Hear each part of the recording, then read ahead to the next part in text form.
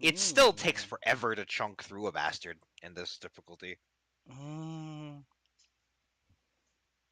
Yeah. There are, some hoes are particularly chunky.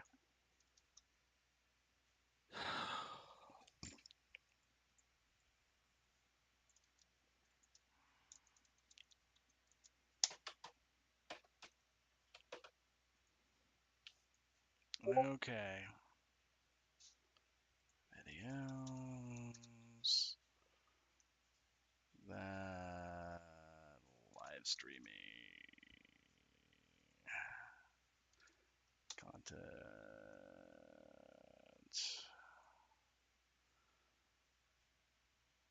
Content. Content. Content.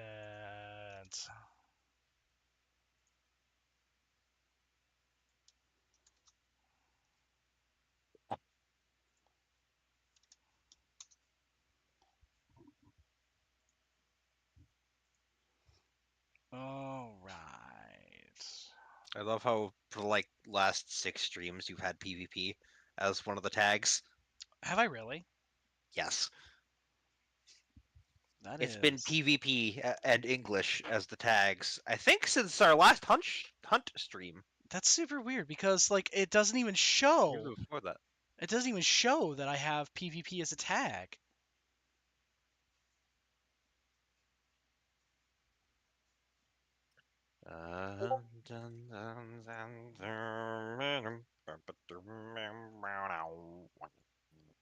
Coolio. All right. Transition. Okay. Let's kick a boss's ass. I'm absolutely about it. It's time to use overguard to make bosses sad.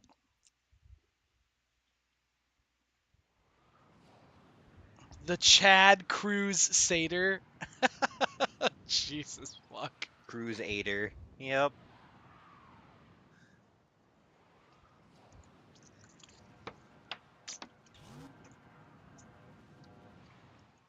Alright.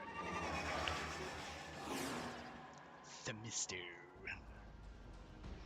Askagasian. To rebuild paradise, Pazul's Narmer will destroy all they consider makers. Archon Naira will be at the forefront of the slaughter. Alright. How about that overguard?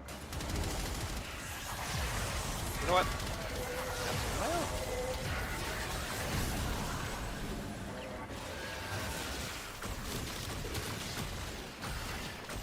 What up? Can't fly.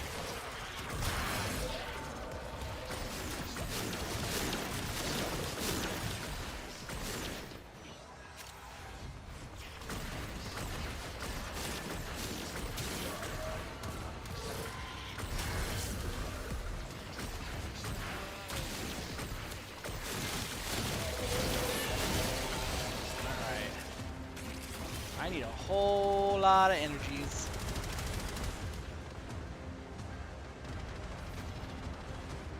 Okay.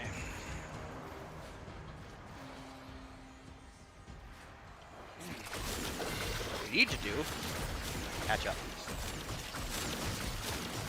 Oh wait, it's the rando who's with me. Who the fuck was behind me then?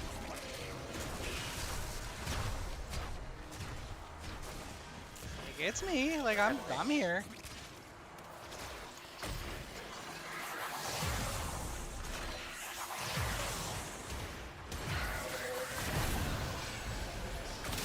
Also, something I've learned, Tenokai means that whenever I use my 1 on Kalervo, I don't lose combo if I had time it right.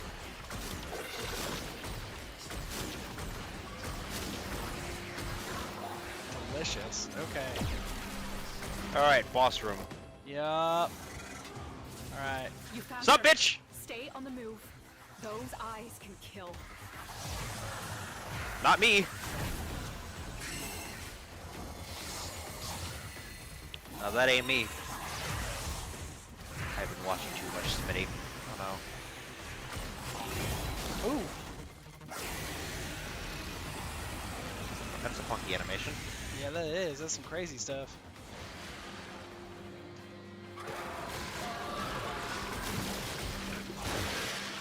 Ooh, there we go. Heck yeah. Oh man, it didn't even give me that much as far as a energy like kickback. Boo. Kazul has barred the way to us heathens, but stolen Deacon Veils should allow you to deceive the barrier. Ooga! The overguard disappeared. Yeah, because you guys ran away from me. No, I took 2 sentient ballet dances to the face at the same time. You know the one. Yep. Come here, Mr. Deacon. I want your face.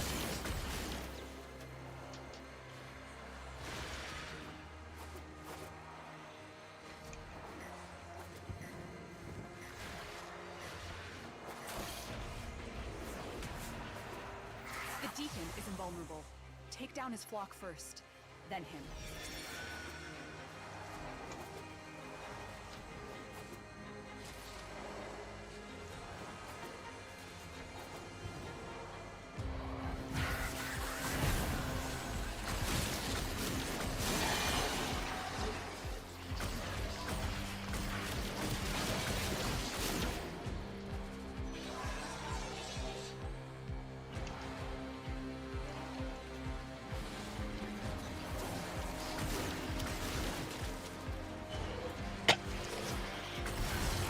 Oh, beans. With my shot.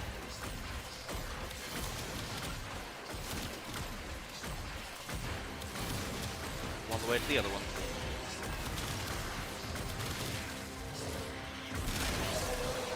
There we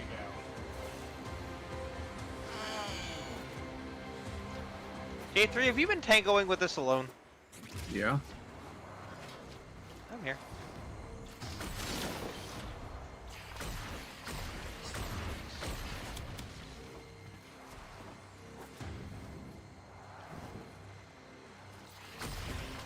I really need to like get some more energy recharge going because like man, this guy will absolutely suck energy dry.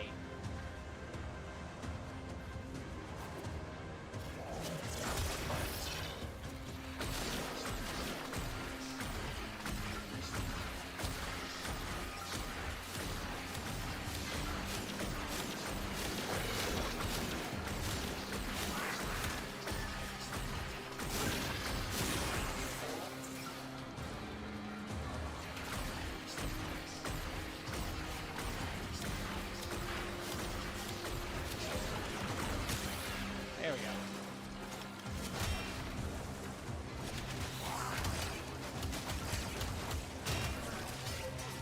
This librarian can box. Yes, we are choosing violence, always. Devoured her brothers. I will not stand idly aside while she and Kazul devour mine. Be my sword, Tenno. Strike. Oh, always violence. Because as it is said, violence is never the question, or violence is never the answer, violence is the question. And the answer, my dear, is yes. Yes. We always flub that. Always. Yeah, I do pretty it much. too. Pretty much. Violence is never the answer, it is the question. And the answer is always yes. I did it right. There you go. Alright, I am... Wait, did we already murder? Did we already murder those You gotta do individuals? this. Yeah, the deacons are dead. We gotta go to the next boss phase. Okay. Ah! Okay. Where are you, Archon Nira?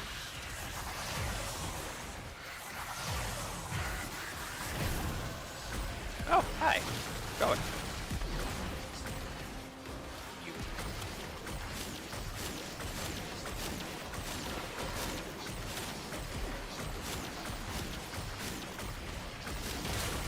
Like, I am...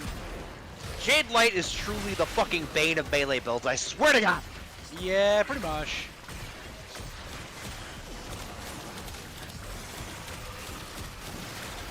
Like, I'm also, just in general, I'm trying desperately to get some more flip-flapping energy, but I'm going to have to go for an energy pizza, because, like, this is some silly, silly shit. There we go.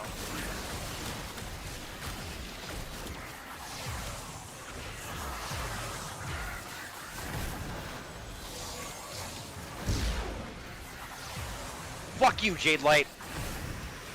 There we go. To hell with the Jade Light, motherfuckers.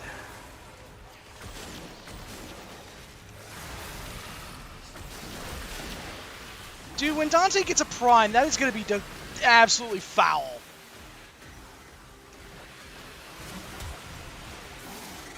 Like, that is going to be a form of disgusting. Yeah, I don't think I give a fuck about her damage resistances. I'm still doing 300k a swing. Oh yeah, we about to get some big numbers. Skadoosh! Wait, oh, she was invulnerable! Ah! Oh my god! She just went that way. I'm big mad. Big mad. Like I had my full charge ready to go, so like 300,000 damage kind of shit, and instead she was just like, lol, no.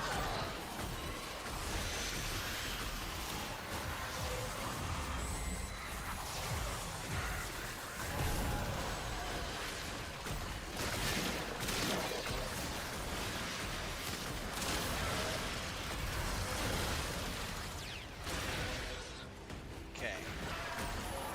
Where'd she go? Get her? Nope, not yet. Not yet, apparently. There she goes. Bunch. All right, let's get the fuck out. Her kind may expect no mercy, no protection.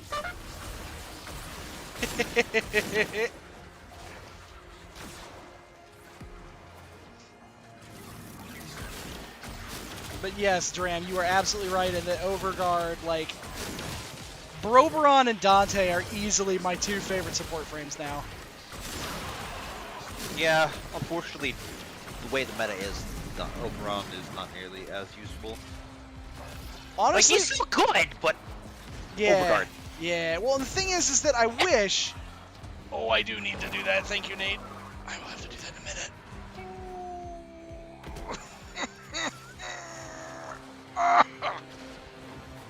Big stretch.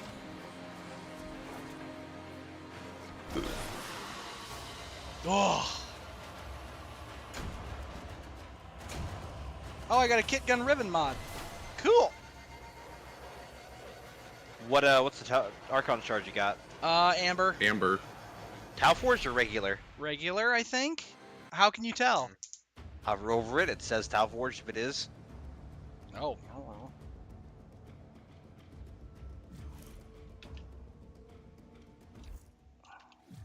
No, just regular. I think I got a regular one. It just said it had like a little symbol next to it, but otherwise it was just regular. It didn't say Tau Forged.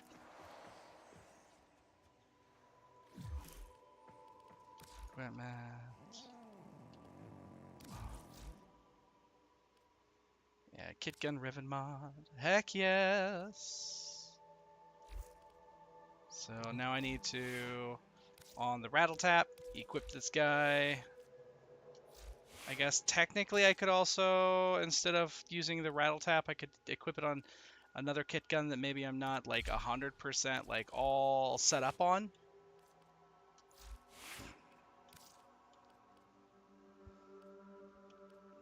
The fireball.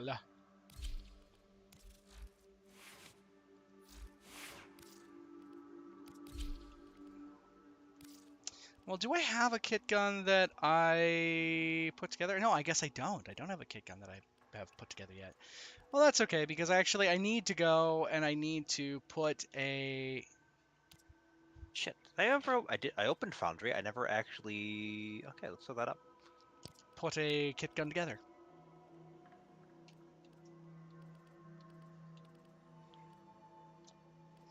Because I have all of the kit guns, like, done, I'm pretty sure.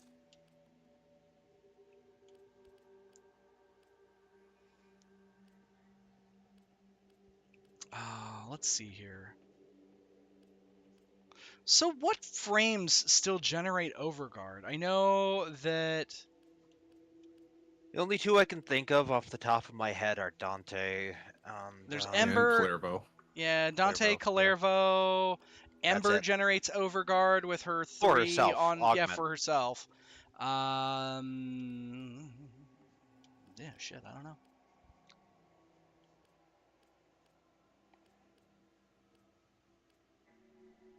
I guess technically Rhino also generates his own overguard because now his thing generates overguard. It doesn't actually generate Iron Skin. Oh, does it? Yep. Wild. That's okay.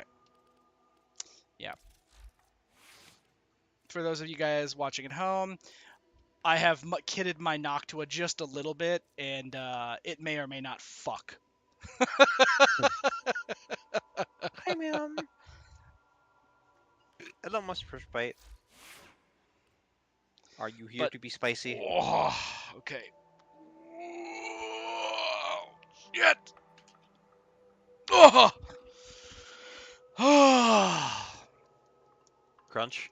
Yes, very much.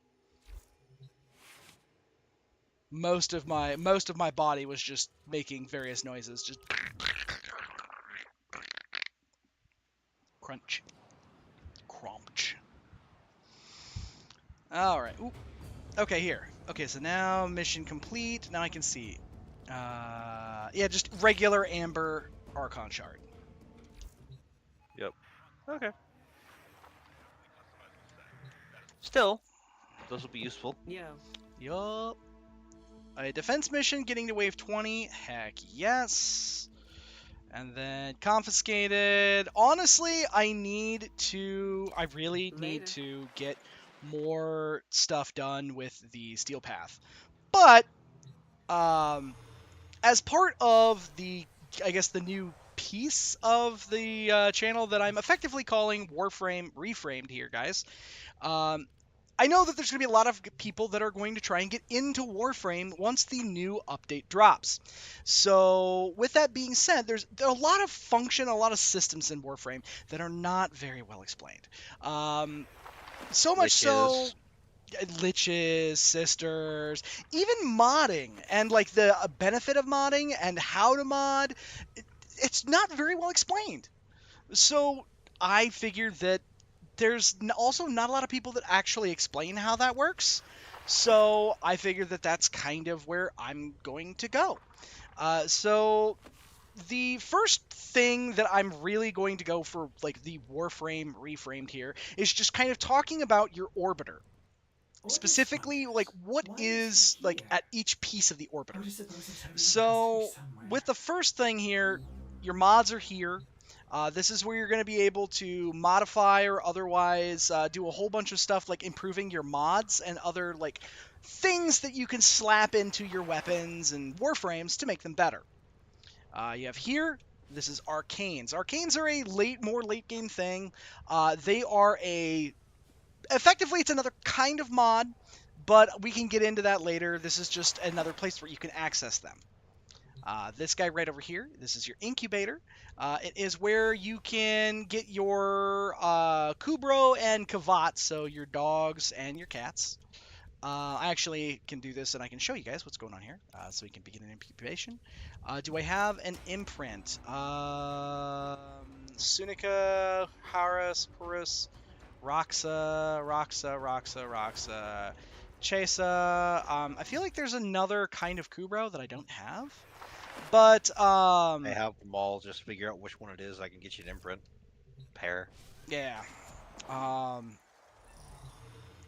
But Kubro are the dogs, okay. like pets of the area.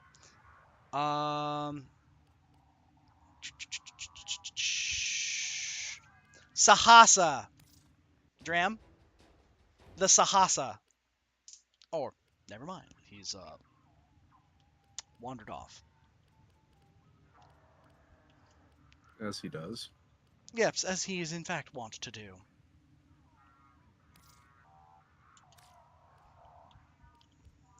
Lambeomoa, need to do that one. Do I have the Death Cube? Oh, yep, I do have the Death Cube Prime set up already. Coolio.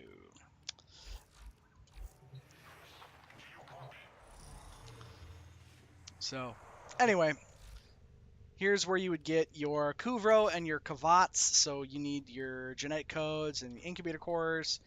I think I'm missing a Kavat type as well. Let me see here. I think maybe it's not a Voska Kavat because I have Voska Kavats.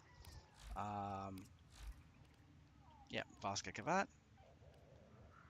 I just need apparently I need the Medj Predicite, and I need the Sly Bulpaphyla, which I'm pretty sure I can get those. But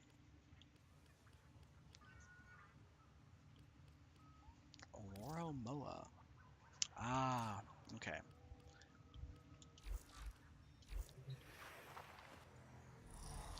Yep, so as you are trying to get your companions, this is where you would go, to the incubator, and you'll get your various little companion guys. So Smedikavat is what I have right now. They have, like, each little companion has its own unique pieces, bits, bobs, and odds and ends. Mods, like function, it's all unique pieces, and we can go into that as another part of Warframe Reframed.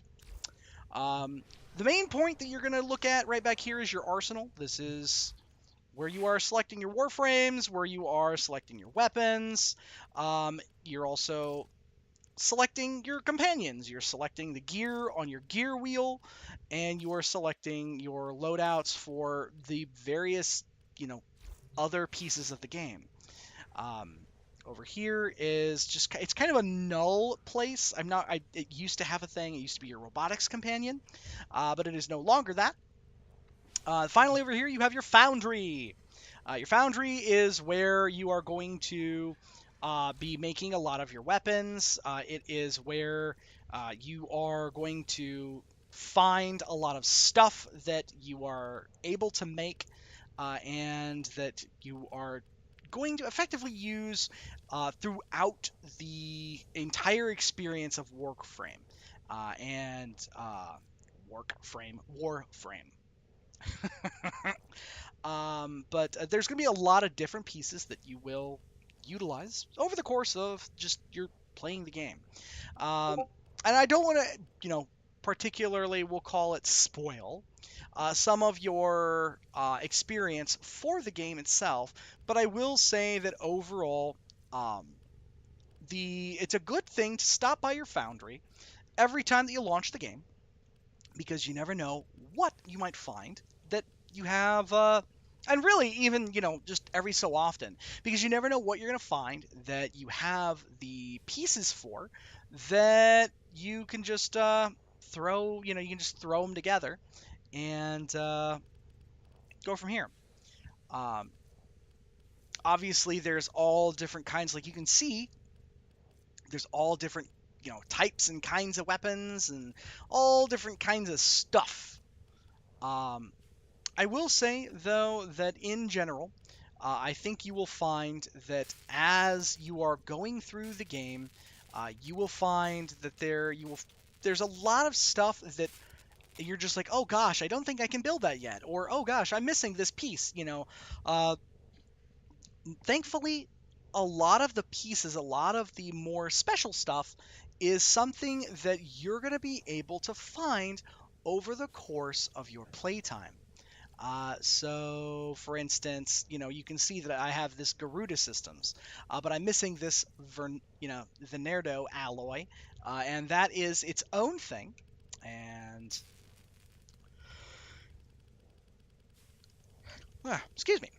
We'll go all the way back up. You can see that it's a piece of, there's more stuff that you need to do, and whenever you find stuff like this, it's typically, when you get the blueprint, it's normally off of a specific kind of planet, and that planet normally has your resources that you need to try and make that baseline blueprint, so like a material. So like the Venerdo alloy, it's Venerol, and you can see here, precious mineral forged from coolant byproducts. It's on the Orb Valis. So we'll just kind of come back through here. Zoom. As you are building stuff, each item you build has a certain amount of time it takes to build. Obviously, it's, you kind of have to balance the time that you're spending making something. Excuse me. You have to balance your time that you're spending making something along with the just, do you actually need it? So, I could make, oh, gosh, Monty attempted to commit Sudoku.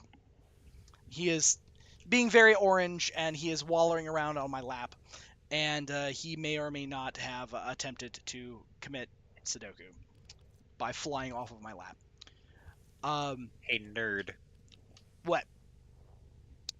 Before I hop off to go do things, do you want anything specific for a Tenno relay buff?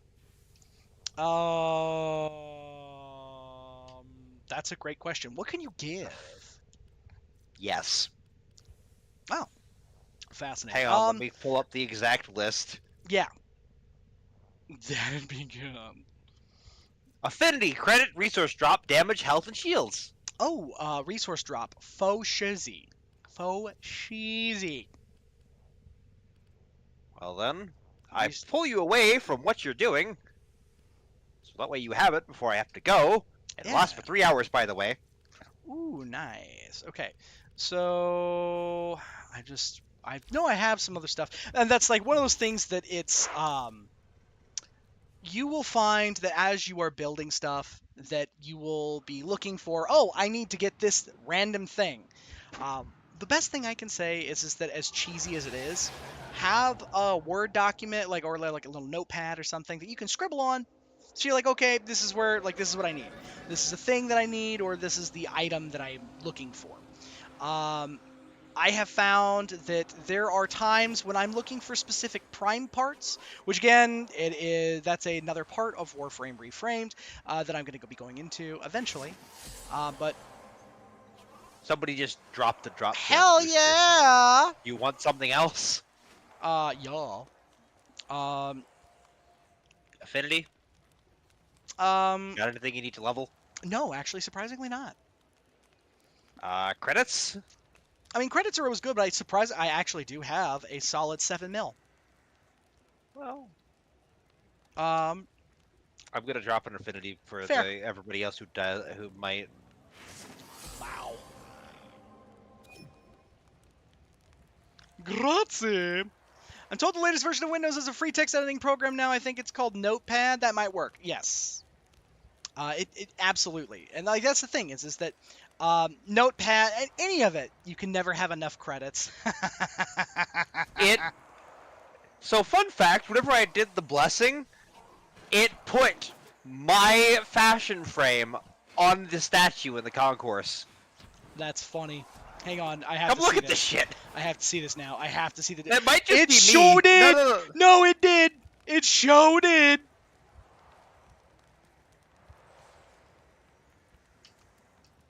Fabulous.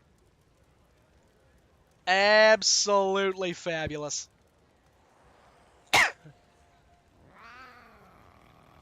Like, that's my colors. That show is. That's your Warframe. Yeah, 100%. The only thing, I don't have any, armor attachments or anything on it, because I didn't... I like how Kalervo looks, and all the other things seem to just detract from him, or not fit well. Yeah, that's fair.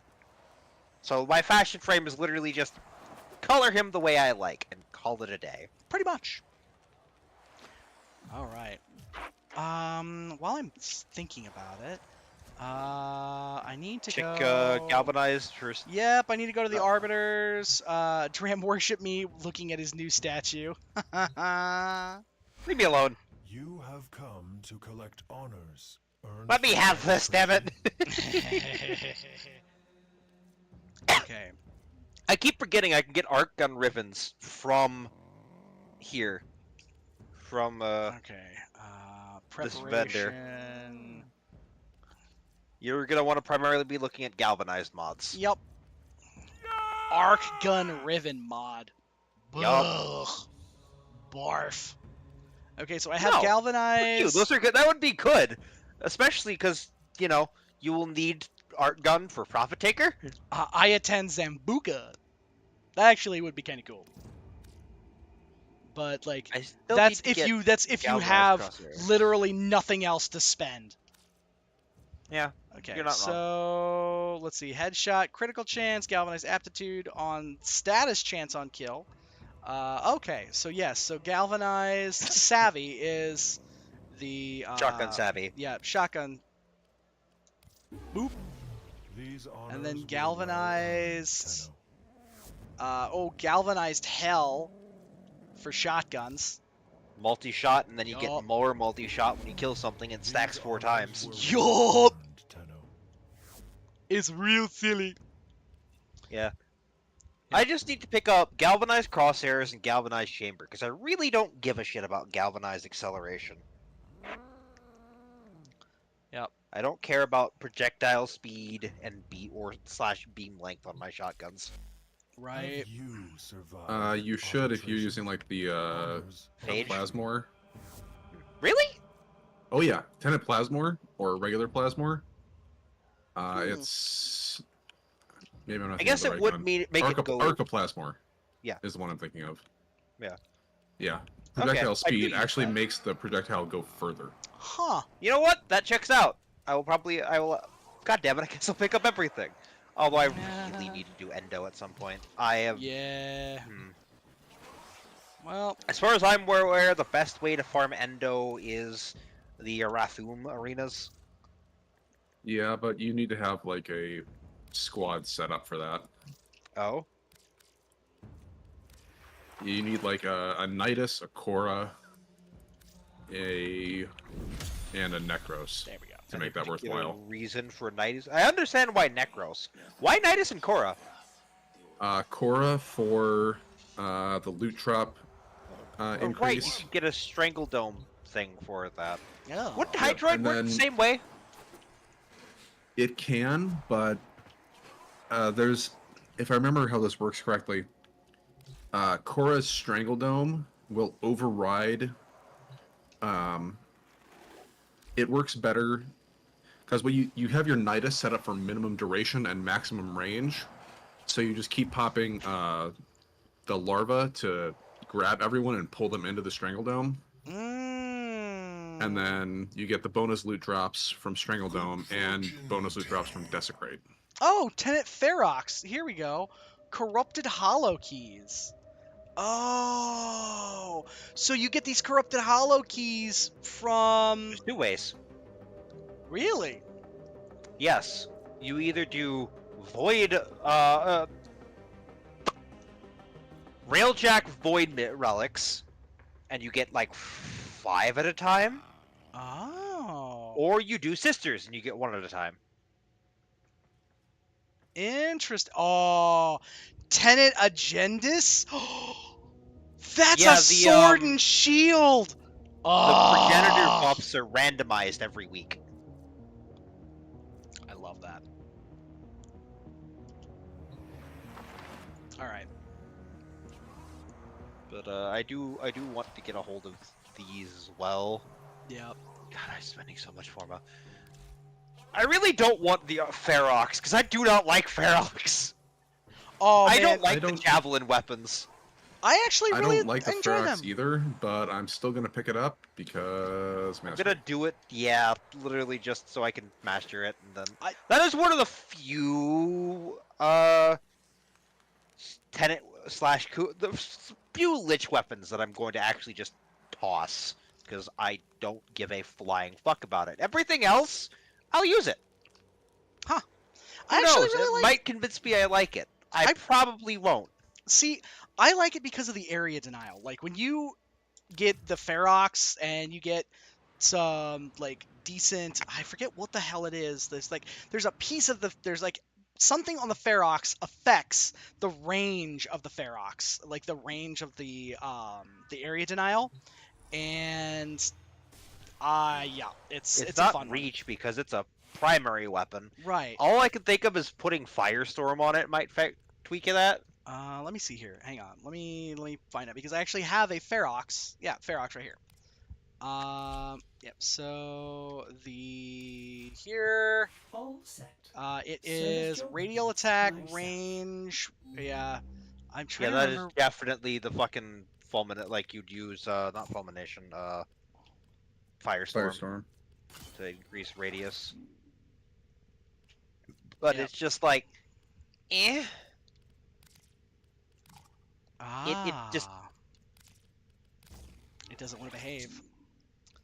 Interesting. So I actually I don't didn't have realize a good... I still needed to form a fucking Latum. I didn't realize I had 2 empty slots on it. No wonder it feels like it hits like shit until I transform. God damn it. Yep.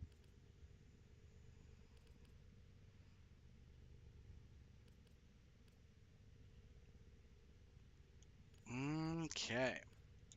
I don't even know what mods I want.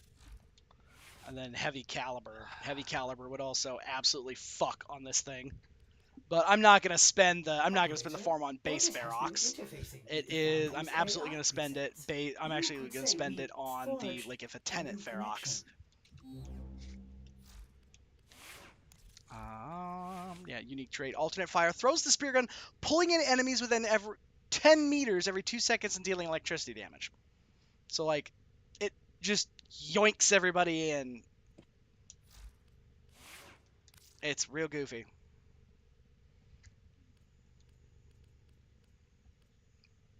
Okay.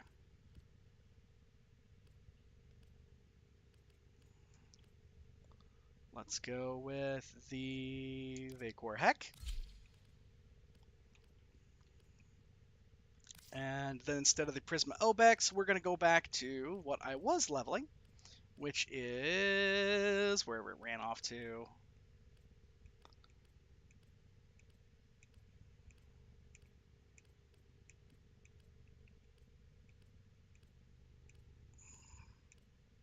Wow.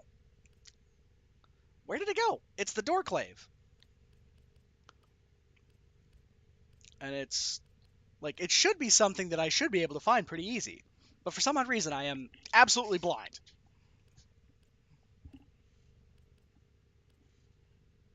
Doorclave. There it is.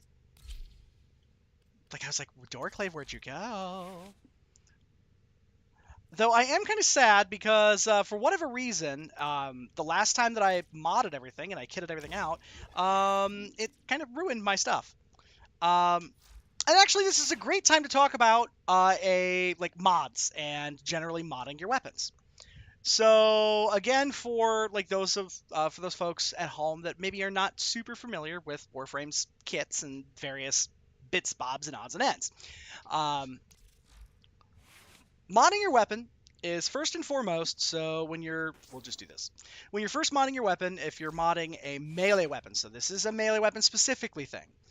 When you're modding a melee weapon, the first thing you're going to see is this bit up here. So, first of all, mods are affected by your capacity. And your capacity is affected by if you have a catalyst installed, so one of these little things, the community calls them potatoes. And then also depending on the polarities that the weapon has. And you can add polarities based on adding forma to the weapon.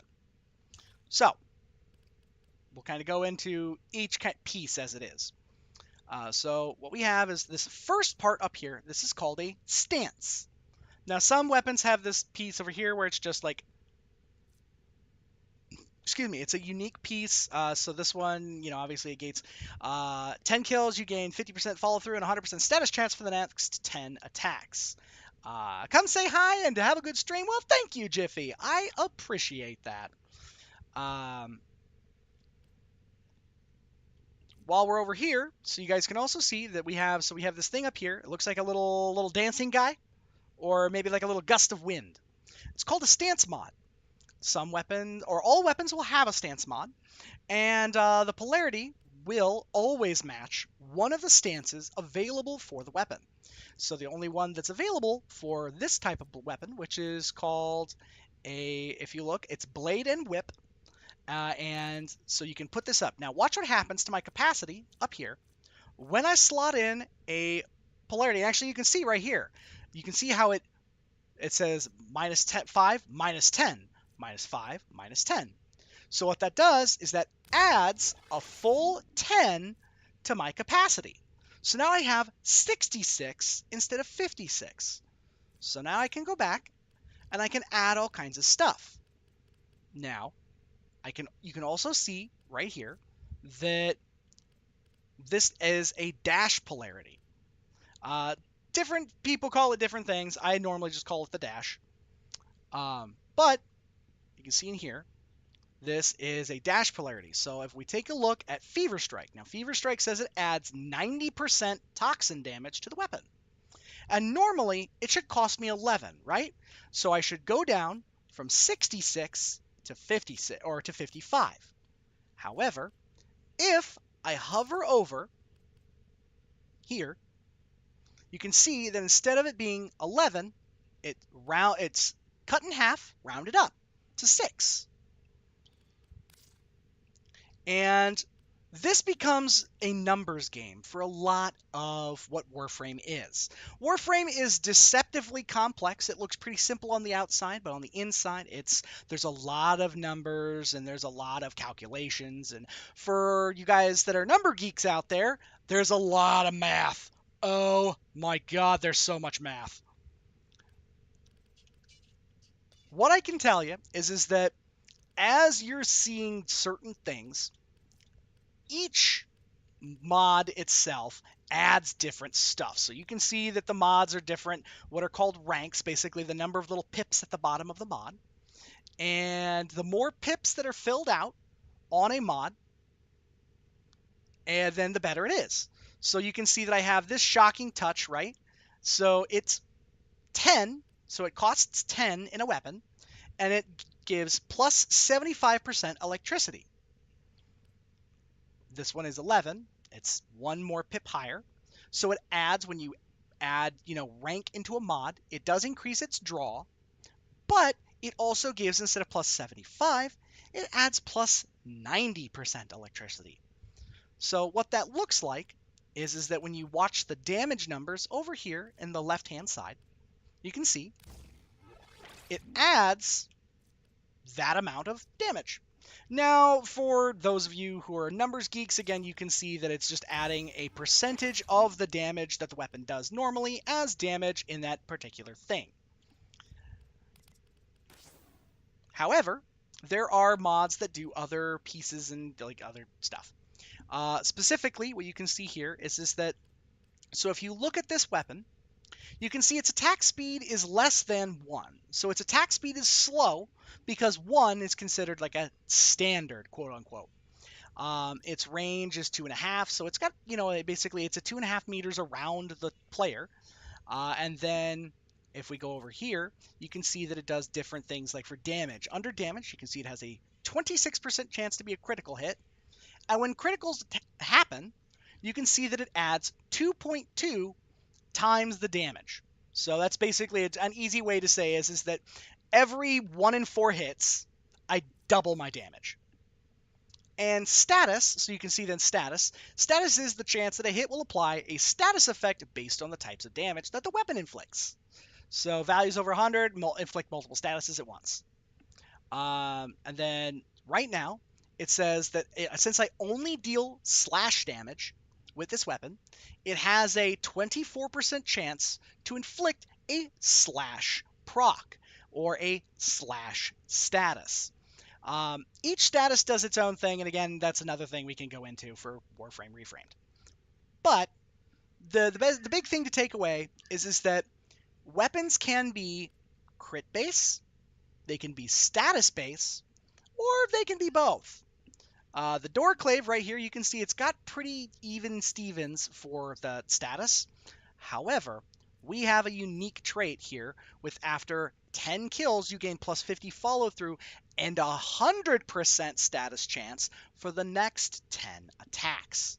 So that's after 10 kills. So what we want is we want to be able to get kills pretty quick with this thing. So kills typically mean that you're adding more raw damage. So that's what we're going to do. We're going to try and add a bunch of raw damage So basically make this number right here, this guy right here, make this number significantly bigger.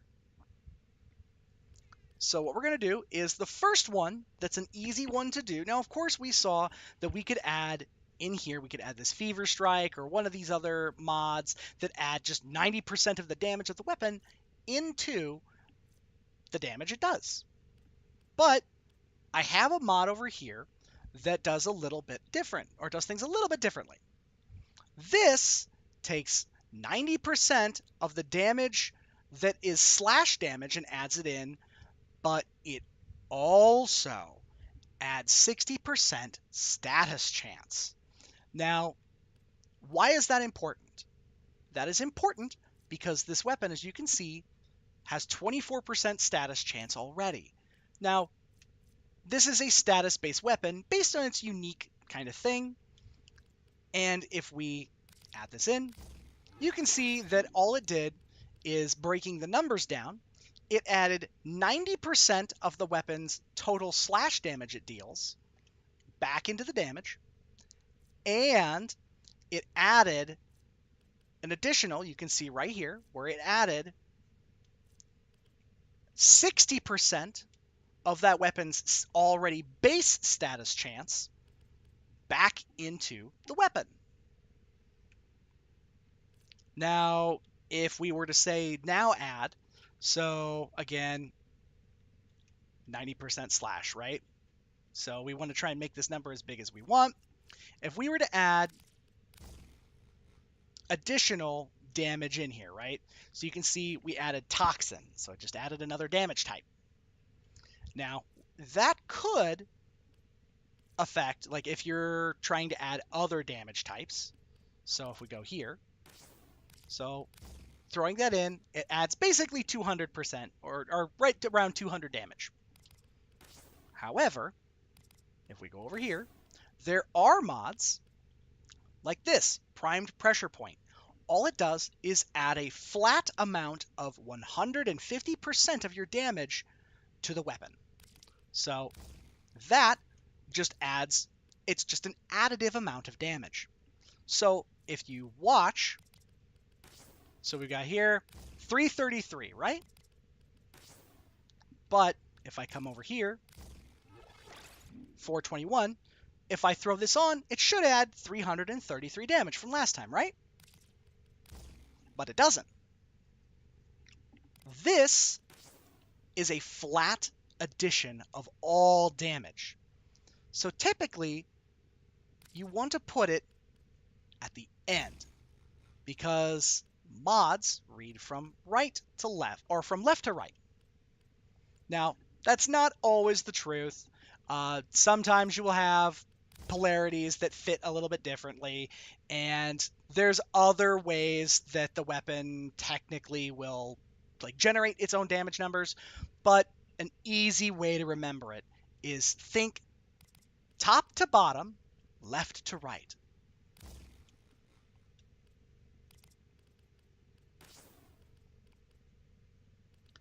Now, again, if you guys remember, when we had this guy in, we had added, Fever Strike, and it added 200 damage, right? It added 200%, or it had 200 damage of Toxin. If I throw that in, you can see here. However, if I throw a Prime Pressure Point, you can see it jumps that number up as well.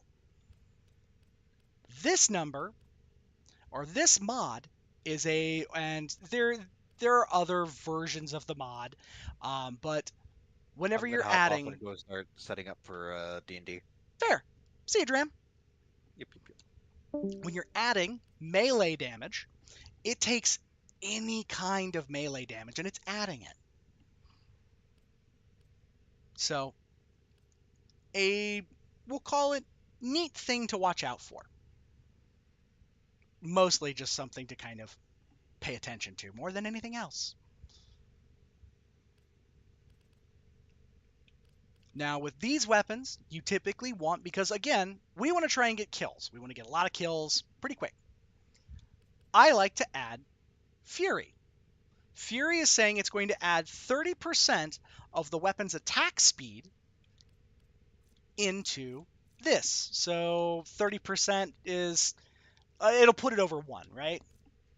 We add, boop, it does. Now it's faster. And again, I like to take and I like to try and maximize what a weapon is doing while also maximizing the, like, trying to maximize out on, like, if it has any unique traits or if it does something kind of just like if it's got something that it very obviously wants to do. So one other key, and I might even like kind of move this into its own thing inside of Warframe Reframed. But when you're looking at a status, right?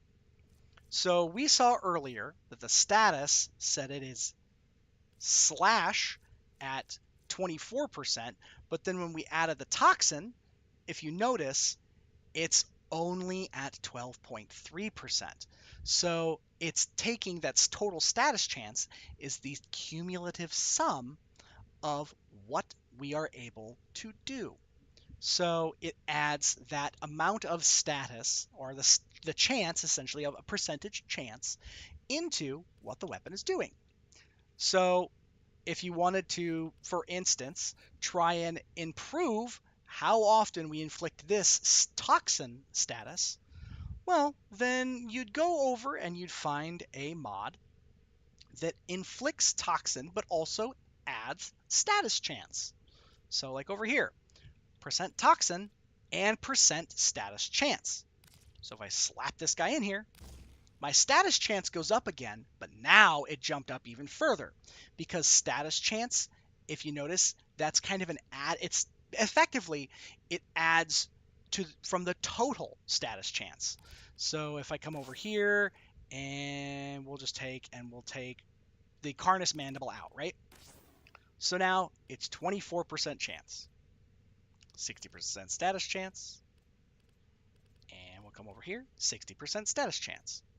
If I plug this guy in, you'll notice it jumps up to the same amount, but if we come back over to the status, you can see now the toxin is over the slash damage. The whole piece of modding can be really complex, and there is no shame in not necessarily knowing, like, hey, I'm not really sure what I should be looking at, or potentially where I should be trying to mod a thing. There are plenty of people in the community, thankfully, that are fairly helpful. And they will try and actively give you some pointers or, give you some, like, hey, I really like this weapon. How do I make it better? There are some weapons in the game that actually can get better through other means. There are some weapons that have other forms that make them better. It's all ultimately a point that the game is trying to allow, much like other games, that you can kind of use anything at the end game, but it's just a matter of what works and what doesn't. Also, Nate, if you're still around, you are more than welcome to pop on by. So for me, I'm also looking at this critical chance, and I'm looking at, kind of how do I add a bunch of damage and make this thing really pop off. So one thing I know that works really great is that you can see that heavy attacks are really good for damage. It does a ton of damage, but the base damage of the attack is it is affected by the combo multiplier. Effectively, it's just how many dudes have you hit and or killed with the melee weapon. But when you use that heavy attack, it consumes that combo counter, and you got to start all over again. Sometimes that's good, sometimes that's not. But there are mods that allow you to kind of build for that as well. So you can take a look at, say, you look at Killing Blow. You can see that it adds damage to your heavy attacks, and it makes you swing faster. Then you have Focus Energy, where it adds heavy attack efficiency. Basically, you don't lose all of your combo counter. You'll only lose 60% of your combo counter because it's adding 40% efficiency. And it also adds some damage, and there's a bunch of different ways to, build for different things. Ultimately, it's going to depend on you as a player to kind of say, what do I like? What do I not like? How do I want to build this? And for me, there are mods that I generally try to make sure that I put into just about every build. One of them is this guy, Blood Rush. It adds a flat 29.1 critical chance, and obviously I can make that better if I were to come in here and then, start fusing into the mod, and I improve the mod this way. So I'm using credits, and I'm using endo, and I'm pumping that in there, and I'm adding additional value to that mod. Now, you can also see that by doing that, it's also saying, hey, you've got this mod won't have enough, this weapon won't have enough space for this mod when you do this. And honestly, I'm okay with it, because there's a bunch of them that I'll need to kind of rekit, which is okay, because ultimately what you want is you want more powerful ranked mods in, because they obviously just do better stuff for you. So now you can see, got this guy. So now as my critical or as my combo multiplier goes up, then I will add way more critical chance. So this number will get multiplicatively better. Now, I also like, if I'm going to do that mod, I also like to add Gladiator Might. This adds 60% of the weapon's critical damage. So basically it increases your critical multiplier. And it also has other, additional bonuses. So you can see that, because it's a set mod, there's all kinds of different stuff. Like I mentioned earlier, the game is deceptively complex.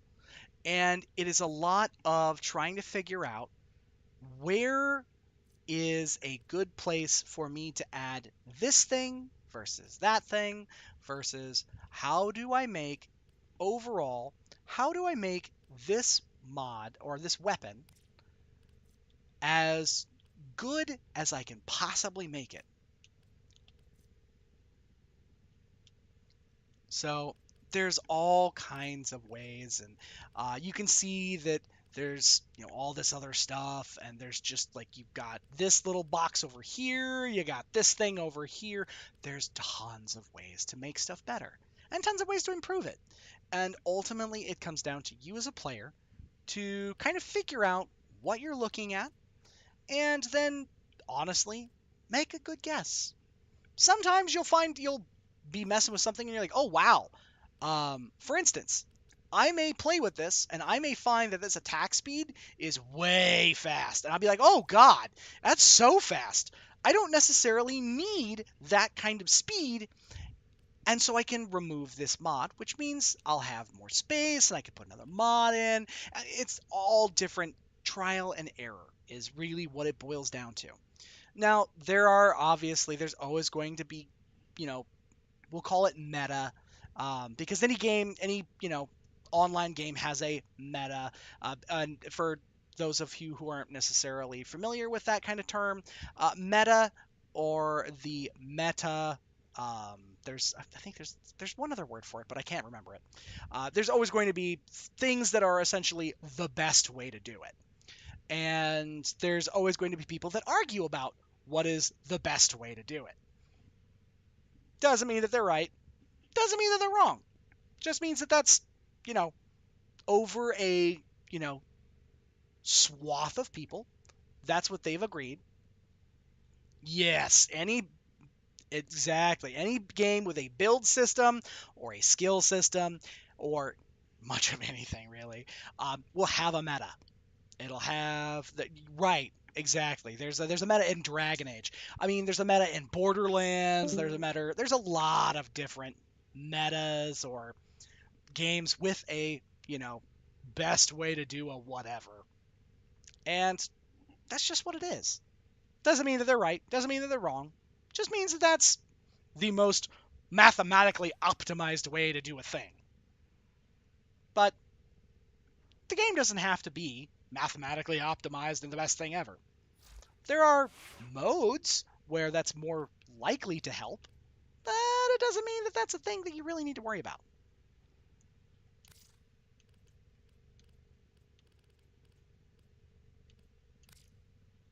Ah, like a banger right on number 1. What a perfect swing. Let's modify things just a smidgen. Ooh, yeah.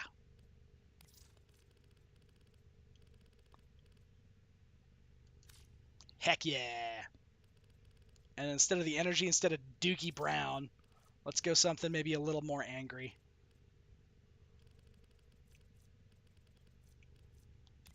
What about a bright blue? Yeah. And this is just some silly extra stuff. This is just as you are going through the game, obviously, you'll pick up like little flares and little silly things that you can put on your stuff that kind of makes it more what you kind of like. And again, not necessarily that big of an important kind of deal.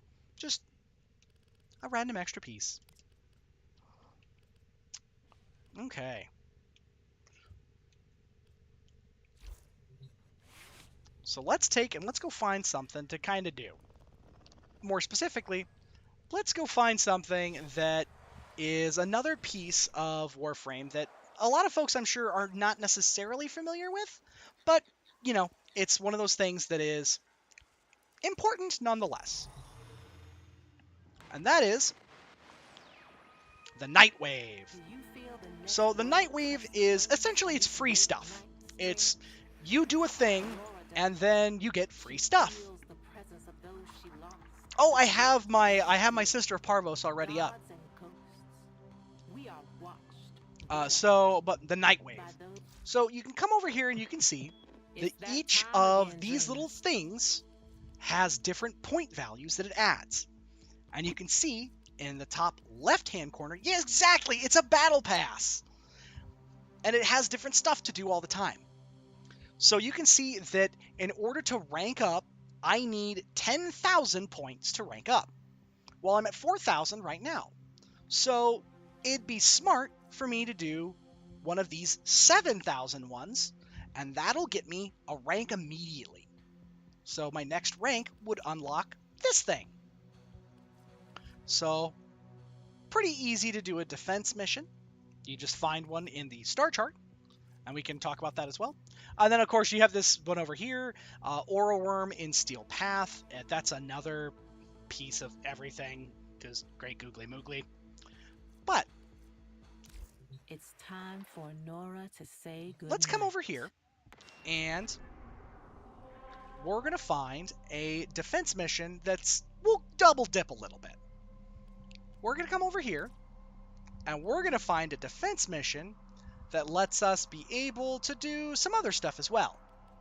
So unfortunately, I don't see anything over here, which is kind of sad. I was hoping that we might find something a little more fun, but that's okay. Again, that's a survival. So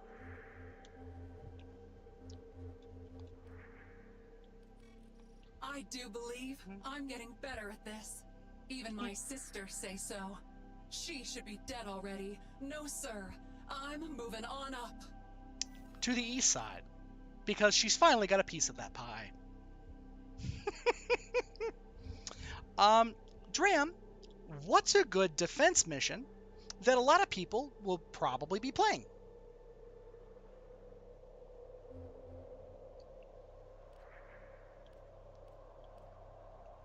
actually, I know a defense mission right here. So this right here, by the way, for, again, those of you guys who are not necessarily familiar with all of the stuff in Warframe, yeah, COD. Yep.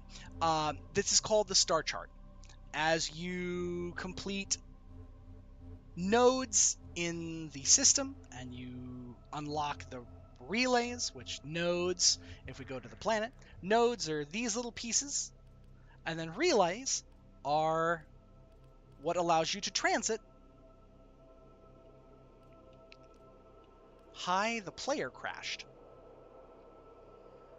Ah, Opera does not like streams. That's fair.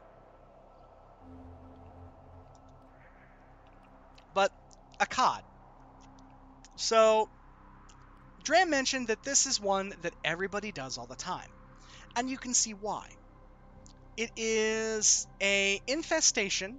It's not super strong or super high level, but you can see that it gives you additional affinity or experience on a thing from kills. It gives you additional resource drop chances, and it gives you extra affinity on your melee kills. So a bunch of extra damage and a bunch of extra, like, essentially a bunch of extra goodies for effectively free. So we're going to jump in here.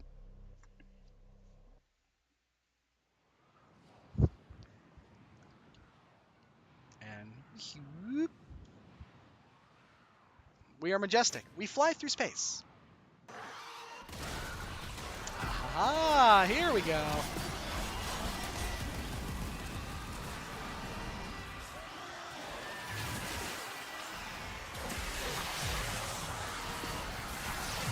So now, we've got this going.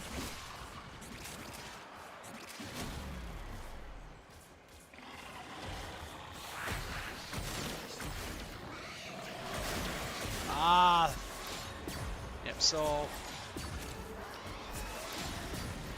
this guy's kind of doing his own thing. You can see that they've got some stuff going on. We're just going to come over here, and we are going to get this. That little doodad is an affinity.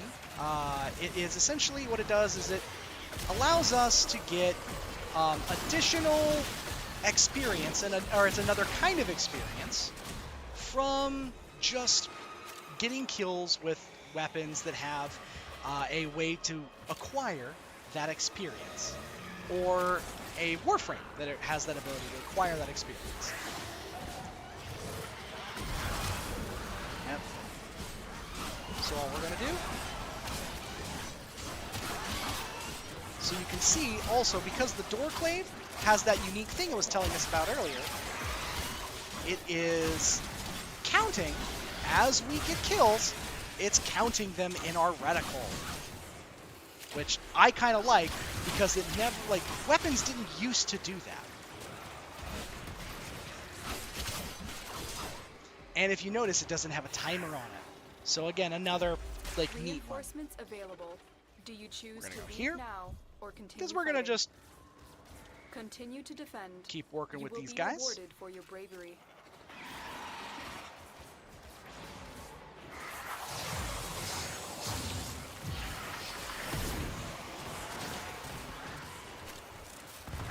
We're just gonna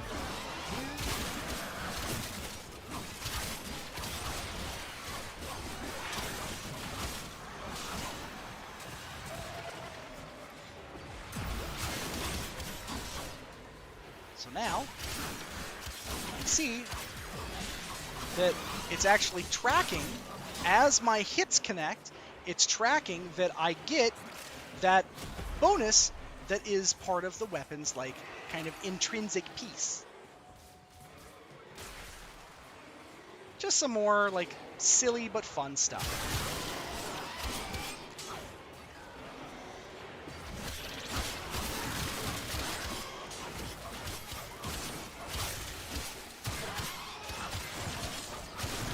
And you can see that, like, my, I'm not particularly swinging super fast. I'm swinging fast, but it's not, you know, I don't look like a human blender. So it's a good thing that we put that speed mod on, because now I bet if we were swinging with the regular speed mod or the regular speed of the weapon, then it'd probably feel a little sluggish and slow.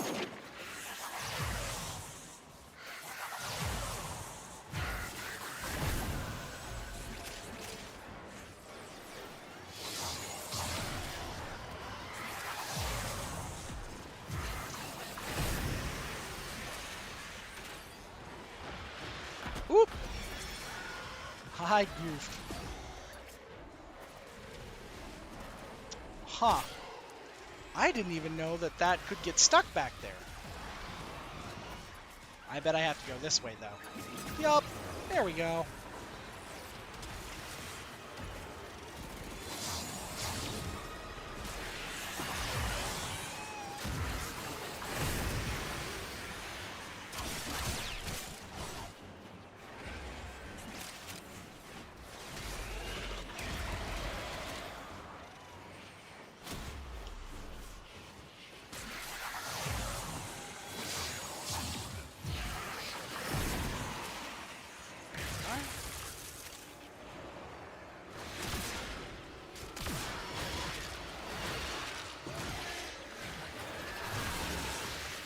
There we go.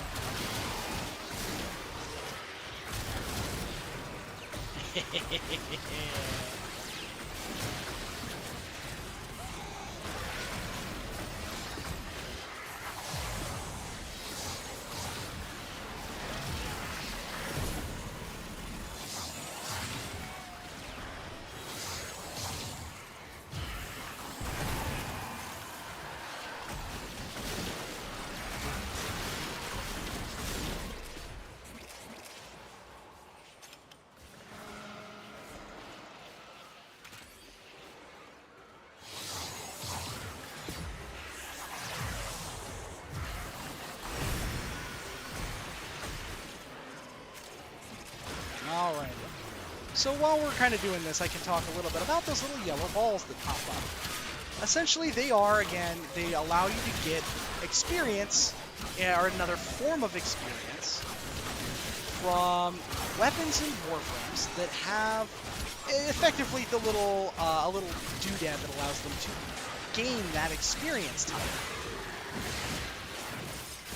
You can see that it lasts for only a specific amount of time, and that the more damage you do with the weapons or the warframes that are, that have the way to acquire that experience, then the more experience you're overall to get. So it's normally a good idea to try, when you have those going, to maximize the Extraction is ready. amount of Unless you can damage you can handle do more of the with, enemy. whatever you might be Keep utilizing. fighting. Another opportunity to extract will appear soon.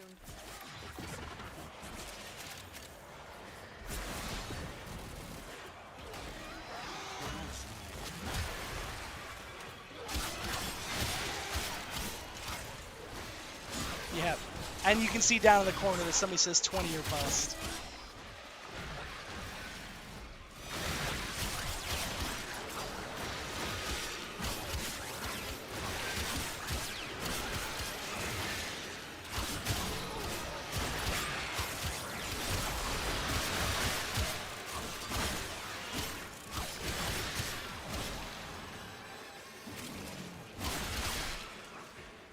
Perfect.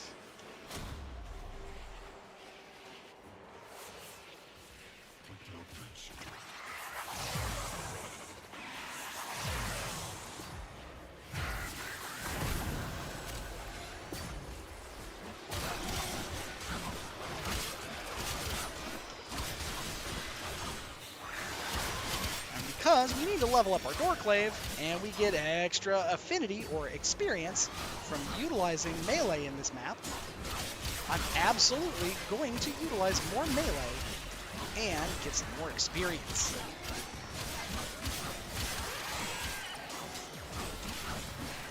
You can kind of see it in the top right-hand corner, or at least a little bit, that in the top right-hand corner are all of my various buffs that are applied to my character.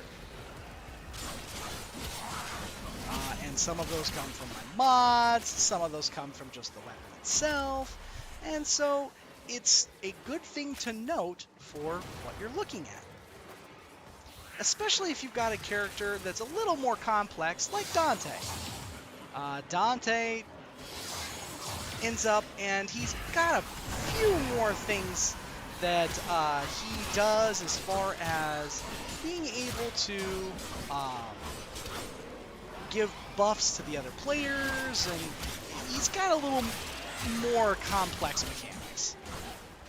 And if you're used to stuff like that, or if you're used to, you know, games where you need to kind of keep track of a lot of information, it's, I'm sure for the folks that are used to, you know, oh, I play an MMO, I'm used to keeping track of a ton of information or a ton of, like, you know, stuff simultaneously, then that'll be something that you'll be used to. You'll be used to seeing, you'll be used to being able to do and deal with. Especially for me, when I first started playing the game, I was not very used to seeing some of that, so it was kind of something where I'm like, okay, I have to remember that I got to keep track of this, that, and the other thing, and each of these things are something different that I need to keep track of, and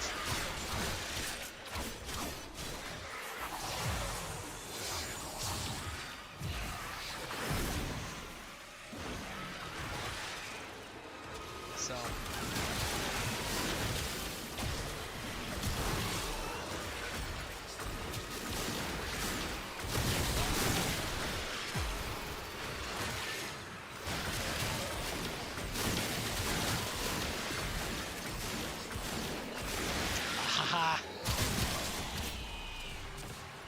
there we go.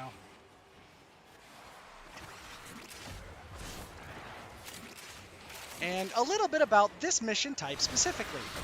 So you can see that to defend the target, there is a wave counter in on the left-hand side.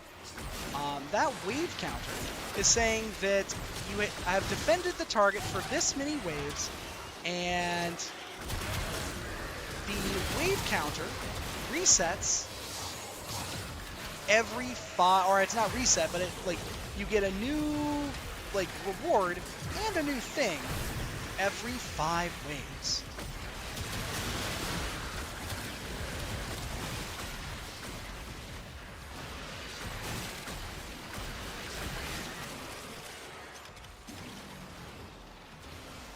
And you get special rewards every 5 waves.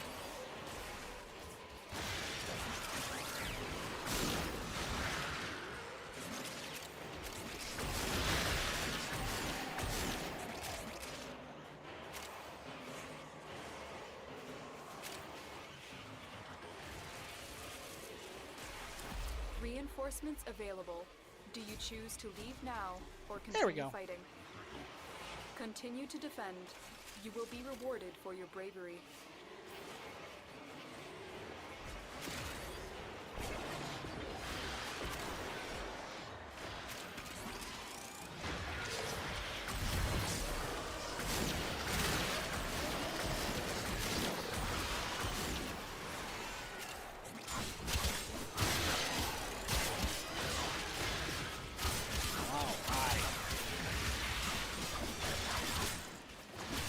But while I'm murdering various alien flesh bags, how's everybody's Saturday been?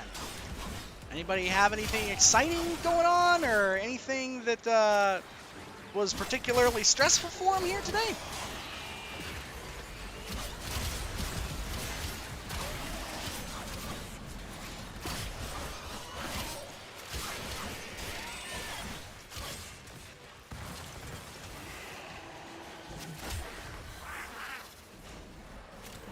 I know that Dram has D&D that he's doing currently.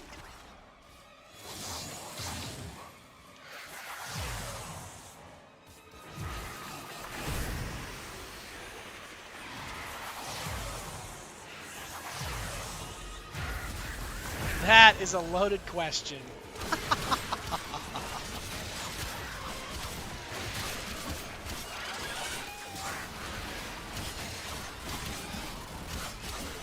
You're just house sitting again. Oh, that's fun.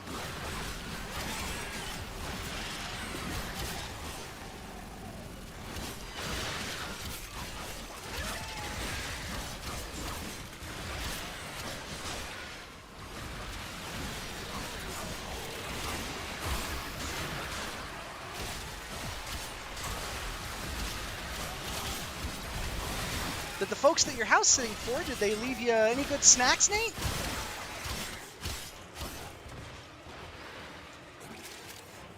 Ooh, okay. We got a big one, okay. Started off pretty good. Went and saw the new Deadpool movie, then kind of ended on a sour note. Just trying to come down from everything now. Oh, well, that's too bad, Penguin. I'm sorry to hear that. But, you know, hopefully the coming down part's a little easier here. Just kind of you're able to vibe and stream for a little bit.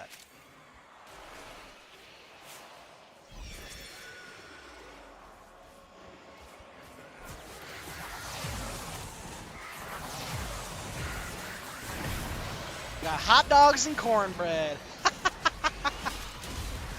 Homemade corn dogs. There you go.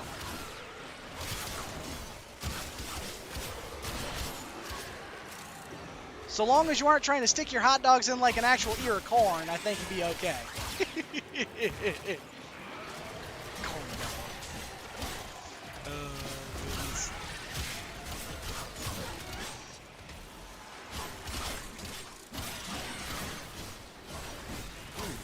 And I think while I'm swinging around here, you can kind of see, like... So it's a good time to talk about ooh, and got some homemade sweet tea. Hell yeah! Love me some homemade sweet tea. Sweet tea is delicious.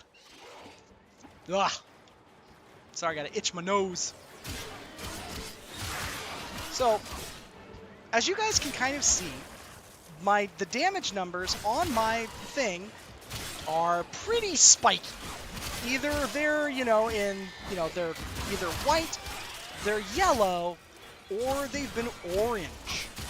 So those damage numbers, they mean different things.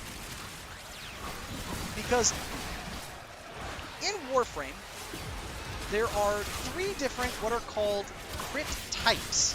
Basically, there are 3 different, severities of a critical hit. You have the regular crit, or regular critical. You have a super crit, and I think they call them ultra crits. Basically, the community just refers to them as yellow crits, orange crits, and red crits.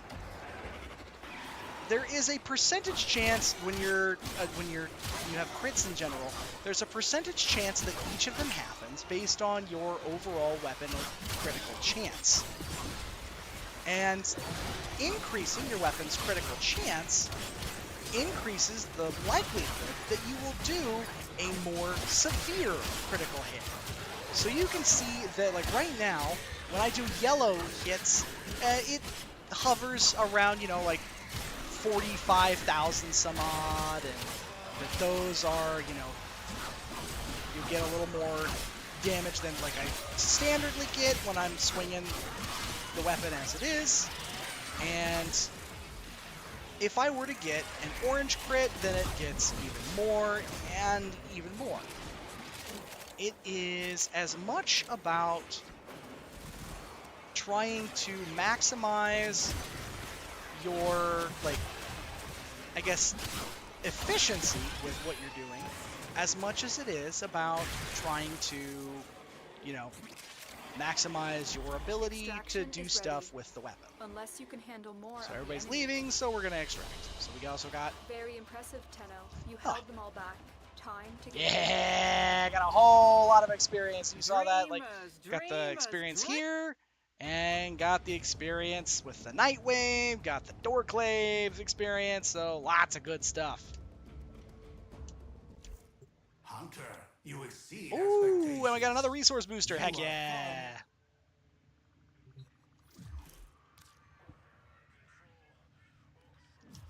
Okay. So now that my Doorclave is at max level, we can kind of go back to what we were talking about earlier with mods and modding a weapon. So now that my Doorclave is at max rank and went from 0 to 30, as ready as now you can see I have additional capacity. Not a lot, but I have some. And that can potentially allow me to add more stuff. Now, we were swinging pretty okay. So I'm going to take this Fury, I'm going to take it off of there. And I'm going to go put it back to the original swing speed. Now we're going to see exactly how good that original swing speed is. Because if it's swinging pretty okay, and the original swing speed is good, then we don't have to spend the extra mod capacity, and we can put something else in there. So for me, I like to get critical attacks. So we could put sacrificial steel in and get 100%, 160% critical chance on that weapon already, which would be pretty wild. But we already have Blood Rush, which is adding every time we get an additional combo multiplier, it adds another 32.8% of combo multiplier. And then the Gladiator Might is adding additional. So it'll add up pretty quickly. So we don't necessarily need to add a ton of extra crit chance, but having additional crit chance like this will add way more overall. It will have an even bigger effect because all of these percentages are additive on this screen, but they are effectively multiplicative in game. So, for instance, without this, Blood Rush says with critical chance it's 32.8%. And this one says 10% chance per combo multiplier. So, those two numbers together, 42%. Effectively 43 if you round up that 0.8. So 43, a little under 50%, will be added per combo multiplier.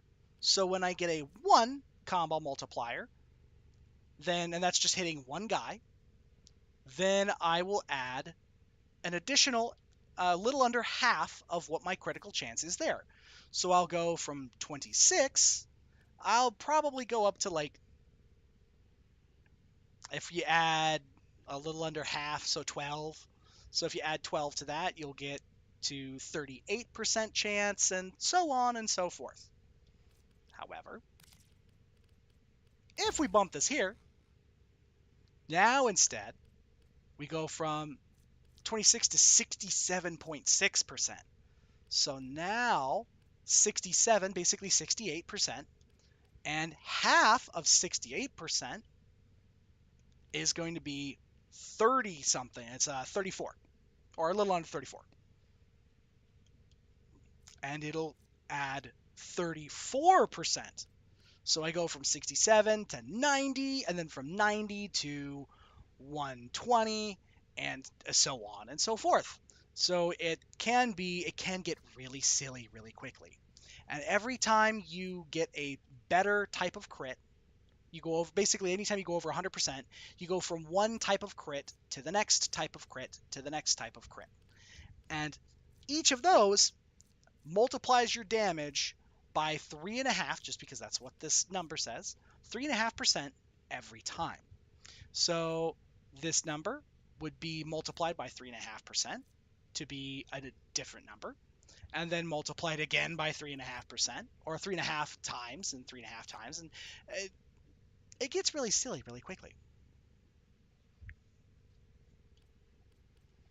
But again, the game in and of itself is surprisingly complex. And that's why I, in general, wanted to try and have some additional information available for those folks that aren't necessarily, they're not really, super worried about having something that's like, I don't really need something to be like crazy efficient. I would like to have something that instead of being, crazy efficient, maybe I want something that's just, like genuinely good. And so now that this is at max rank, you can see that I can add a forma, so I can add a thing to it. You can see that this focus lens, so I could also add one of these, which allow me to get different types of experience for the weapon. But I want to add a polarization. I've got these things called Umbra formas. They can only be used on certain types of mods, or they can only add a certain type of polarity to a certain location. So this, you can only add that symbol to a space. So I will reset, and now you can see that it halved the cost on that mod, which is great. And now, what I can do is I can then add these two mods together.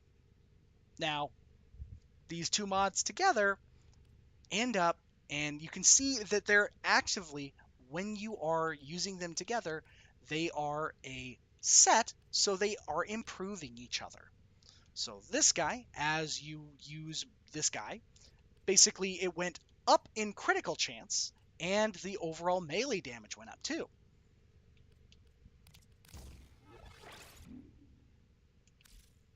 So, again, we can take and, come in here and see about adding some additional, so like you can really get silly with these things. Wow.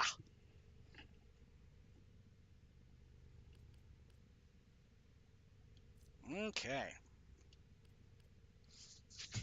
Whoa. Gosh. Let's do...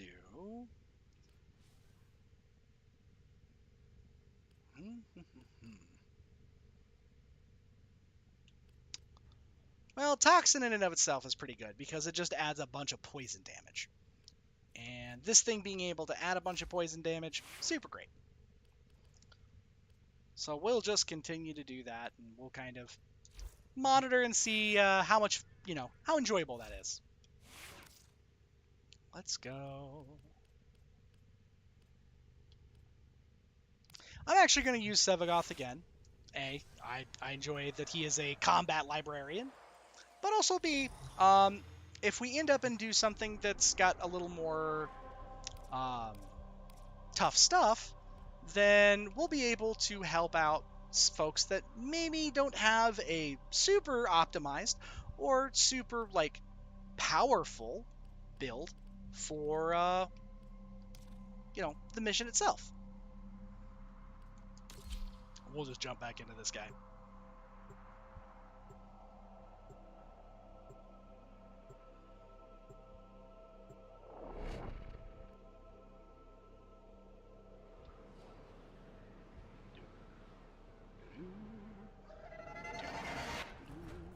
Our position has been Okay. compromised. Defend the cargo until reinforcements arrive. So we're gonna come down here and bonk. Start the action.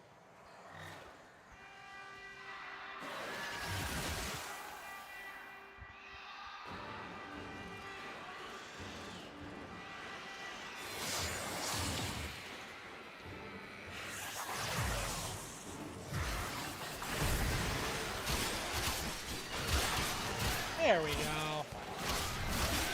Now it's time for murder.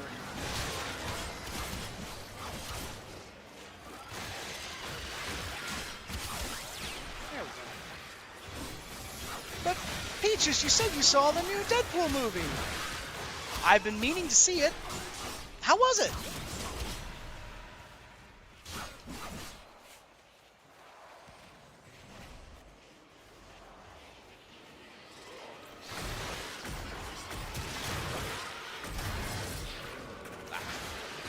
shot.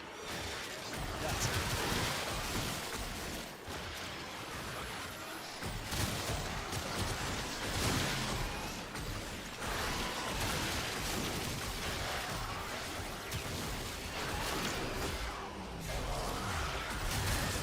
There we go.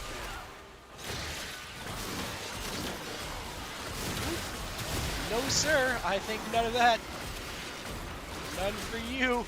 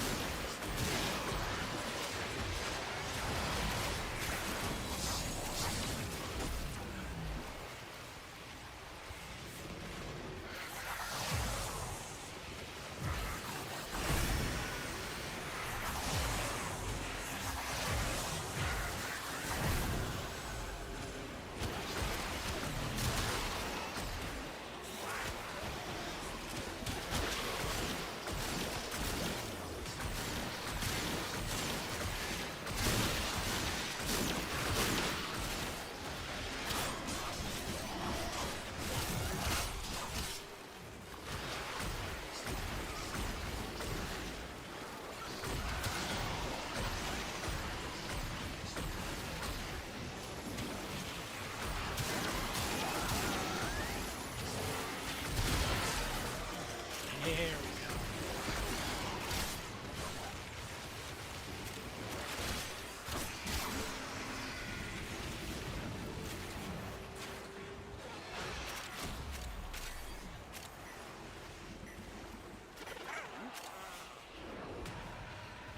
Oh, I managed to get a pretty good amount of XP there.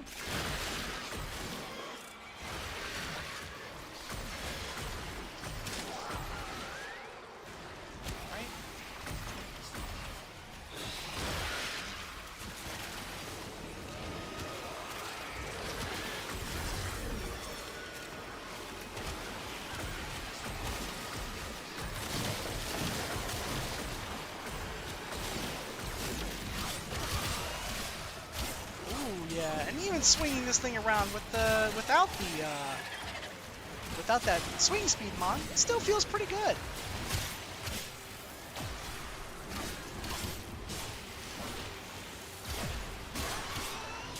There we go.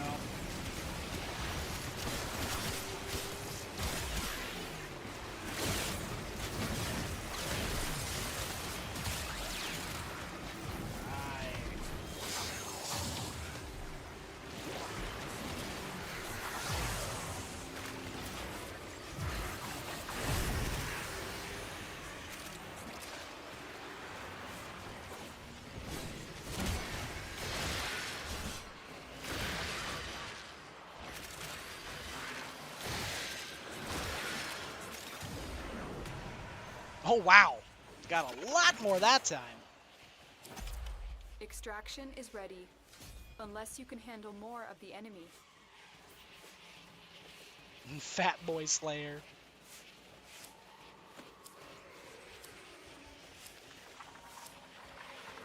Continue to defend. You will be rewarded for your bravery.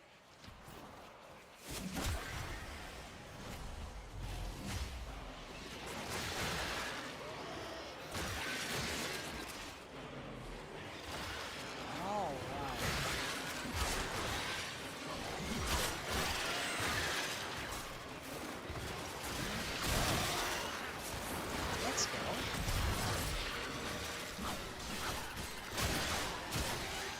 Huh, must not have gotten anybody.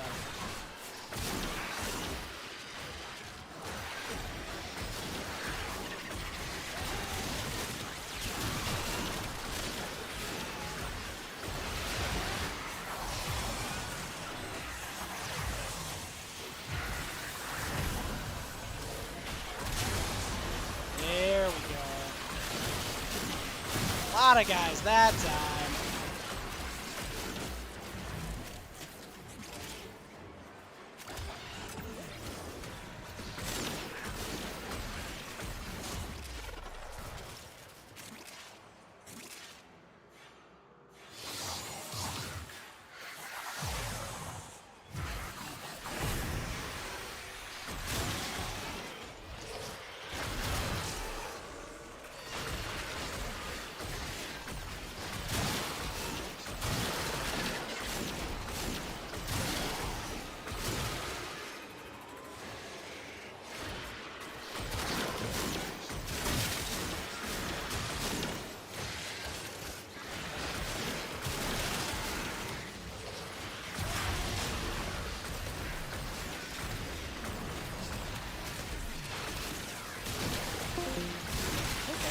There we go. Oh! In case you guys are hearing that little noise in the background, that's Discord just kind of doing its thing. Not really sure why Discord is disconnecting and reconnecting randomly. But hopefully it doesn't have anything to do with my internet connection, because I would be very sad if my internet connection was trying to go to the toilet.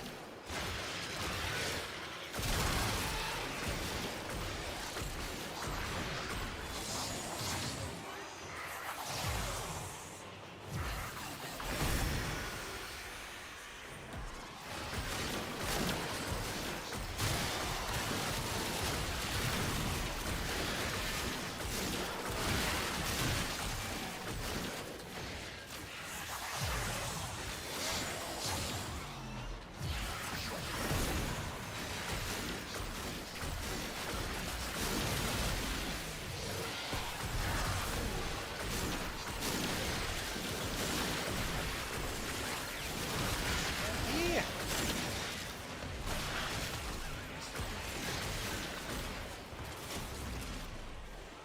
There we go.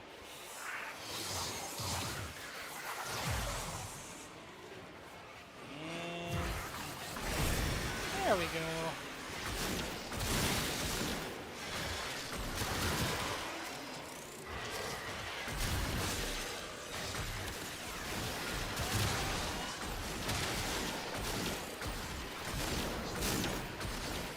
Huh.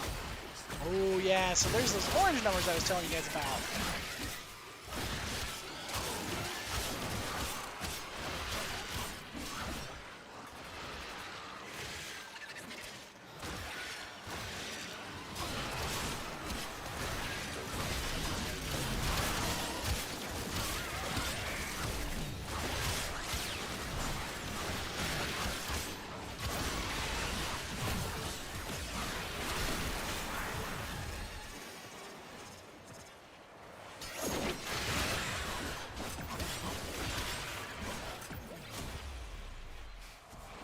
Okay.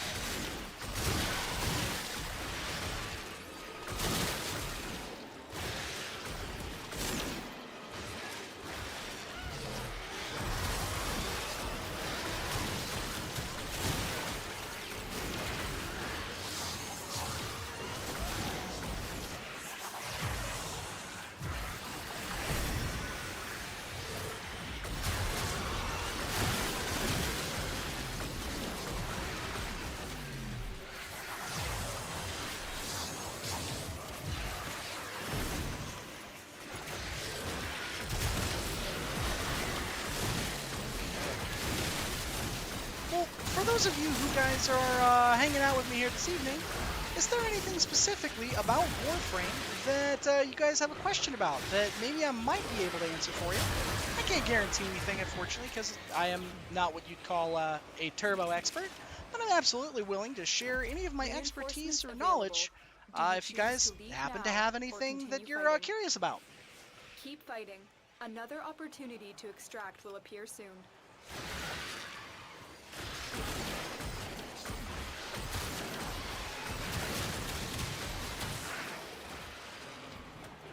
Okay. There we go. There we are.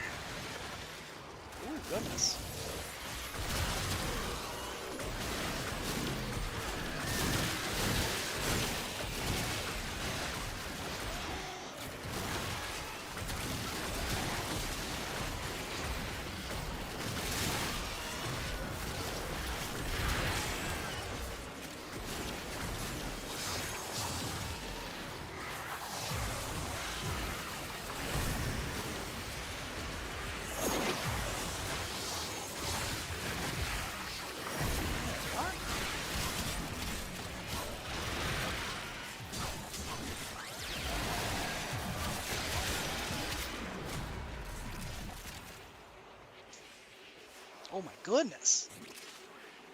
Got a whole lot of that experience. Heck yeah. Well, let's see if we can get some more choke point stuff going on.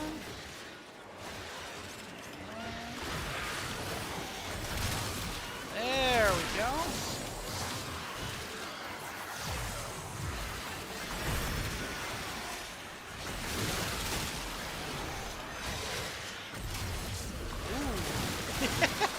Shot my Mega Buster effectively right into the wall there. Felt real silly.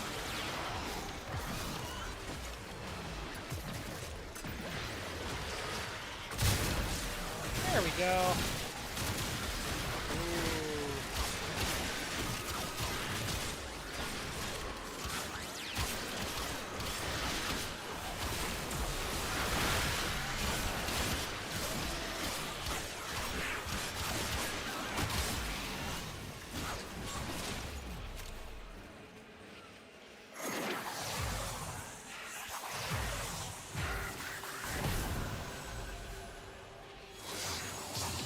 Alright, we're just about out of my H flight, so like that.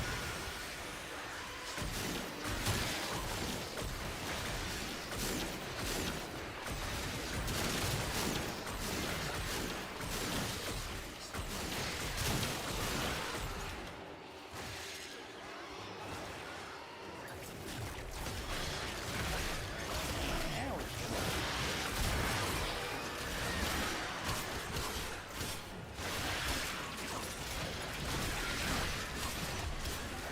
Let's go here and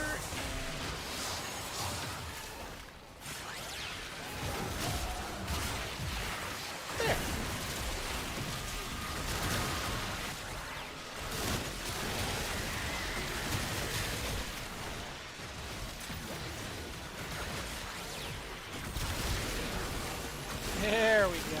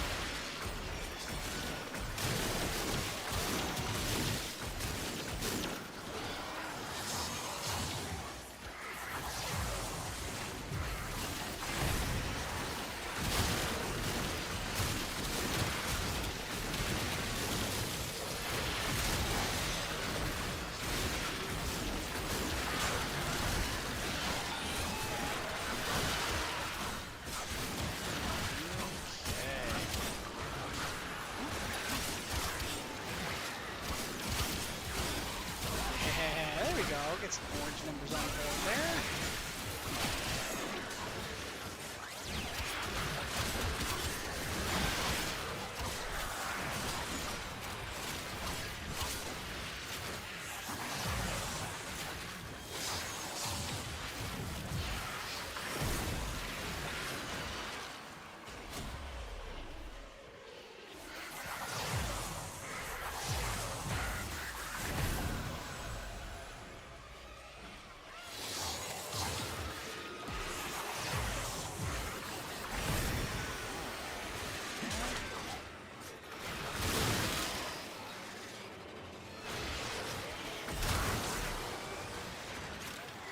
That's right here.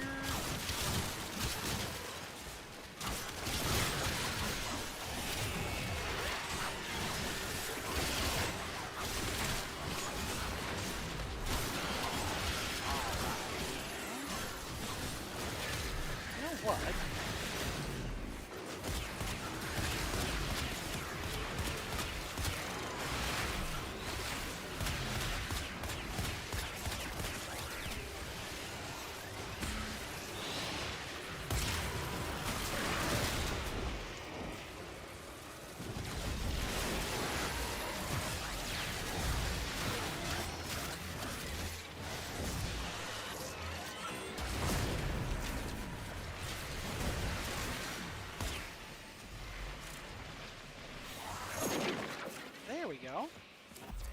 Reinforcements available. Do you choose to leave Yeah. now or continue fighting? Ah. So we have one more guy that's trying to leave. Ah. There we go.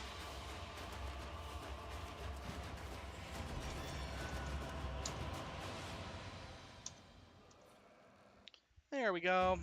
Yep. Once again, we got our Dwarf Clave to max rank pretty quick.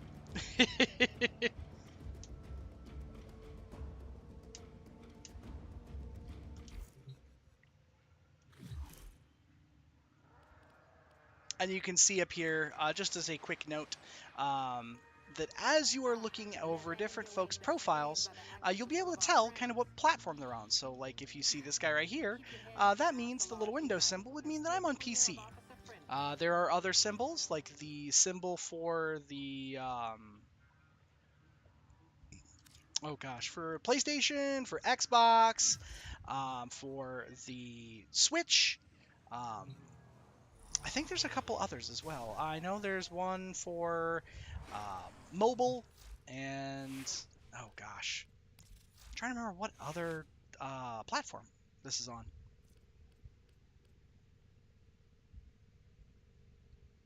Okey-doke. Let's see here. How about the Noctua? Do I All have set. everything in there? Service your weapons myself. Cool. Yeah, yep. Increase ability strength. Goodness gracious.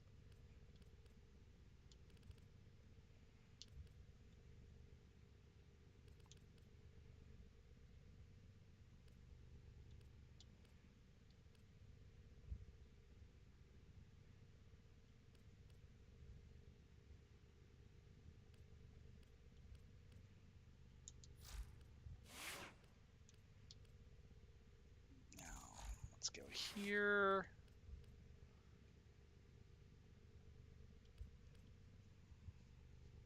I would like to be able to slot in some more stuff. You know what?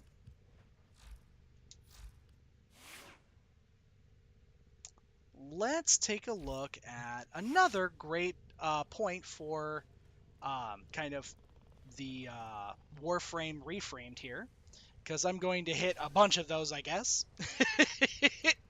So we're going to come over here and we're going to look at mods specifically. When we come over here, you're going to see that we've got a few different options over here. You got your Iatan treasures on the far side, and then you have some grayed out options. Now, as we start, coming over here, so we can select this guy, right? It says Galvanized Hell. We can come over here, and it says Start Fusing into Mod. So this is what we were talking about earlier, where we take credits and endo and bump the mod itself up, and Operator, do you know we're which able finger to the coppers use to count their money? The make it index. better. So you can see that it's adding, this is multi-shot, basically the percentage that it is going to fire another projectile when the trigger is pulled. So adding more is just makes it better. But it makes it cost a lot more, so you guys, I can't quite see. But you could, I was gonna say, so when I do that, so if we go, so it's 6 to begin with, but if I bump it all the way up to rank, say 9, then it adds 9 to that 6 for 15.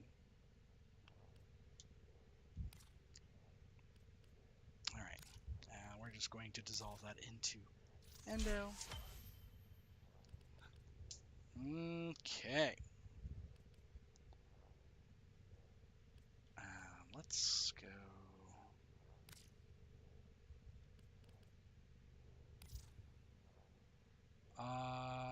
Activating this Riven mod will reveal the challenge. Once you do, require its own Riven slot. Yes. So, unveil Riven mod with a veiled Riven cipher. No. So we have the Kit Gun Riven mod. I need to kill 17 enemies with a finisher with the Extinguished Dragon key equipped. So, that is that's another thing that we can go into here.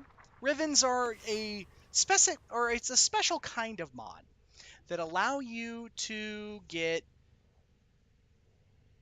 very unique functions out of a specific thing.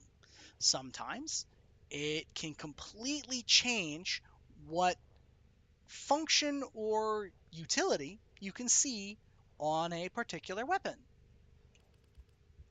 But you notice that I am a little shy on endo here because I've been trying to do a couple of things and I'm looking for some endo.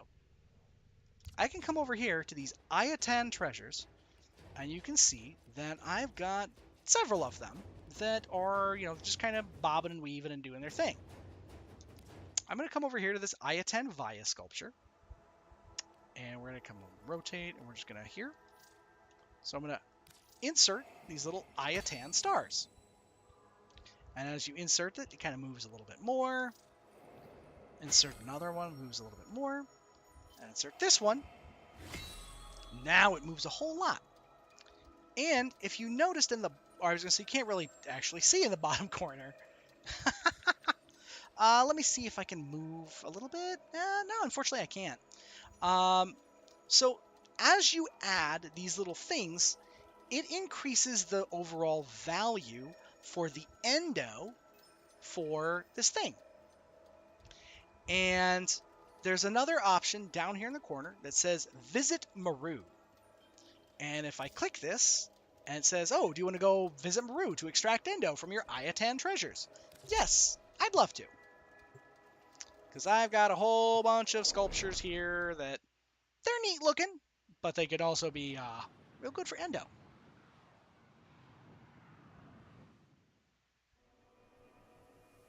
So you can see that there's a whole bunch of people selling a whole bunch of stuff. And we're coming over here. Welcome to my bazaar.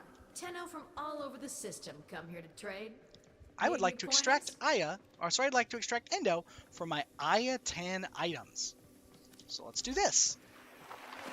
So it says extract endo, so I could just sell these guys for raw endo, or I could sell a couple of these sculptures for endo. So now I've got 12,000 endo in the bottom corner here. And all I'm going to do... Ooh, me oh my, would you look at these? You can almost smell the endo. Nice work. Yeah. Okay, got anything else you want to convert? You're looking for Maru's So I'm Bazaar. looking for some You Ayatan come so. treasures. Looking for Ayatans? Yeah, you and me both. I got a lead on something. Too dicey for this gal, but it might be right up your alley. Interested? Come back anytime, Tenno. Let's see. That's the spirit. Let's go!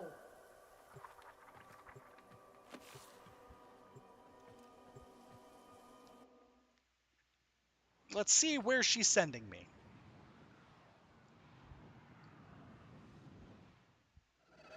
Zoom to Deimos.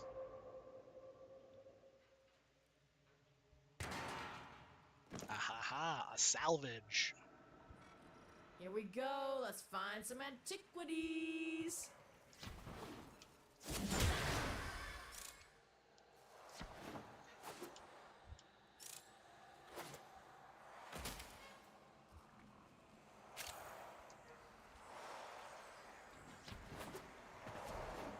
All right.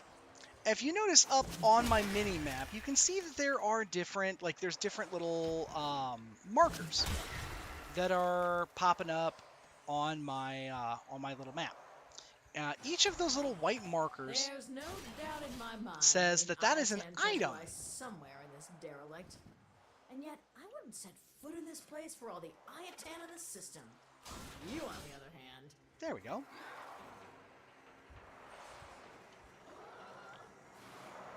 Here we go.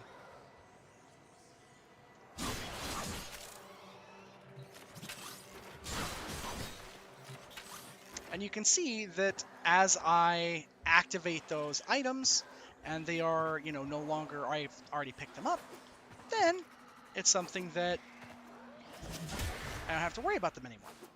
They are already done. And perfect.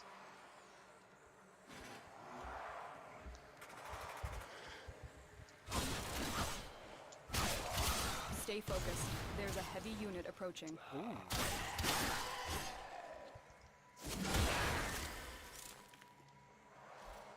So we're gonna come over here. Oh. Cool. I've already scanned that one.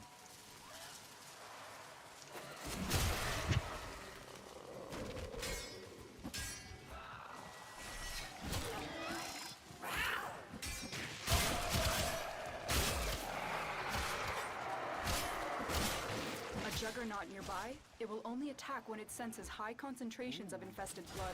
Slow the fight if you want it to go away.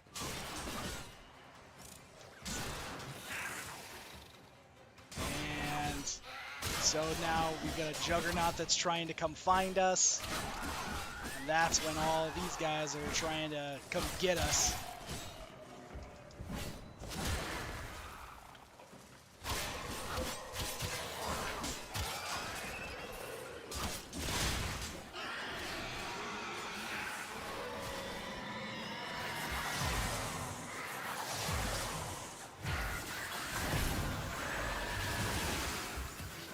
That did it. Here comes the juggernaut. Yeah, there we go.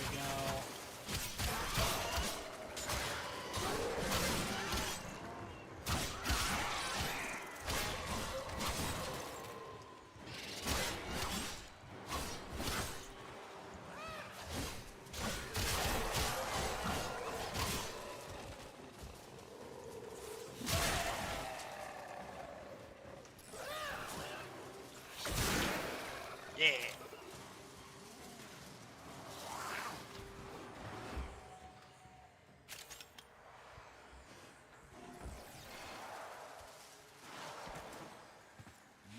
Doke.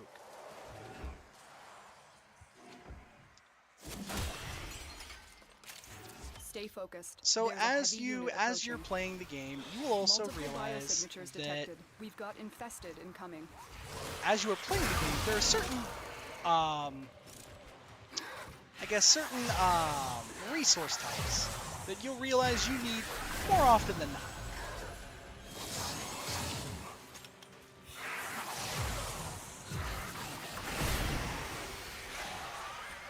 So once you get used to recognizing what the container looks like for that resource, eventually you just start getting excited just to smash open a box.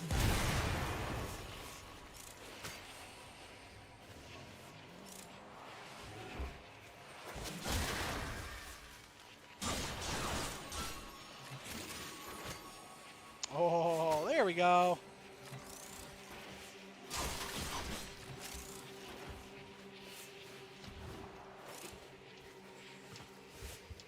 Woohoo! Trying to bunny hop up there. It wasn't quite working for me.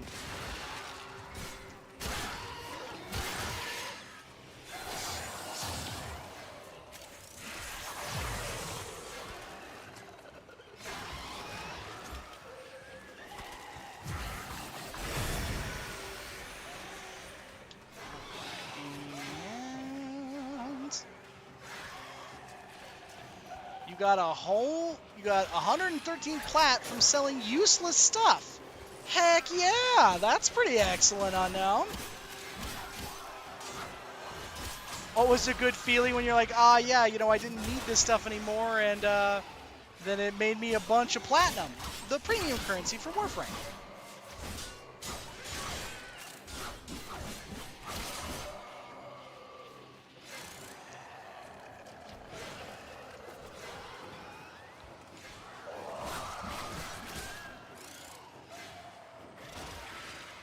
You also teamed up with Dio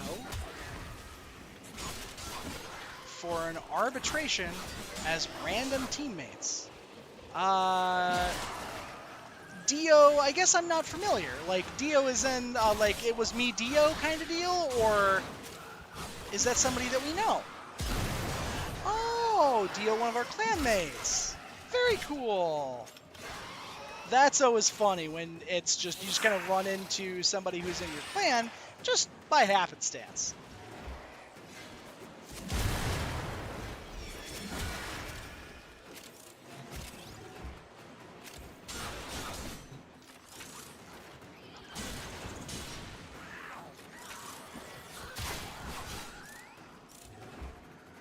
Okay.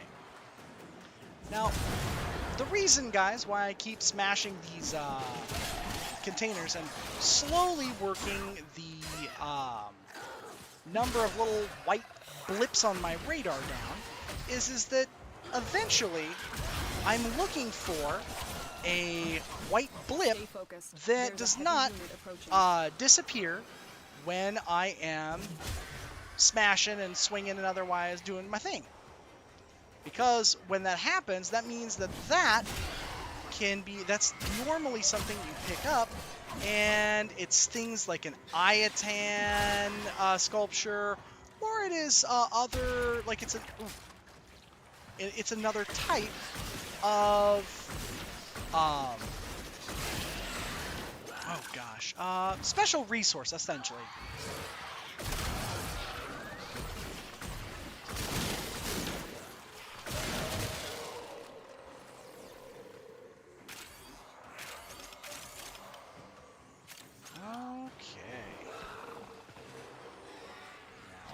There was one over here.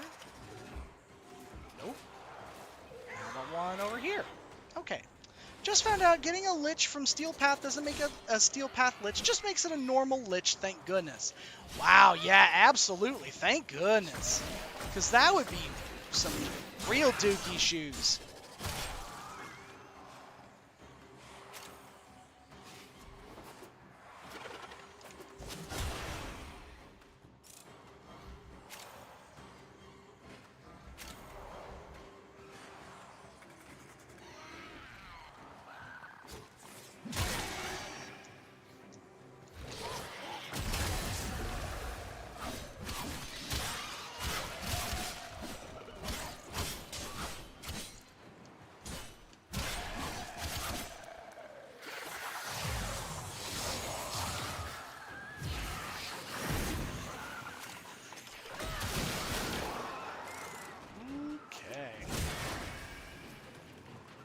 I hope it was a Steel Path Lich. Those buggers are at least fill a third.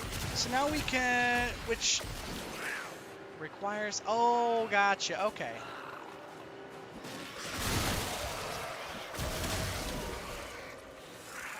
Ah, there we go.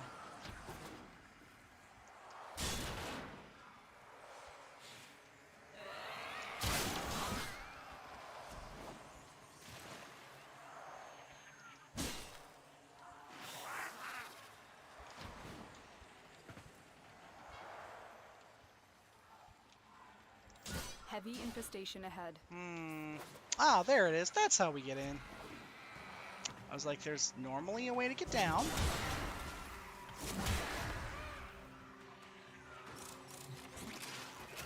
Here we are.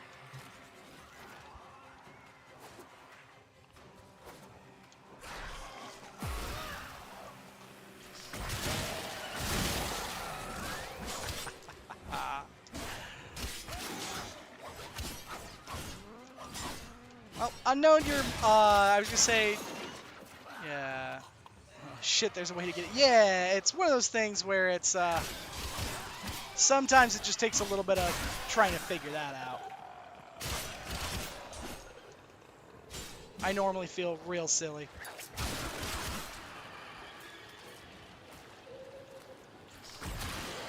Oh, yeah.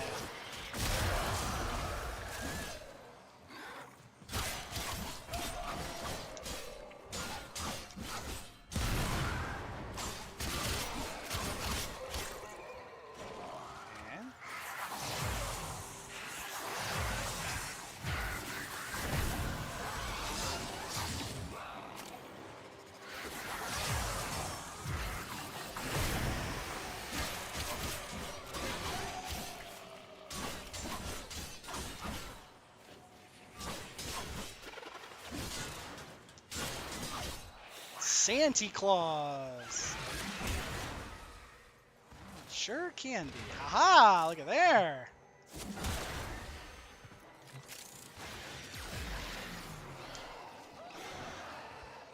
Alright, and I'd be willing to bet that there's probably...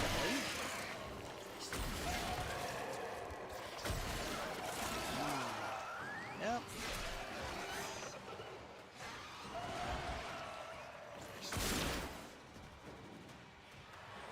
And fire!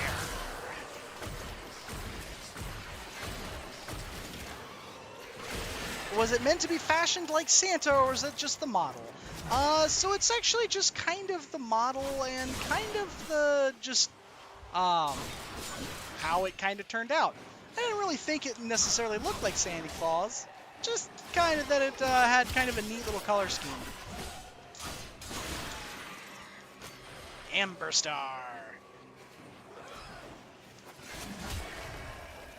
But now that you say it, now I can't unsee I am violent Santa Claus. I have gifts for everyone, and it's lead.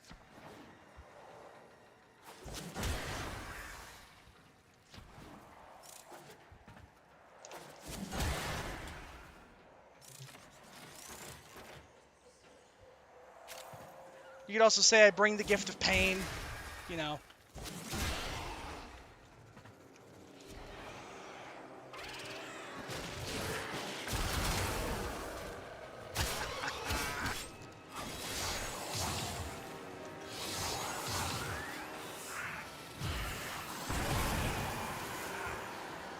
Always good.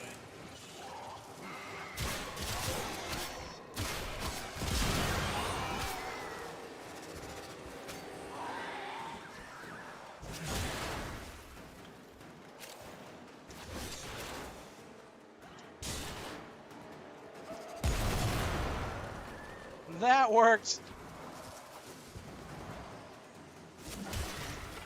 Ooh, okay. So these little guys.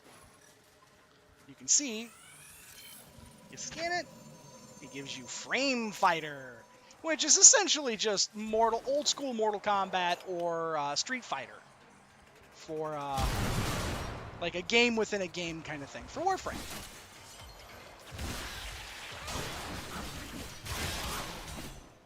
There we go.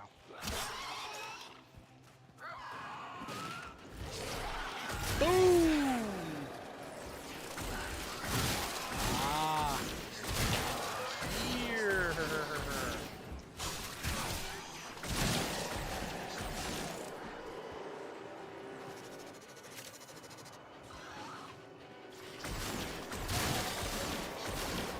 You're now off to farm for Grendel. Like Grendel Prime or just Grendel?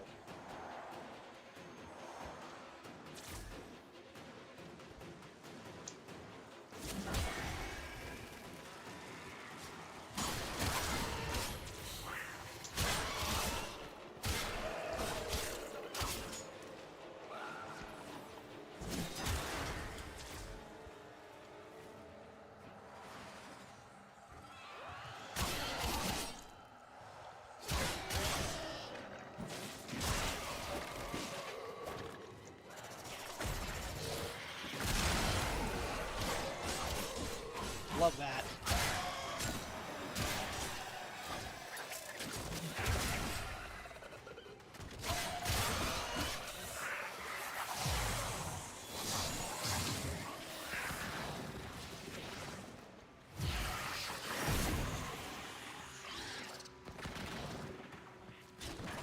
Ooh, as my operator got blasted around.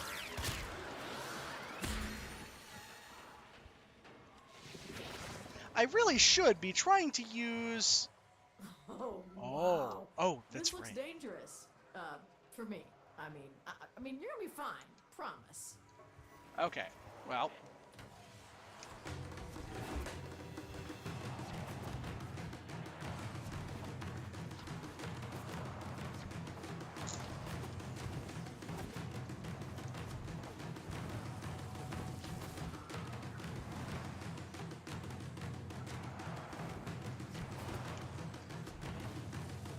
Wait, where am I supposed to go? Oh. You bean. Come on. Oh, it's okay. It's just constantly like it sees me as stuck.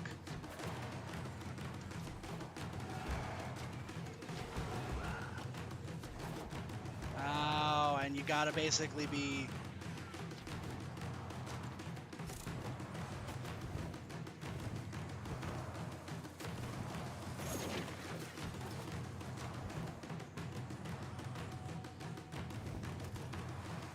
Yeah, it doesn't matter. Well, that's unfortunate. Yeah. I don't really particularly like the ones on Deimos kind of stink because they're not that they don't really tell you very clearly what in the world you're supposed to be doing.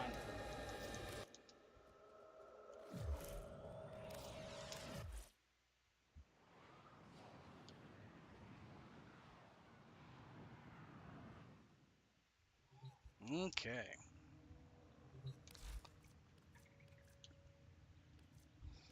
Okie dokie. There's that standing. And we've gotten over here. Aha, yes, Nightwave rank up. Very cool. I make exceptions for the exceptional. Let's get a couple more missions done, and so we get a capture mission, and then 3 different bounties on the plains of Eidolon. Enemies with finishers and enemies with That's cold all damage. we have time for.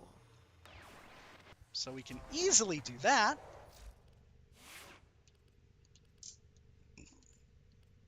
So let's come over here to our Doorclave. And we had Fever Strike and Virulent Scourge, but we can swap that out for North Wind. And we'll swing all the way down here, and we've got Vicious Frost for cold damage.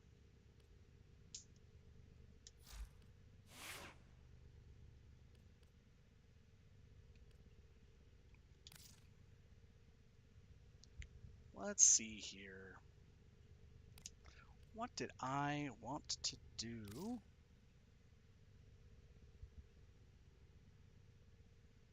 There was something I was going to do, chat, but I have no idea what I was going to do. Like, there was something I was planning on doing, and I was just like, and it's gone. It's my brain has ceased to function. Otis went mad for 3 milliseconds when he realized that each time he cleans something, he makes something else dirty. Ah! There I go again. Let's see here. As ready as you will ever be. Well, let's go over here. So, again, we can talk about some Warframe reframed stuff. We were talking earlier about the Orbiter, right? And that you had... Oh, I bet there's some goofy stuff going on in here. Oh, never mind. But what we have is that, so the back of the Orbiter has your Void Relics. So you've got relics like what we're able to come over here and might potentially be able to find different things, different prime rewards, which are just effectively they're just fancier versions of stuff that's already there. I'm not doing any relics specifically, Polly, or Unknown, but I can most assuredly, if there are some relics that people are particularly interested in, I can certainly, I'm sure, pull something together.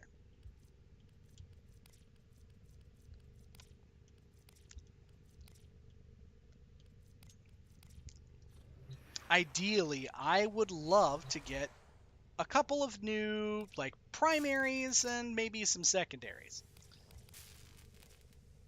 So let's go to our primary tab, right over here.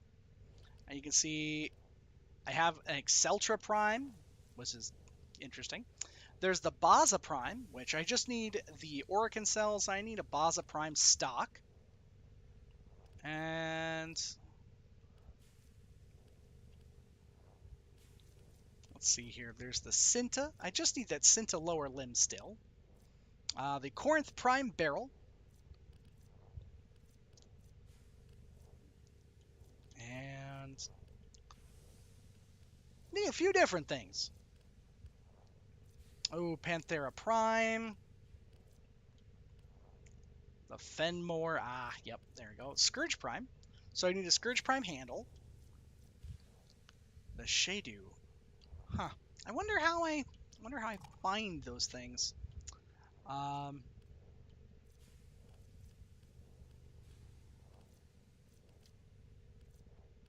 But you can always see what you have and have not mastered and what you have already because it'll tell you. It'll show you, which is kind of nice. The Zouge Prime Barrel. Okay, well, let's see if I have the Zouge Prime Barrel. Ah, that's right. I've forgotten that you had said that you have the Cinta Lower. Let's go Zouge. Let's see what we got. So Zouge Prime String, not what I'm after.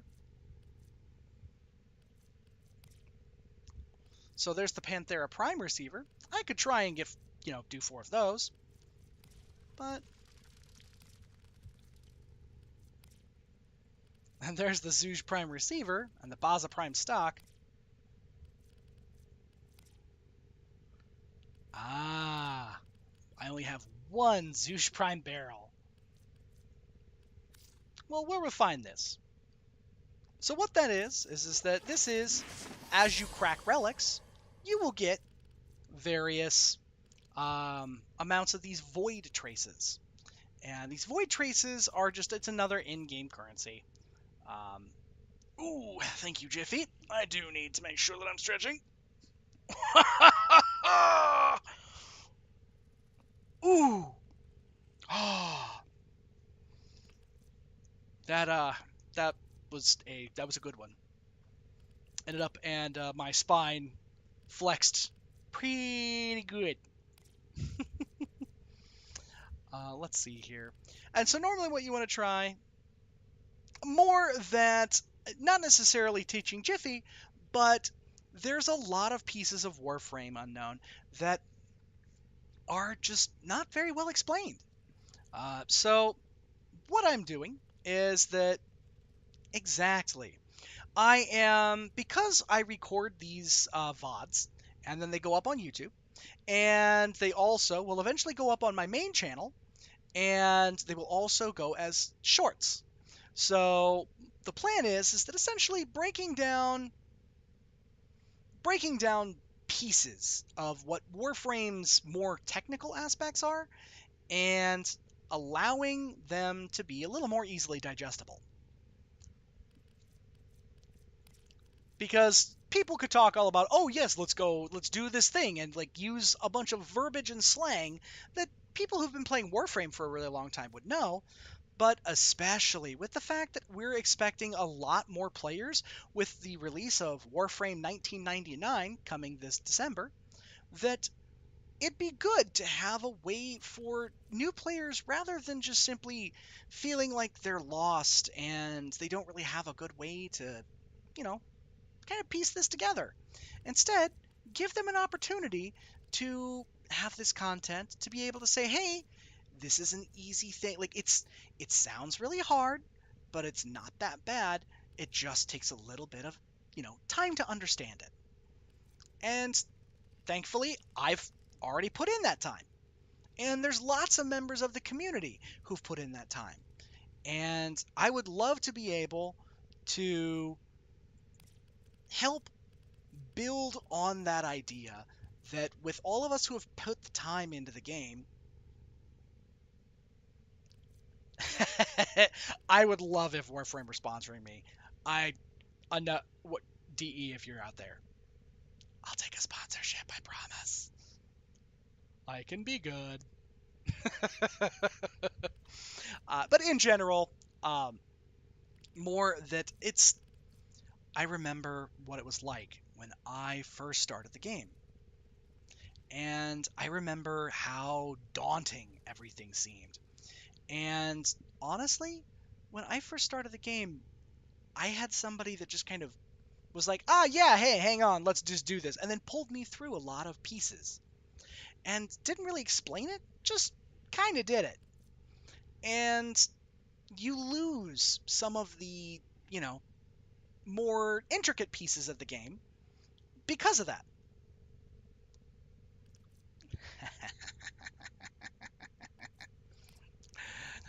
So Jiffy, the kind of the silly piece of it is that the main we'll call it the one of the main like mentor figure protagonist people are it's called the Lotus, and the community affectionately refers to her as Space Mom.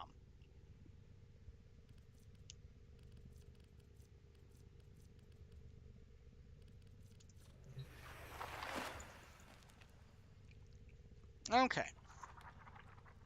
So that's your relics. That's just kind of shows you, what relics you have, what relics you can kind of refine, and otherwise, do your thing. Back here, you have you have 3 different doors. At the beginning of the game, these doors will be locked. There are a few different pieces that are, we'll call it spoilers. So, just as a note, if you care about the story, then there's spoilers ahead, at least for this part. Otherwise, you have, a kind of like a room, like your like a little bedroom area, and you can decorate it however you like. And there's all kinds of different stuff that you can do. And then these 2 pieces are more spoiler heavy. So for those of you who haven't quite done the New War, or I guess not the New War, but Second Dream, then I would caution that this might be a part that either you might want to look away for, or just in general, you might actually want to just skip this because I know this part or this video will come up. If you haven't done the Second Dream quest, then I would skip this video if you care about spoilers. If you don't, cool. Here we go. So in here is it's the focus. And you can have more abilities that do more stuff. And in general, these focus points are a way for you to improve your operator further. So we're just going to go here. We're going to go Mind Step. There we are. And perfect. Yep. So each of these, as you do things that obviously as you collect this particular type of experience, then it allows you to add more. I'm trying to think of the word that I'm looking for, but I guess not value, but add more specialization, really, into each thing. It's another way for you to essentially further specialize in particular skills. Cool.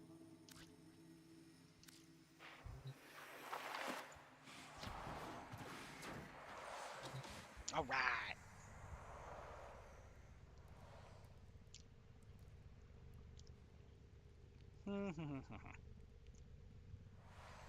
And then the focus in general, I guess I kind of briefly went over this, but focus is different schools that your operator can have access to abilities from. You have the Materai, and Materai is a lot about damage, a lot about just doing damage and being able to do more damage and putting some debuffs on enemies to, again, do more damage. Unairu is more about survivability, essentially tanking.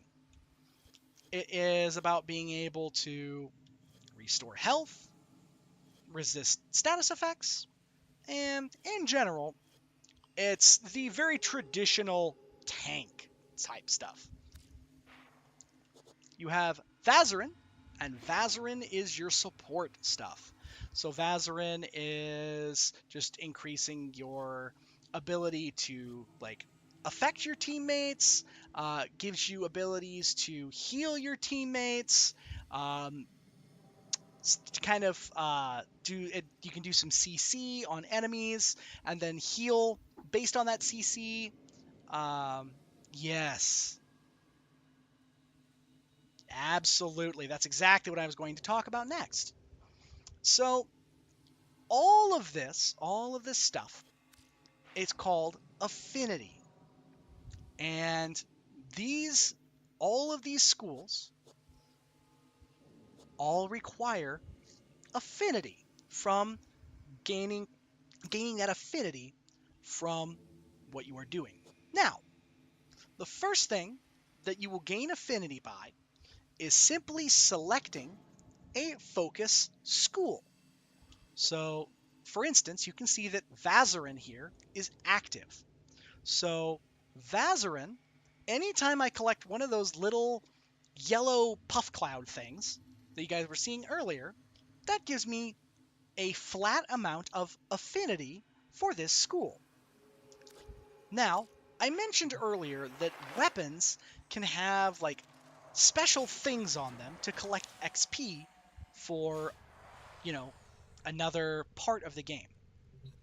Those are called lenses. And you can see here I have a couple of things that looks like it's got a weird symbol next to this guy right here. So those symbols indicate the type of lens that is attached. So you can see right here. Once you get a weapon to level 30, then you can attach a specific lens to it. All of those lenses do different things, but they all do the same thing. They collect a varying degree of a percent of essentially the XP that you would gain with that thing, whether it is a warframe or a weapon, and convert that into focus or the XP for that particular school or that particular skill tree, if you will.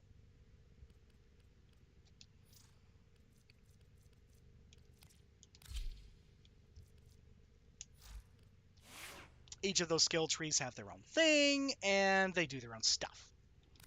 But ultimately, what you're looking for is once you have once you kind of figure out which one, and again, a lot of Warframe is going to be trial and error. So there's absolutely no downside to picking a school, saying, I don't know if I like this one, and switching to another one, and switching to another one.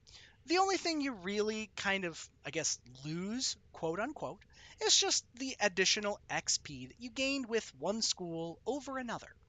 And it's... Thank you, Jiffy. It's something that, as Unknown said, there's a lot of pieces of this game that can really murder a new player's enthusiasm. Also got that dad voice. Now listen here, you.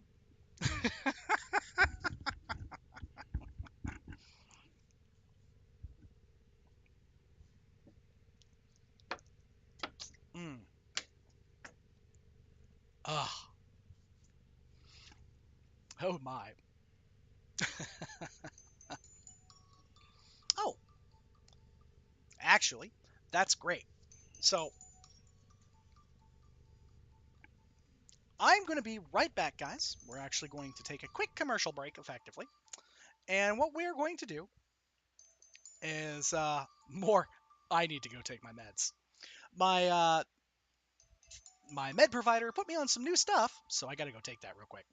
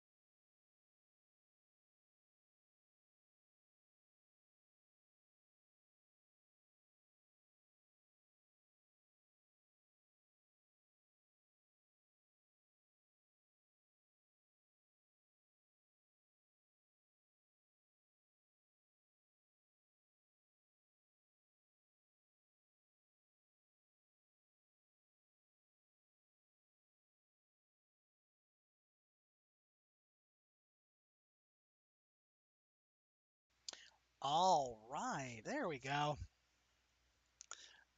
Got the meds in the system here. Oh, man.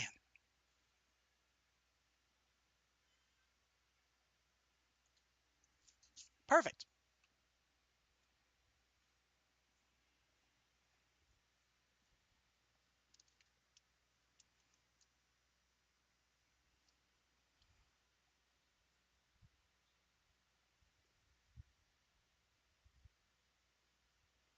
Perfect, perfect. Okay. Back doing this thing here. All right.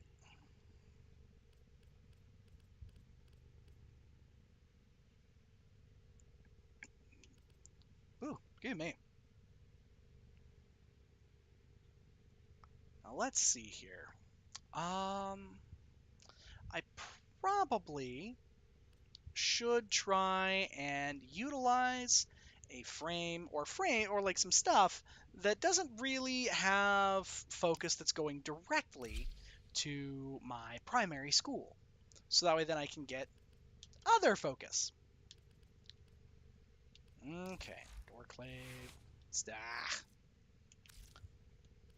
Got that installed. But boo. Boo. Okie dokie. Oh, that's right. I can actually improve one of these mods. So I'm going to do that. Let's go here. Probably this is probably going to be better. Yep.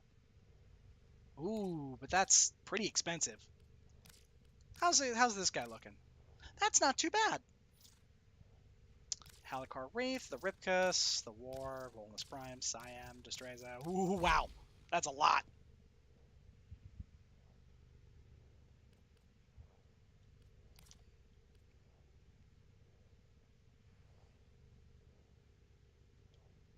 And I guess technically I can bump that up if I really wanted to, because I don't quite have. Okay.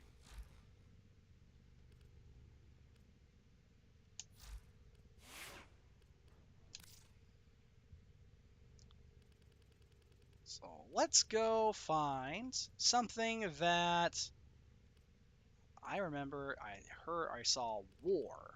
War was one of the War never changes. But I saw that I have a War build that was using both of my Umbra mods, most likely. So wherever my War went to, we can quickly take a look at that and put it back together.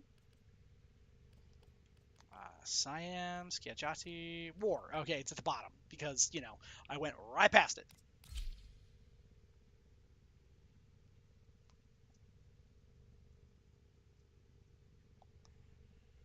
Okay. Well, let's take a look here. Okay. So, War, that was interesting. I wonder why I was using that in this kit.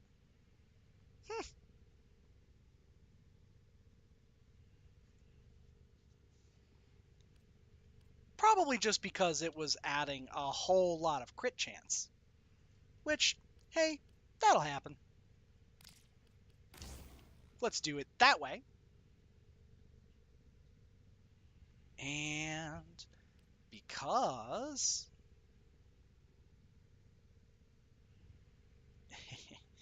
because we're looking here, I wonder.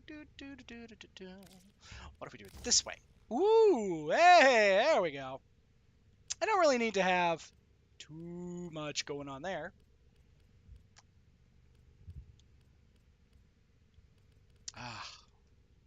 I can tell you guys that for any of you guys, just kind of a random side tangent.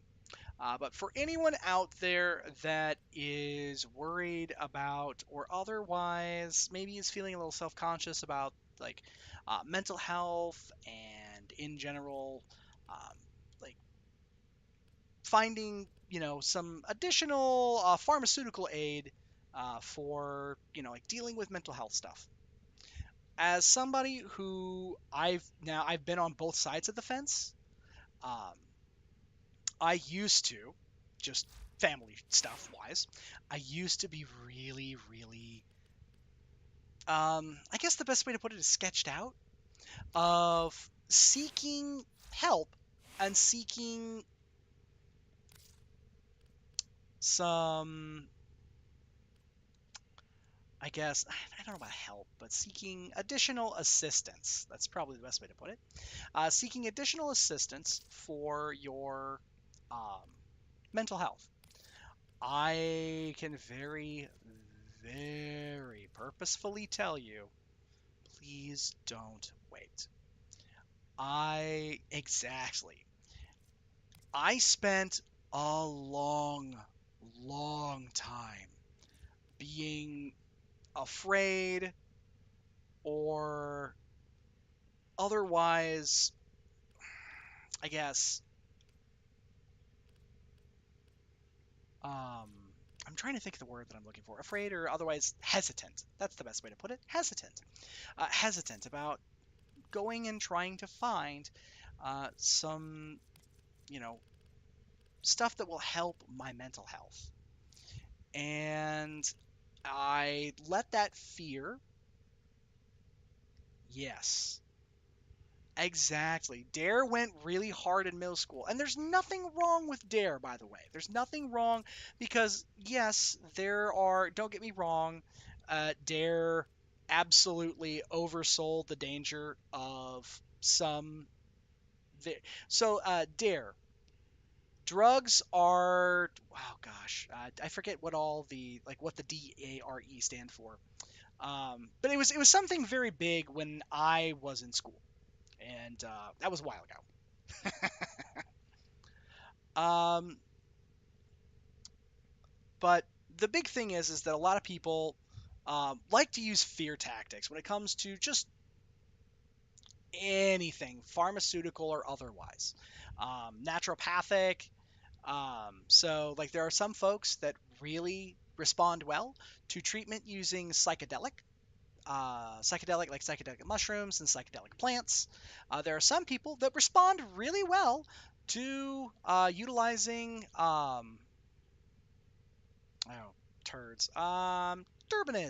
terpenoids, and other THC products. Yes, and fear tactics are no good. And just so that you guys just, I guess, kind of get an understanding, I struggled with my mental health for a really long time. And that's not to say that that's something you want to do. In fact, I recommend don't struggle with your mental health. Um, it can be a killer. And the thing is that there are people that are out there that are ready and more than happy to help. There are people that are out there right now that would love nothing more than to help somebody who is experiencing issues with their own mental health. And they would love nothing more than to help you not struggle. And obviously, just don't take just my word for it. Do your research. If you feel that you struggle with mental health at all, a quick Google search for your area will oftentimes reveal a lot of different providers. And then you can kind of go down the Google rabbit hole a little bit. And that's okay. It's important that you mesh and jive with your therapist and with your med provider.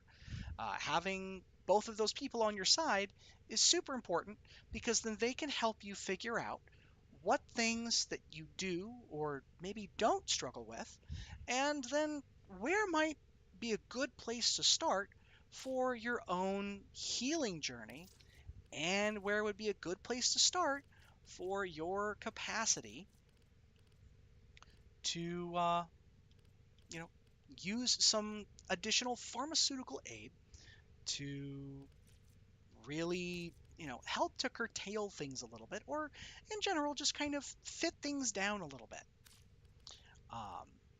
But a perfect example of this is that previously I had we'll call them a therapist slash med provider, and that therapist slash med provider, they were okay, but they didn't really actively try to make sure that where I was at was a good place, was a healthy place.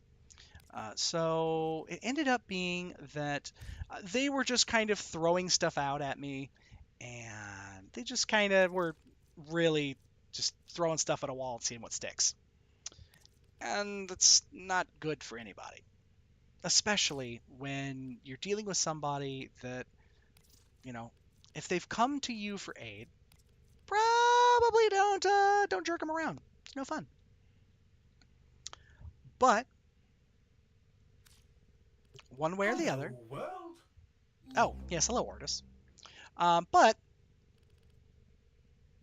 ultimately, it is the fact that I found a good therapist, and I'm still in the process of trying to find a better therapist, because there's nothing wrong with seeking and trying to make sure that you find the right people to help you out.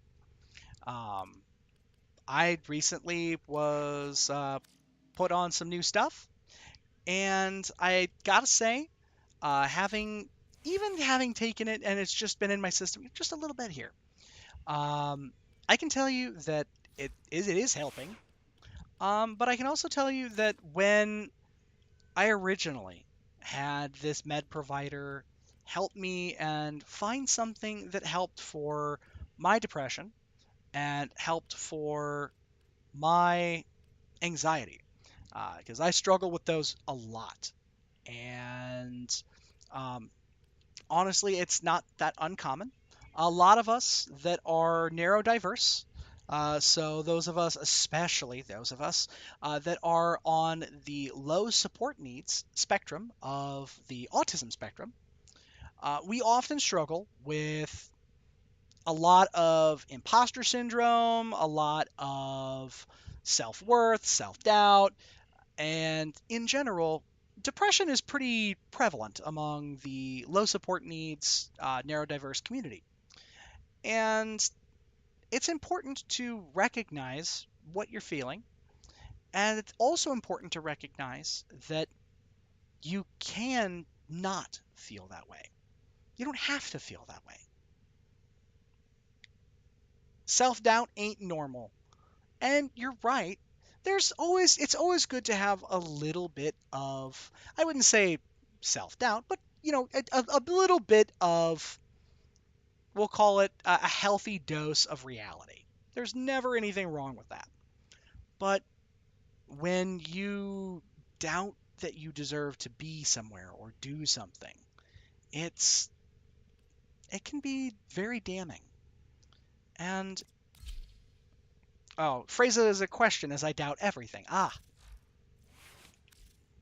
So self-doubt it certainly can be normal, as I mentioned. There's nothing wrong with a healthy dose of considering what reality can and isn't.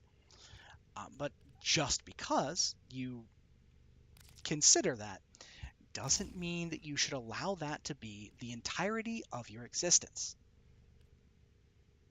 Never be afraid to be your own advocate, and never be afraid to, especially if it is something that is affecting your life pretty significantly, never be afraid to ask. Whether it's asking somebody close to you or asking somebody who you are close to. Uh, Sometimes just the understanding of, hey, I experience this from time to time, or experience this all the time, or a lot of the time, or all the time. Is this something that you deal with? You'd be surprised at what people, if you ask, are able to talk about and what they're going through. Um, Again, as I mentioned, it's something that I struggled with for a really long time. And not necessarily because it was just like, oh, I just didn't know, but quite literally, it was just I had my own preconceptions on what it was, and I let those preconceptions cloud my judgment.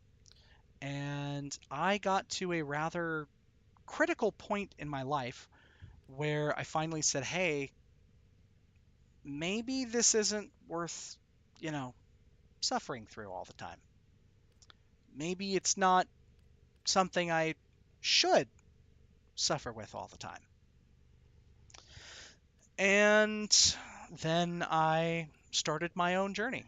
And I won't lie, I know that my resistance and my hesitance to start my journey ended up and did some rather irreparable damage to my previous relationship. And yeah, absolutely. We could talk all day about, other things that happened, but at the end of the day, don't keep yourself in the dark just because you think that's what you deserve. It's not. It's not what anyone deserves. And it took me a long time to see that, but that's the truth.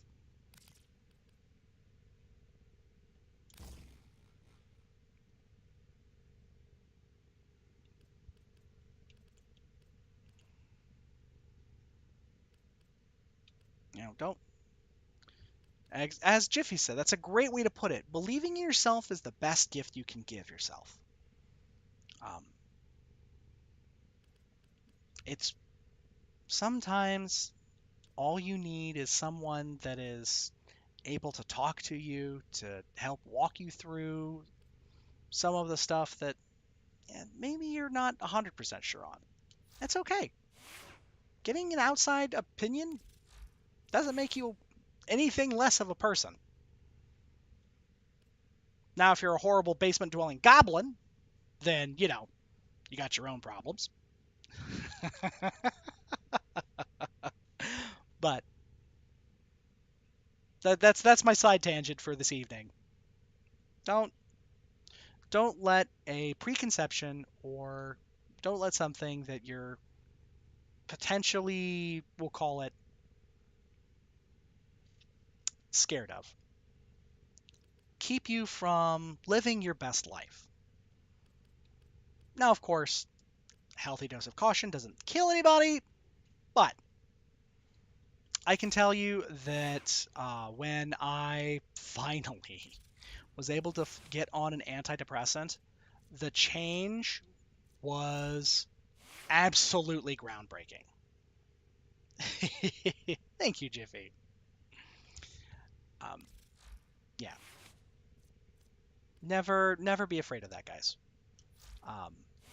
I know that as a person, I also struggle a lot with ADHD. As Fubs has called it a couple of times on the stream, ooh, shiny syndrome. But it's a real thing. I struggle. I know. And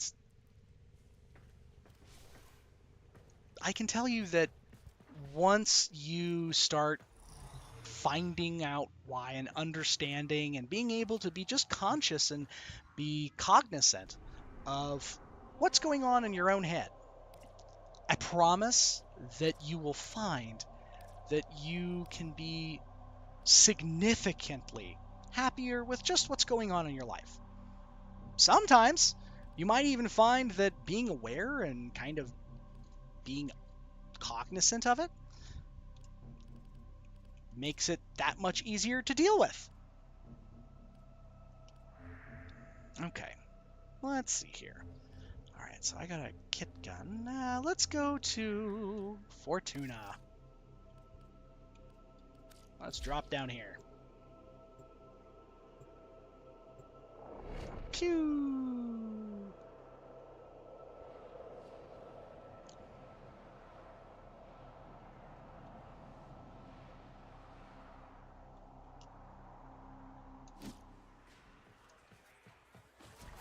There we go. All right, Zood, what you got? Chatham was right about you, friend. I wish it wasn't. Could turn it off. Grab me some peace. But no, Chatter is always right. So you are welcome, and Chatter keeps on talking. I relate to Rude Zood so very hard. Well, thank you, Jiffy. It's been one of those things that's been kind of in the background, and I don't often try and talk too much about it, but I also don't want to shy away from talking about it. Yeah, Zood is a mood, for sure. Let's talk about kit gun. Can you build something for me, Zood? Okay, so I have... Oh, that's right! I can buy some of these thingies. Tomb Finger. Yes. Great! Top choice! Woohoo! Balloons fall from ceiling. Shove over. Let me get this done. Let's see here. Shrewd. Trades lower damage for faster fire rate and control recoil. Ooh. Goodness. Let's, you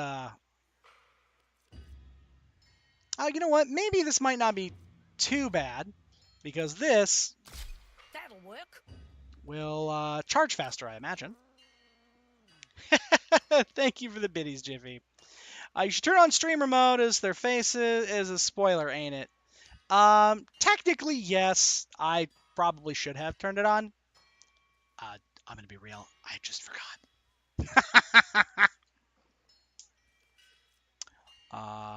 Increased status chance, lowered critical, maximum ammo, fast loader, status chance, increment critical chance. Critical chance, status. Sweet. I know. I'm sure. Why not? And very high accuracy, charge time super quick, and it does not a lot of damage, but it does a good mix of damage.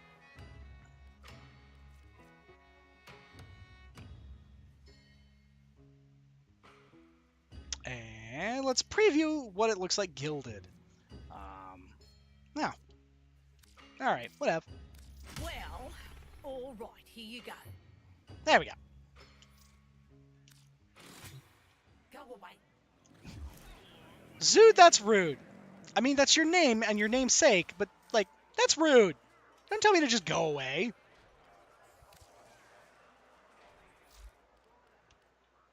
All right. Let's go over here. And the kit gun.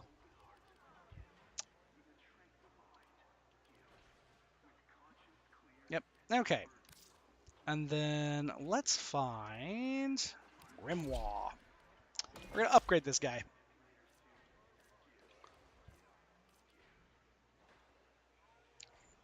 Because it does a pretty good amount of damage. But it's got Pistol Gambit in here, which is kind of eh. And I would much rather... Killing enemies grants allies an affinity range, plus 40% shield recharge rate, and 9-28 shield recharge delay. That's not bad.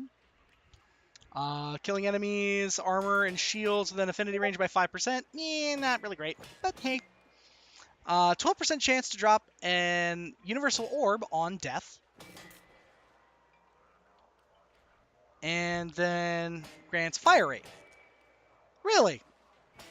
Well, I guess this is probably like killing enemies. It reduces their armor, and I'm assuming it probably goes every single time.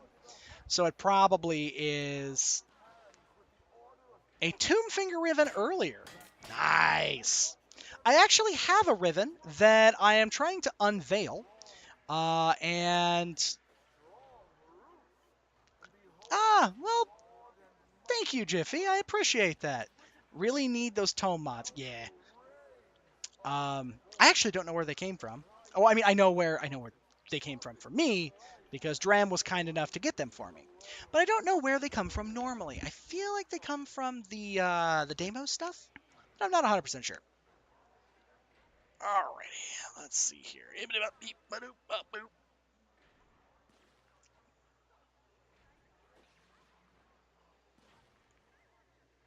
Yeah. Yeah, I want to say that they come from Deimos. I'm not 100% sure. Boop.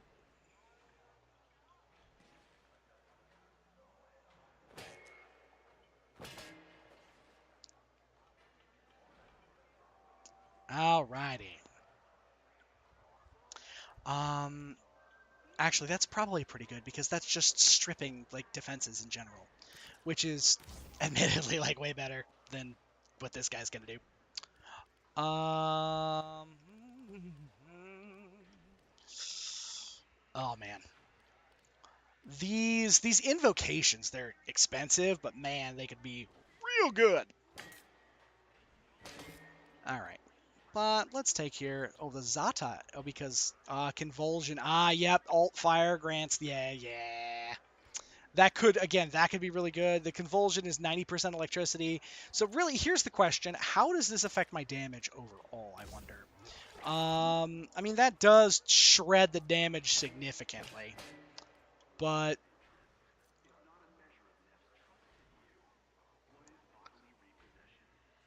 yeah, it ends up in like that damage really stinkos. And if you're trying to get the Jahu Cantacle or Cantacle or whatever the heck you say with that, like I'd much rather have the damages. Le damage. Let's see here. And then that Hornet Strike. I could probably... Do I have a better Hornet Strike? I don't think I do.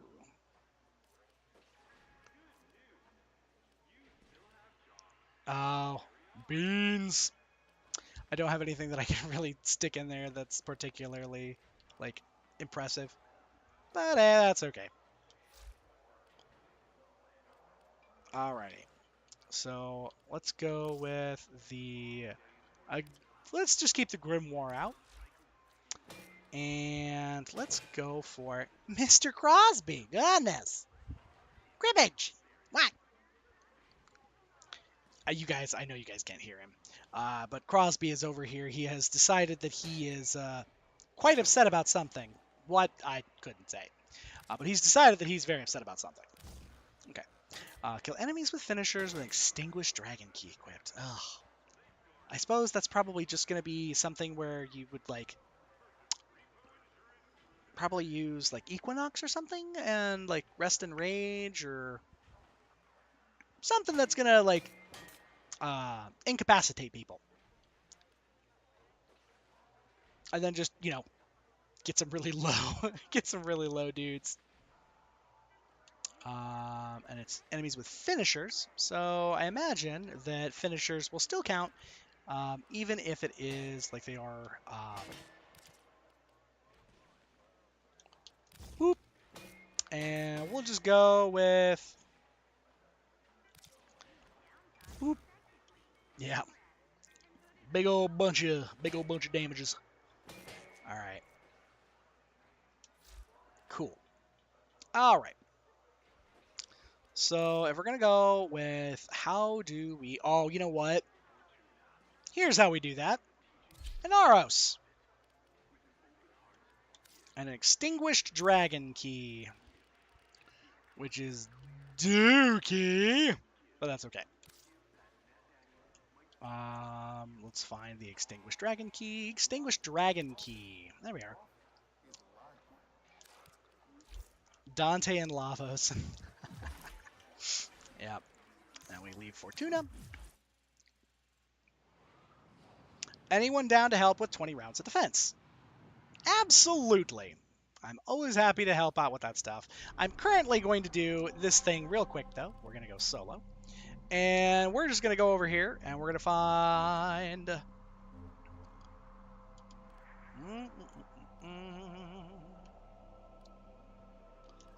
something. Let's find something that's got some guys that have at least a little bit of oomph to them. But let's do not a capture, not an interception, not a rescue, exterminate. That's probably easy right there. And oh, that's a survival. Oh, but that's the exterminate here for Red Veil. Ah, screw it. Red Veil exterminate it is. Thusly because we claim Exterminatus. And honestly, for Red Veil, that tracks. Exterminatus. Eliminate all Corpus threats. It is time for those against us to pay. Oh, no. Alright, you guys can just hold here. I'm going to, I'm gonna just, you know, get this handled here. Now here's the real question. How in the blue blazes... We're gonna go up here. Oh, I'm aware.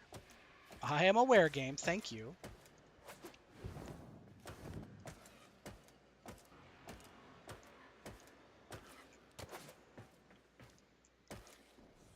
Great googly moogly. I had no idea that there would be stuff up here. That is the wildest jump. And there's something that's still higher? What on earth? Okay, that'd be some cheeky BS if they hide, like if they hid like a mark or something up here. Oh, you wieners. Stop it. What? There.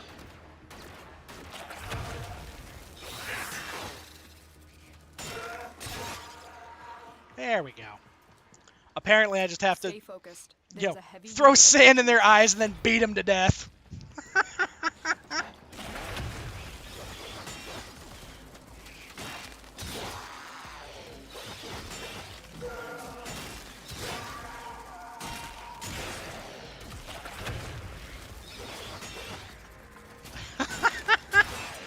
Oh, I do enjoy that Inaros is able to do some of this silly nonsense.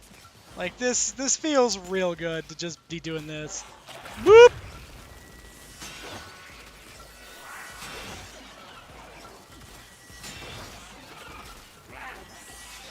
Ah, beans. Wait. Ooh, nice. Oh. There we go. Ah! Please, can I not? What? Sir! This...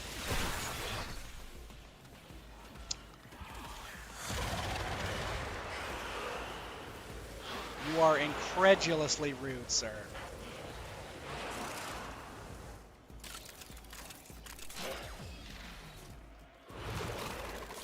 Incredibly rude.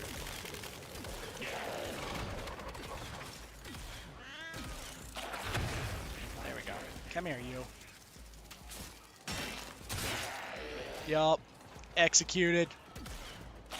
Boop! Executed!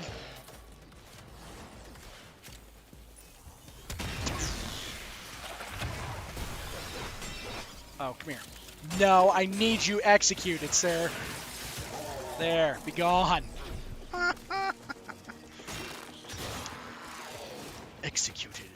Did you increase range of the overhaul Inaros? Oh no, they overhauled Inaros a while ago.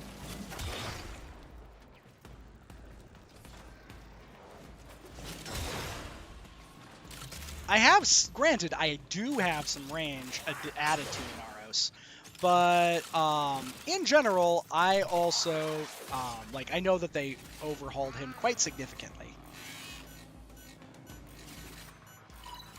Ta-da!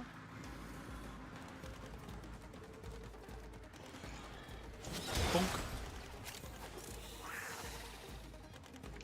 Ow. Yeah!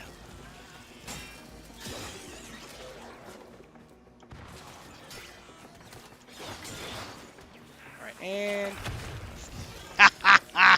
yeah, they gave that sand ability the appropriate amount of range, because beforehand it had absolute dookie for range, and man oh man, did Inaros need some love. Like, there are still several frames that could really use some love because they were effectively built back when the meta for the game was significantly different. And I feel like there's just a lot of them that really could stand to have just a little extra effort put into reimagining who and what they are.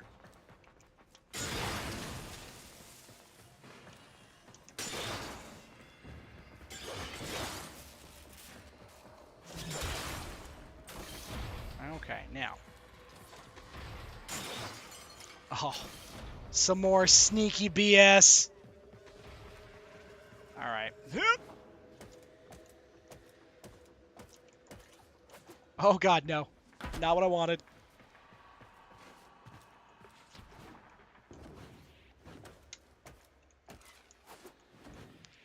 Aha! I have cat hair stuck in my nose. It is a real problem. Why am I destroying all the pots? Specifically because I am trying to reveal the location of any of the marks for the faction mark doodads. I like to make sure that I know, or I like to make sure that I'm destroying these things, so I can find if there's any one of those guys still hanging around.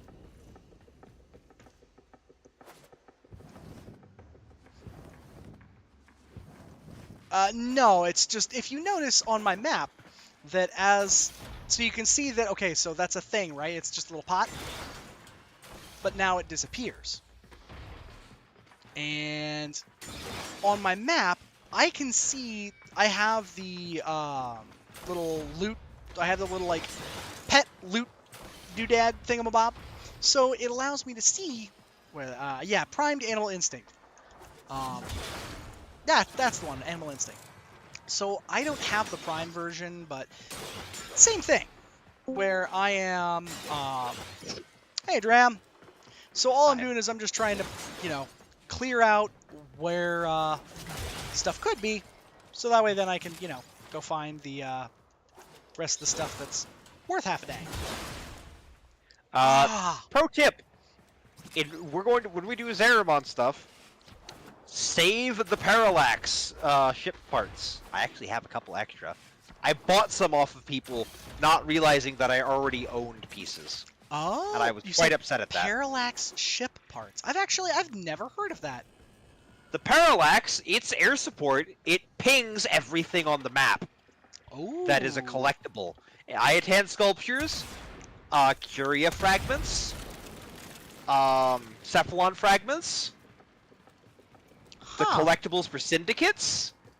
That's kinda neat. Yeah, it really is. I don't know how the to problem is it requires a bunch of Zeramon materials. All-seeing eye. Stay focused. There's a heavy unit approaching. That's kind of cool. Inbound. Yeah. I still need to go back and finish the Halo Infinite campaign, but I don't want to play it alone. You need to play the who to what now? I bought the Halo Infinite campaign because I was playing it with I was playing with Owl, and as we all know, I'm not talking to him anymore. so yeah. I want to finish it, but I don't want to do it alone. That's fair. So I would be perfectly fine to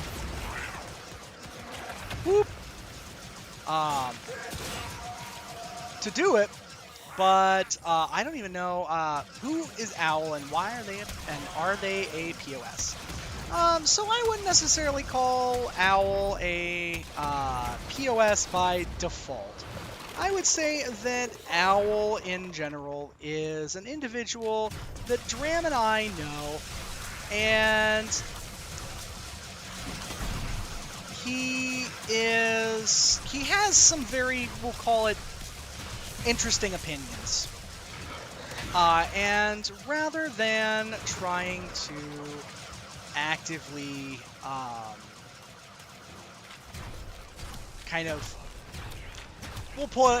rather than try and just convince them to maybe not, be so vocal with those opinions, that they just decided that they needed to be consistently vocal with those opinions. And we got tired of hearing those opinions because they were actively awful. So we just decided not to deal with it anymore. Pretty much. We decided that it would be in everyone's best interest if we instead just opted to Go our separate ways. go our separate ways and just kind of let them do their thing and we'll just do ours. Stay focused. There's a heavy unit approaching. In about 30 minutes, I gotta go hit Hutch. Yep.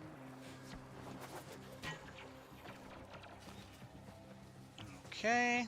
And Yeah, it is. I hit level 8 today with Helminth. there we go.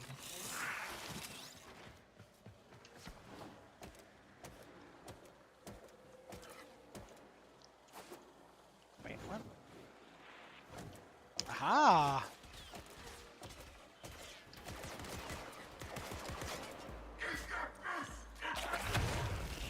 Come here, you. I really expected him to just be launched into oblivion.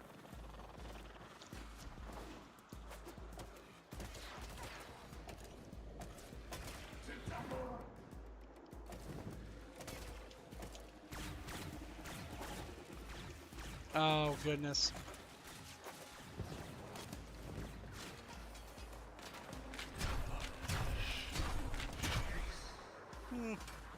Sad.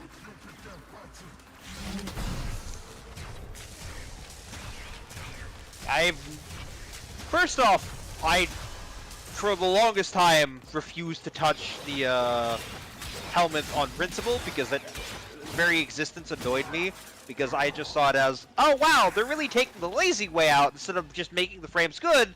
They're just going to take all the easiest abilities, or all the best abilities, and just let people put those on any frame they want. So I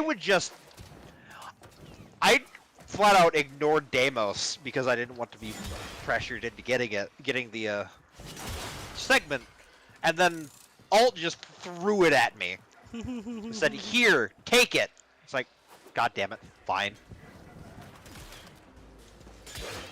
Guess I don't, because at that point it was out of my hands. I didn't really have a say.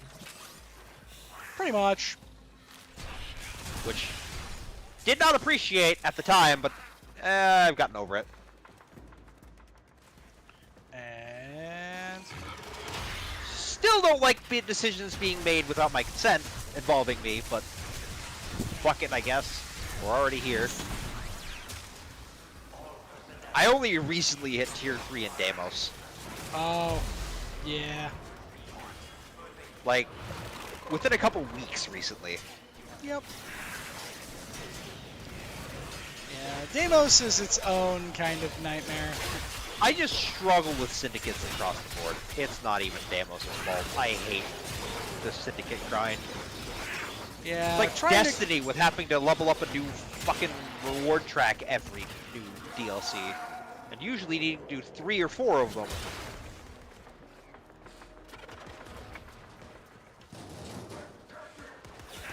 Deimos is good. I like the story. I like the family. I hate the syndicates. Yeah. I hate doing syndicates. Yeah. Whoop. Like every level up interaction between the family members. It's really nice. Yes, I also, like, when that would happen, I thought that was, like, super cool, and I've not hit, super high with Deimos either, and at some point, I do need to do that. I do need to, like, do all of that stuff. Because it is a really cool faction.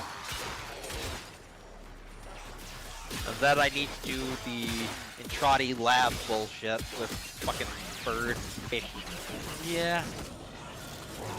Spoiler for the rank 5 family. I'd It's rather okay. find it on myself. Yep, exactly.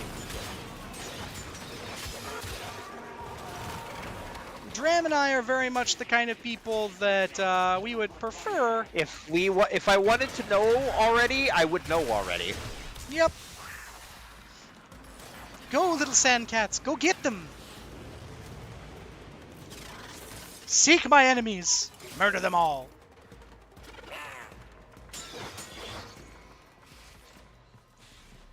Tenant Blinks absolutely slaps.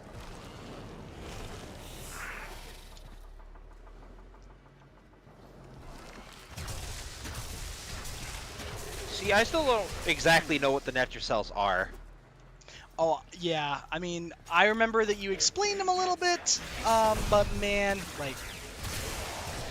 I also really need to do one of the the Deimos vaults.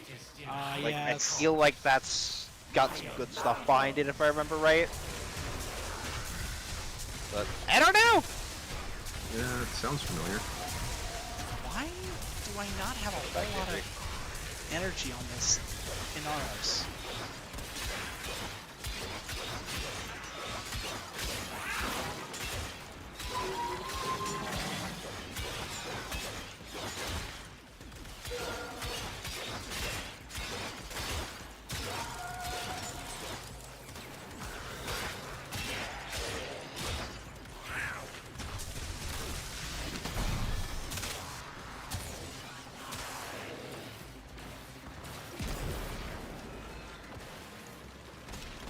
And boom!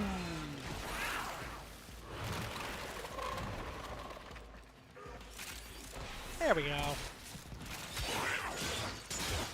Modus setup. Huh. Critical okay. Well, that was... It was saying something. There we go. That's fine. Get them, my sand cats. Go get them.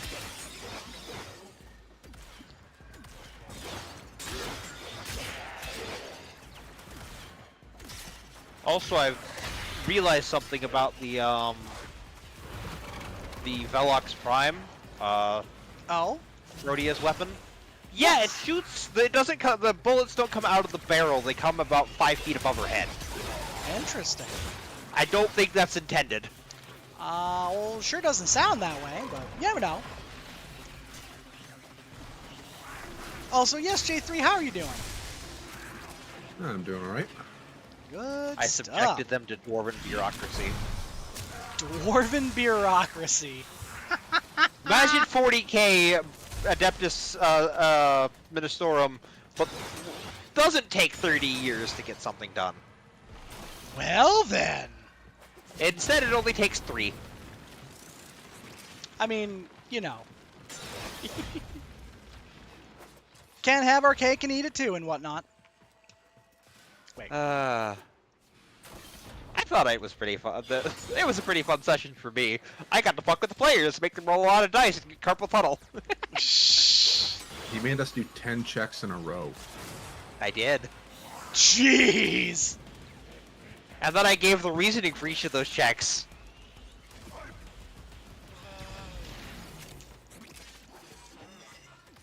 I think J3 was the only one to pass more than half of them. I was the only one to pass more than half, and I passed 9 out of the 10. Yup. So it's Went him at 9, then the Blood Hunter at 5, then the Monk at 4, then the Wizard, who was sleep deprived, at 3. Because the Wizard was rolling disadvantage on everything. Because the Wizard was up for 24 hours without a long rest.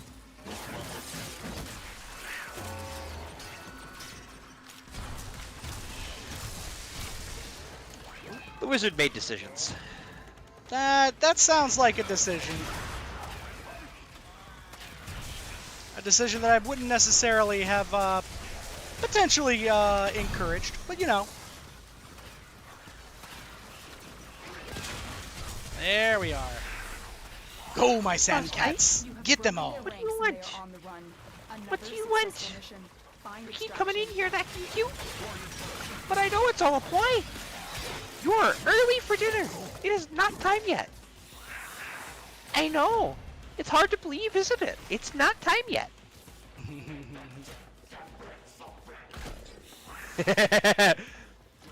You have to just you see. You can do anything you want as a DM. However, one thing you never want to do is make it feel like you are out to kill the players. Everyone is there to have fun, and if the players forget that, well, then you need to have an actual adult conversation with them and say, "Hey, I'm not having fun, and part of the thing is I'm supposed to have fun too, right?" So if they just blitz through all your absolutely disregard all your encounters and just annihilate everything, or they're that party that's like, "Oh yeah, we see your carefully crafted plot, we're going to intentionally go the other way." You have a conversation with those players because it's like, "No, I spent time on this. I want to have fun too. You're not just gonna just be an asshole." Yep. In other words, don't be an asshole and don't let other people be an asshole to you. That is the cardinal rule as a DM. Pretty much. It's Fix that. I promise you, you will need to fix that. Otherwise, players will walk all over you, and if you have a problem player, you will be forced to sit and deal with that until you get over your fear of confrontations. Yep. You have to. Yeah, so the thing is that ultimately, like, confrontation isn't necessarily something that you, like, that should be something that you're just like, "Oh God, like, I don't want it ever, please God, no, no, no, no, no."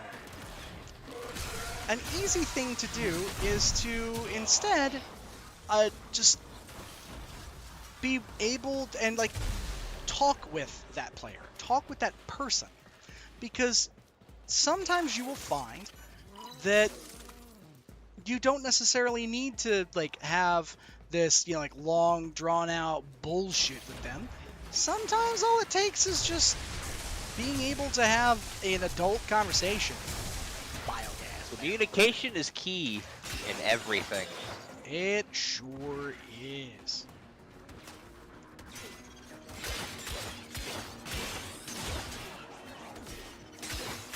Ooh, there's another.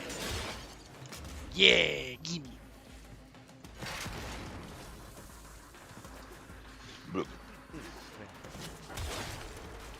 Alright, Knight, whenever you are ready, we are down to join you to do things again. Sweet.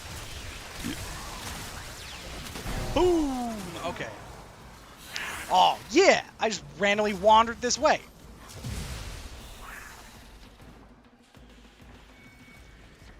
Okay, well. Ooh. Heck yeah! As I'm just like randomly sprinting at mock Jesus. Just like, all right, where am I looking at?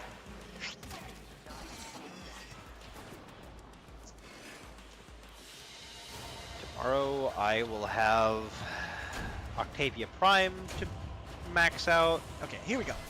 Critical and status chance for 1 second after landing from a double or bullet jump. Oh, oh my.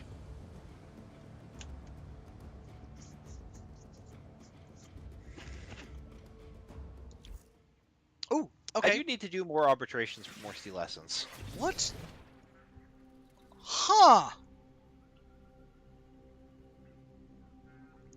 Slash and damage with just negative magazine capacity. That sounds amazing because it adds to your ammo maximum.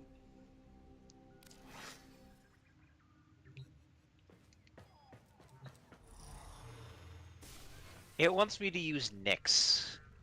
I will not be using Nyx. Okay. I need to figure out how I want to build her ass to be usable in Steel Path. Okay, and we remove the dragon key.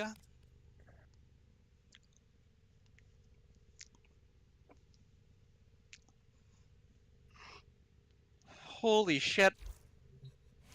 2, 4, 6, 8, 10 people online in clan. Nice. Ah.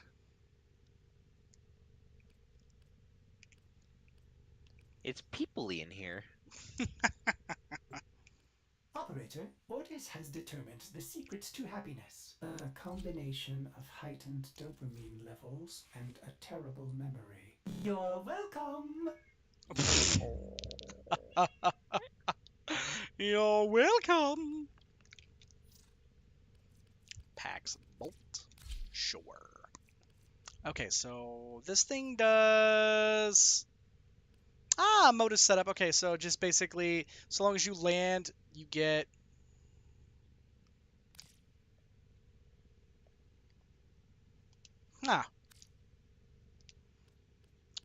So Spore Lacer. Yeah. Pretty good. Though Spore Lacer, if you, like, I guess it would be something that you'd have to kind of, like, make a Spore Lacer that is very status heavy. Because, this thing is not what I would say is very kind to a crit build. I mean, What I the guess fuck is a Spore Lacer? Spore Lacer is this Our thing. kit gun? Yeah, for a kit gun. It Okay, is so the it's an explain why infested we- version of a kit gun. Where the fuck do you get it? Deimos, from the families. Checks out. Anyways, Well put together. Anyway, Now get out J3, there you also and mentioned that crack you down were you and make the unveiled Lotus a Tomb Finger. That's the one, Tomb Finger ribbon. Previously. Yep. I got a Cyanex ribbon, and I don't even remember how the Cyanex performs. Stynex, have one the Cyanex. Cyanex. Oh. I also got an Ignis ribbon today. By the Burn. way, I have 50 after my MR30 test completion. I have 51 ribbon slots. Dang. They give you 30 ribbon slots for hitting MR30. That's that is wild. Okay.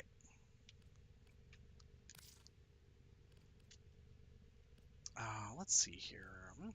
Apparently, it's a full auto sidearm that has ricocheting homing projectiles that release small clouds yeah. of gas on impact. It's pretty silly. That one, the Cyanex. Here, I don't have one anymore. let me show you. This thing. What, the Cyanex? I mean, I'll sell you my ribbon. I don't know how much it's worth. It's real I silly. was talking to Pilot. Cyan. It rolled with reload speed, toxin, and punch through. So That's punch through. not bad. Punch through is not going to be as good for it because it's just gonna Detonates on impact. Yeah, it detonates on impact. However, But it would ricochet and go through through walls and go through things. mm-hmm. Actually, it might not even ricochet. It might just go through the wall and get stuck. Yep.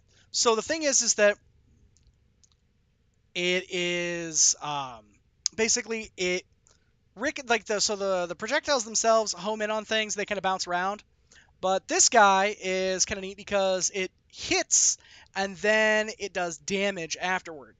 So I have mine kitted for doing radiation and viral on the impact with 108 status, and then on the radial attack, it is a 0.7 meter range, and it does rad viral gas. Gross. It's real goofy. I'll show you. It's silly. Let's go do. Well, actually, I don't have time to go do the arbitration. Yep. Because I gotta go get Hutch in a bit. Got like 20 minutes before I have to leave. That is not enough time to do 20 waves of arbitration defense. It most assuredly is not. Okay. And let's see here.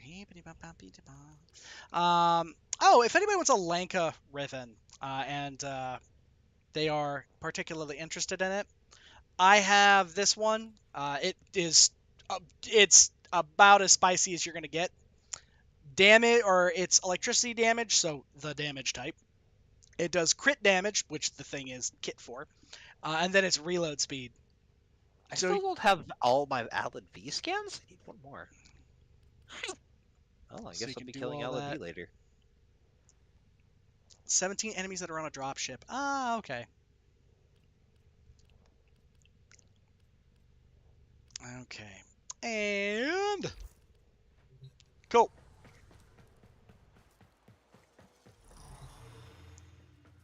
Meh. Ah, He is very yes, upset. Vidoho. Navigacio. I have a very upset kitty because she keeps coming in and doing circles around my chair and Because going after my ankles. she believes very firmly that it is, in fact, time for dinner. Yes. And it has never been this early that it is dinner time, has it, ma'am? Not since you've lived here. So now I have her. I forcibly have her curled up in my chest on her back.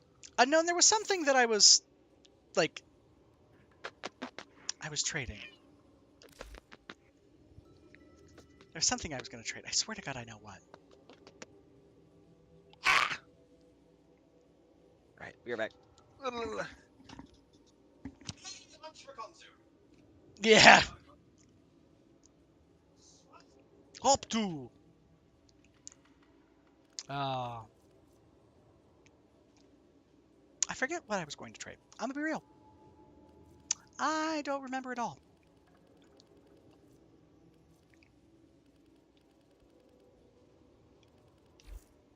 So here's what we do.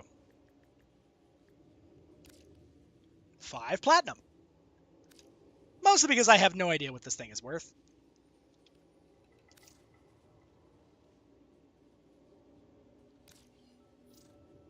And I don't know, frankly.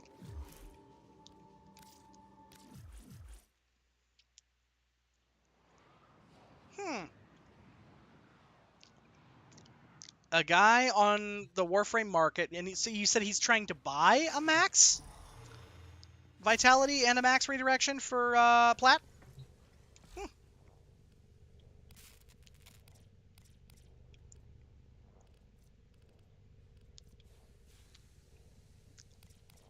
Oh. Cinta lower limb. Come on. Where did it go? Cinta lower limb. There it is. Ah, Ivani. Ah, okay, so I need to get some Ivani for some. Oh, he's using them for endo. Fascinating.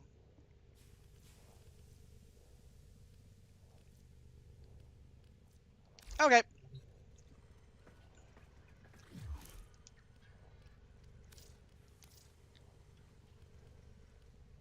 Now we'll invite J3. Oh, J3, I didn't realize you were mastery rank 30.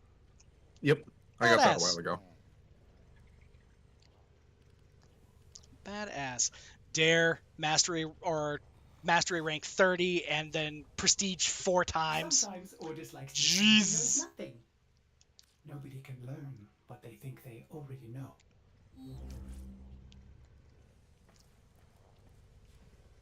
Let's let's see here. So I need to rank that up. Inaros. Okay. So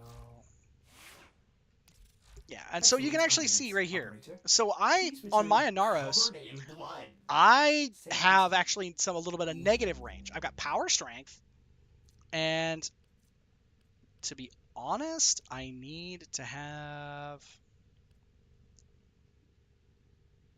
like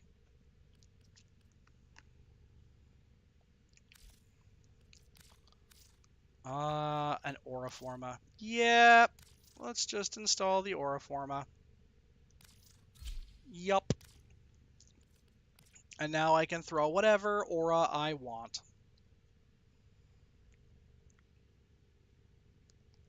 Let's go with...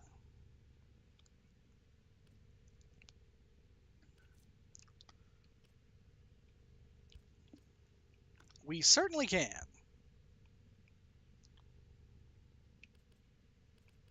Oh, I should have gone for the Exilus one, because I'm dumb.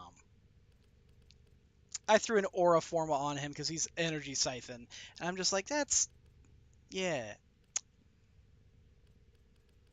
Goodness, I am silly. That's not necessary.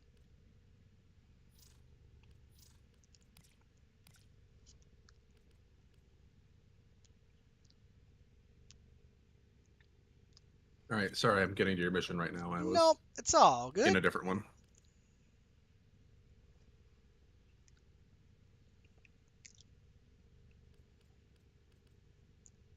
So...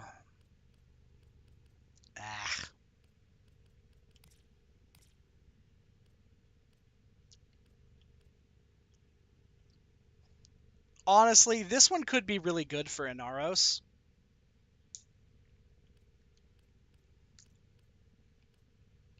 That, combat discipline. You lose health on kill, squad mates gain health on kill, because then all you gotta do is just slam your, Yeah, I think I'll go with that one, because that'll actually, that's effectively, being helpful without necessarily being super helpful.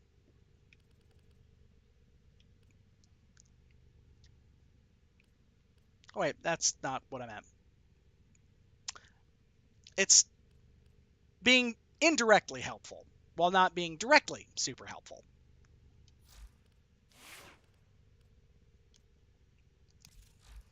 Okay. And let's swap out...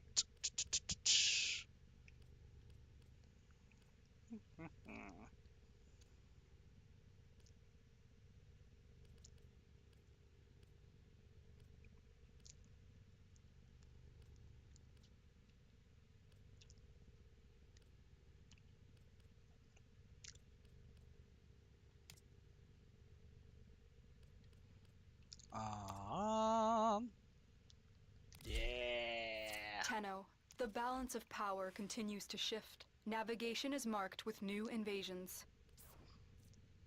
I'm kind of sad that this thing has, like, positively Dookie for, Riven disposition.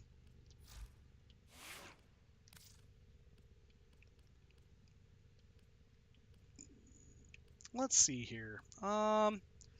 What? I need to actually have something that deals cold damage. I think I have my Doorclave kit for cold damage. I do. Which is perfect. I feel really goofy for throwing a Auraforma on Inaros because he didn't really need it, but at this point, meh.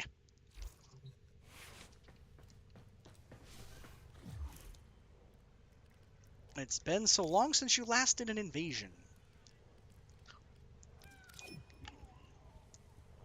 Oh, I do them every now and again because I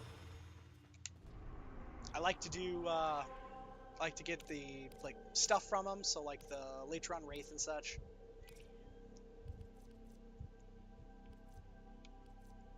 Yeah, but this is just all injectors and crap, which is Boo. Ah, defense. That's fair. All right, J3.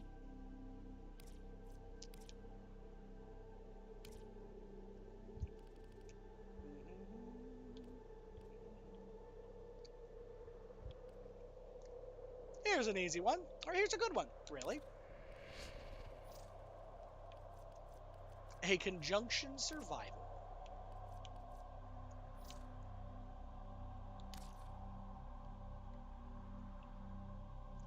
They're pretty painless, and you can get Luithrax plasms this way.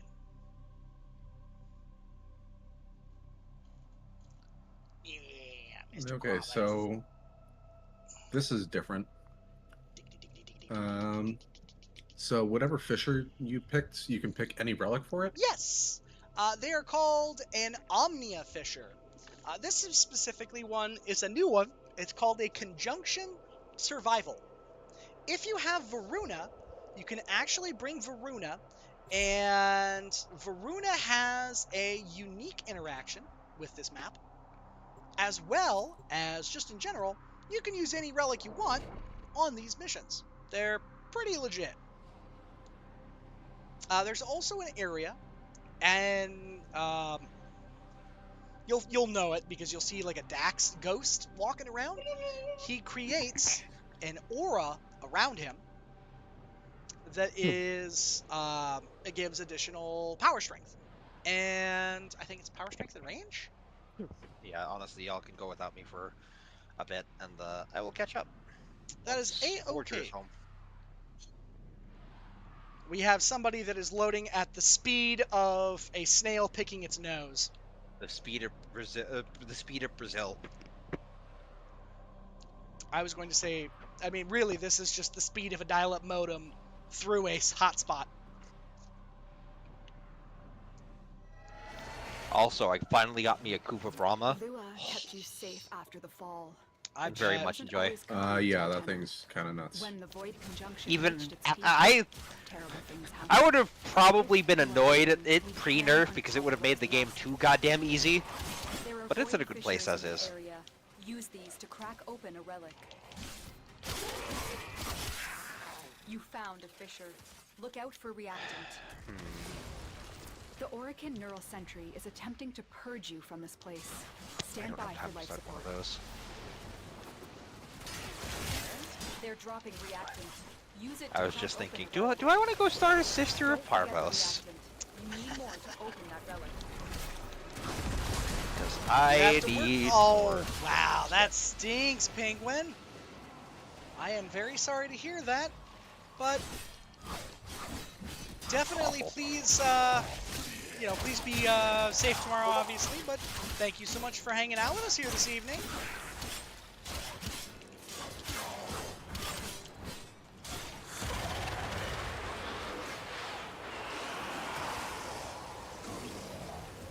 All manner of Orican technology may work here due to the Circulus's proximity.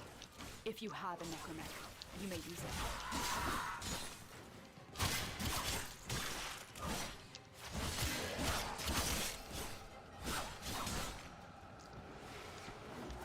Ah, okay, now, we go this way.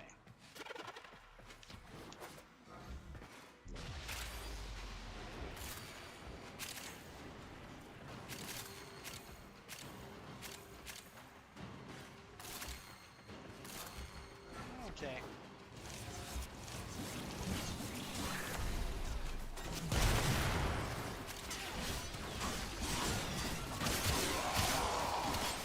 Wonder who had Stalker. Well, I hope that whoever did, they managed to get him to drop hate. Oh no, it was whichever faction has the MOAs. That is... Parent yeah, sequence. parent sequence. You open the relic. Finish your Oh, mission. yes! Inside. My ability, strength, and range are doubled.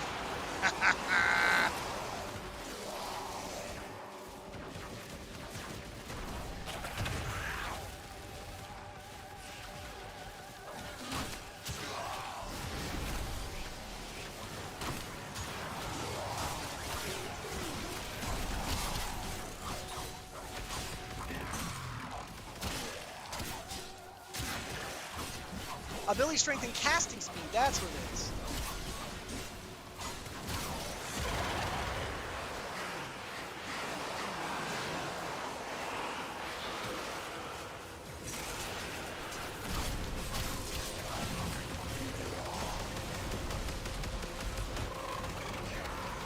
There we go. Yeah. Now I have quite a bit of armor.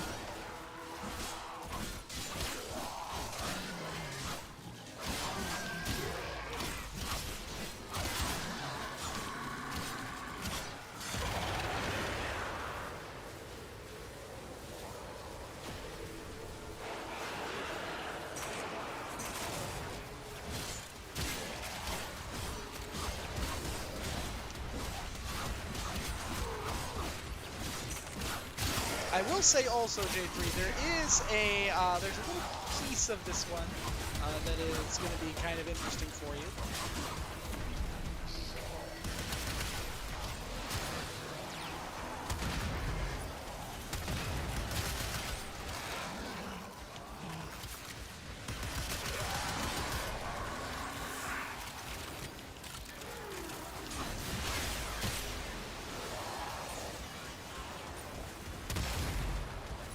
Oh, hell yeah, daily reset hit, so I can actually get focused again. But,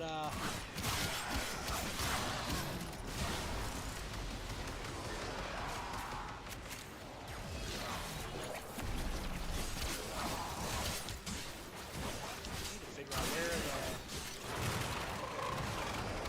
the big guy ran off to.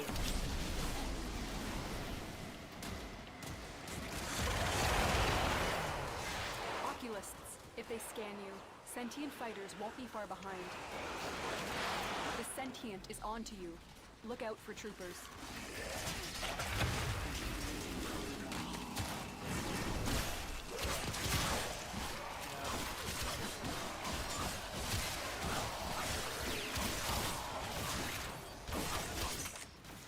Go and perfect. But yes, there is a. Once we pop our relics, you will see that there is a very interesting thing that happens. I popped my relic a while ago. Oh no! Once it actually lets us select it. Oh, okay.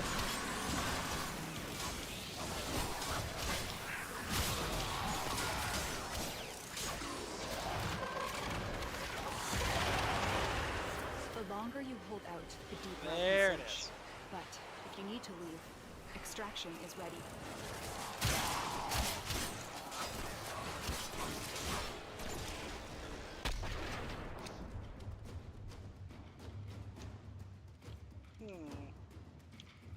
Well, I guess duck it trash.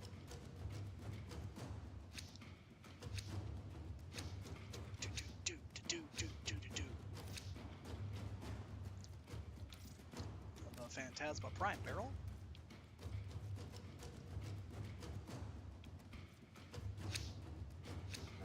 Void Oh, why would signatures, you?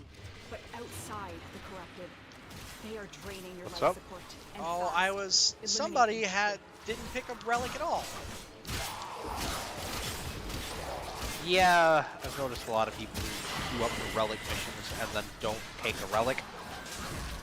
Much to my annoyance.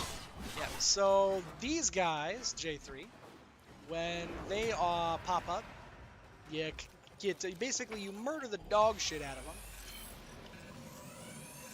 And then when you murder the dog shit out of them, then they end up and they will drop Lula Thrax plasms. They also will end up and 5k focus each, I think. yeah, they give you a whole boatload of It's just like killing Thrax at the Zeraman. Okay. I found that Dax Ghost, by the way. Alright. I will be back about 20 minutes at most. Bye.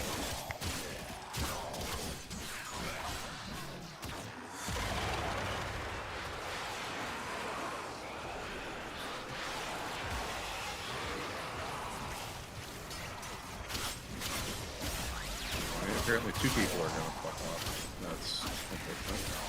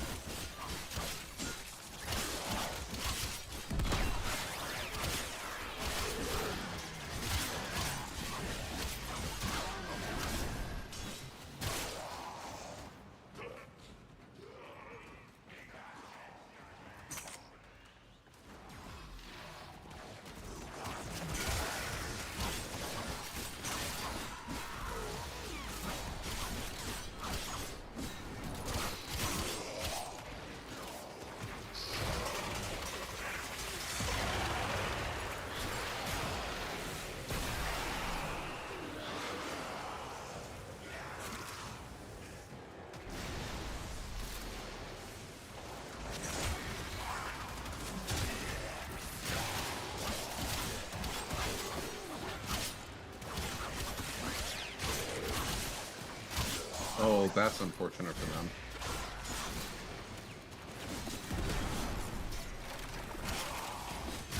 My primary has infinite ammo limit, so Kuba Cone fully modded.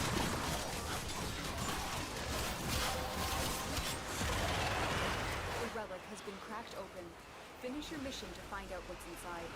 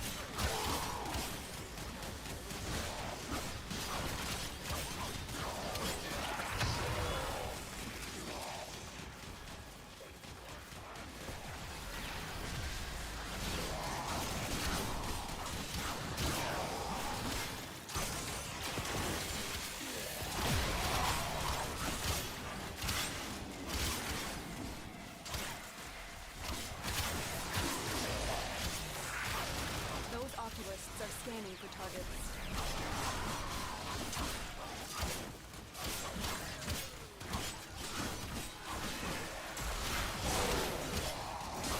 They know you're here. Prepare for sentient fighters.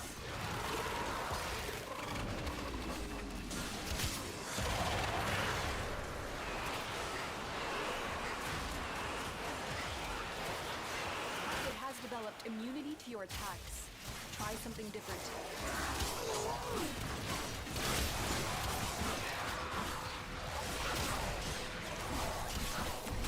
The Grenier and Corpus came here in search of treasure, but only found oblivion.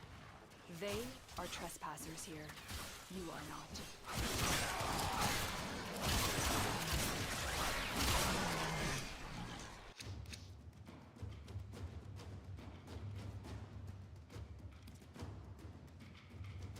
Well, if you don't have an Aros Prime.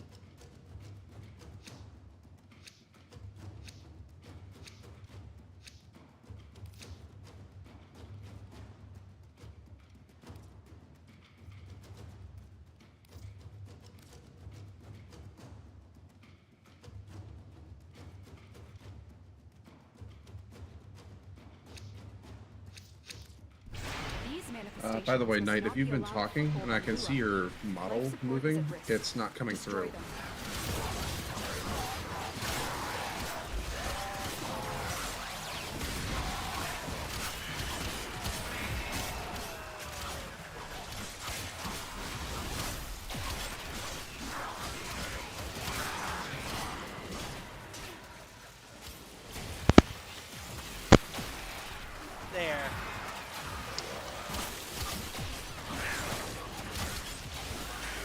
I just realized what was going on. I was like, wait, that's really odd. I can hear J3. Let me guess. Something cat related? It was absolutely something happening.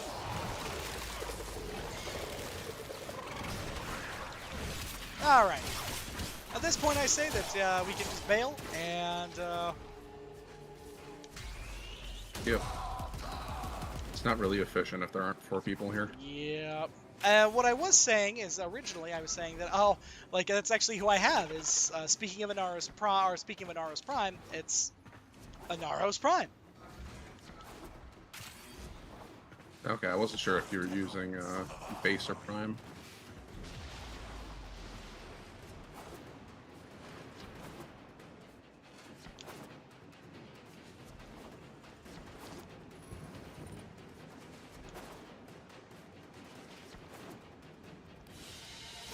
There we are.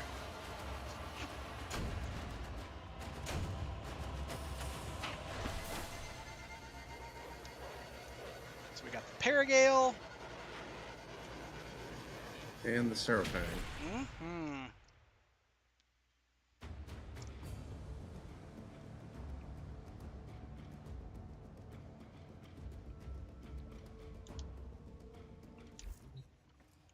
Let me take a look and see what's going on with my Inaros kit back here. How you guys been getting randomly have we randomly been getting one shot in arbitrations? No, I can't say that I have. Well, this is the first time I've played Warframe in, I don't know, a year. So I haven't done any RPs lately. Okay.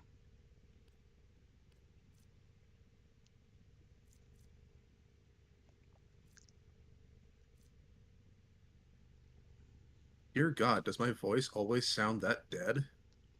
I mean, I guess I don't know. I've always kind of known you as kind of a more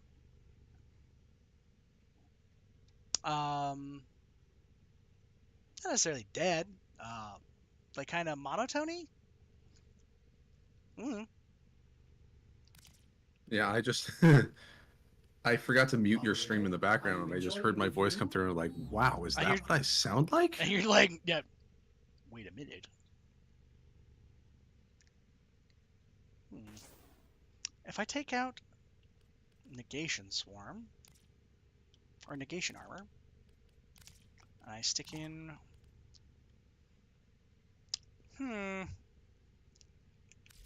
am I really going to have to Forma him just to put Primed Flow in? Because that's the only way you get energy, is you either put Flow or Primed Flow.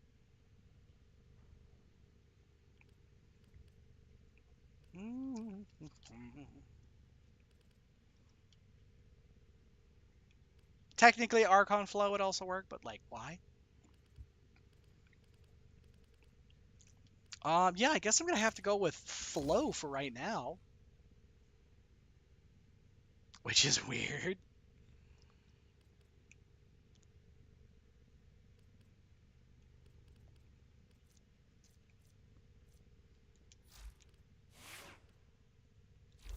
Operator, you have remembered well how the Tenno arm themselves. Let's go over here. Let's see. I think Inaros mods are in Steel Meridian.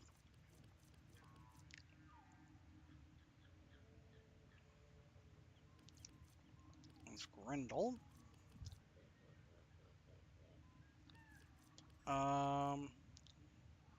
No, apparently not.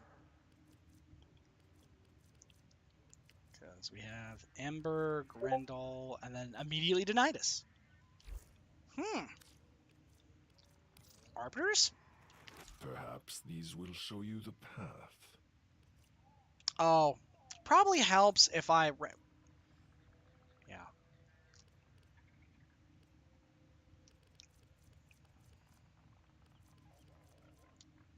Why? Default.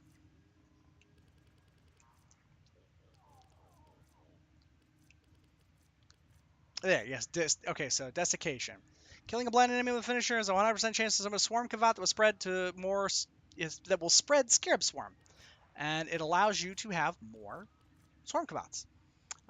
Gains 50 ability range and it's a 100% chance inflicting status effects based on the damage types and mods of the equipped melee weapon. Honestly, both of those are pretty solid.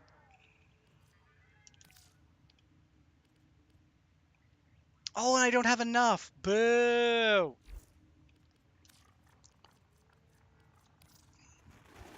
Ah.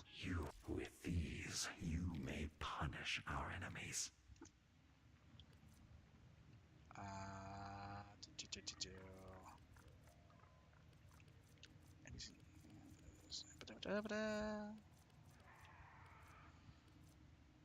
Oh, sad.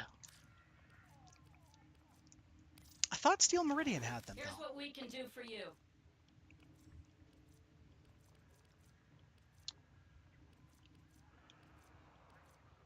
But apparently not. Huh. Anything you need, Tenno. No, I was just... admittedly, I was hardcore goofing. Do you see anything interesting?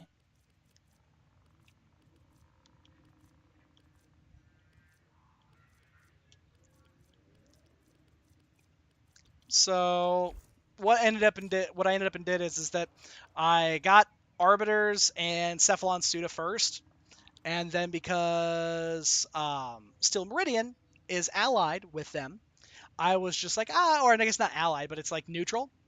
So I was doing Steel Meridian, and I realized that I was getting Red Veil XP. So I was like, screw it, why not? And eventually, I started getting to the point where I had enough Red Veil XP that I could level up, and I was like, I wonder what's going to happen. Level up, and it let me level up. And actually let me like just continue to go all the way through. And I was like, that's kind of cool. So then was just doing that. And really, I just need to not do Red Veil missions, and instead just do like Steel Meridian missions, or like just do like Seth Suda missions. And I do need Arbiters. Like I do need to get some Arbiters XP, but All right. So how about now that I know that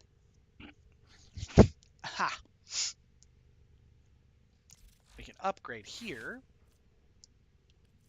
Let's come over here and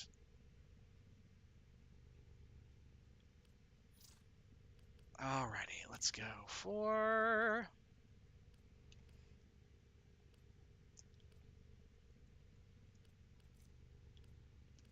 instead of corrosive projection, combat discipline was working pretty okay.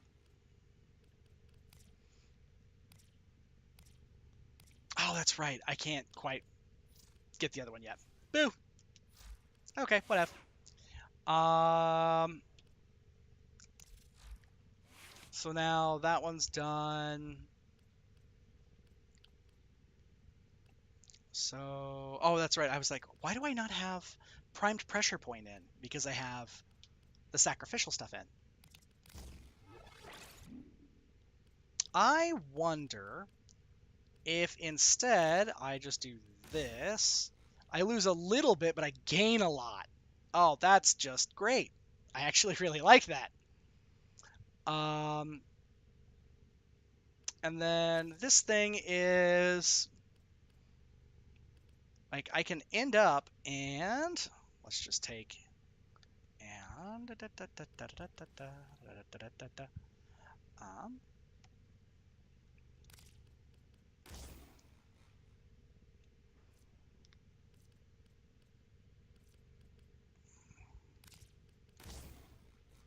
okay, so I end up and I gain, so I'd still go up and I gain some extra like availability there.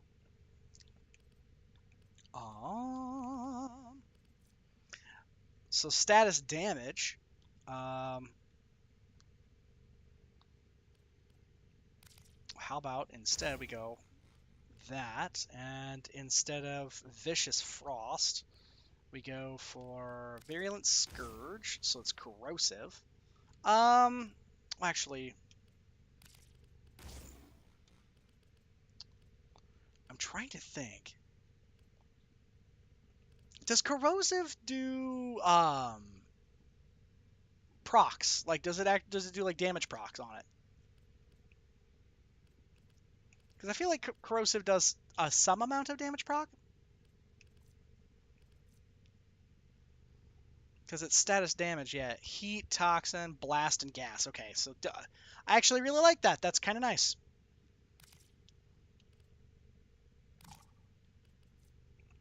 Okay, so let's go.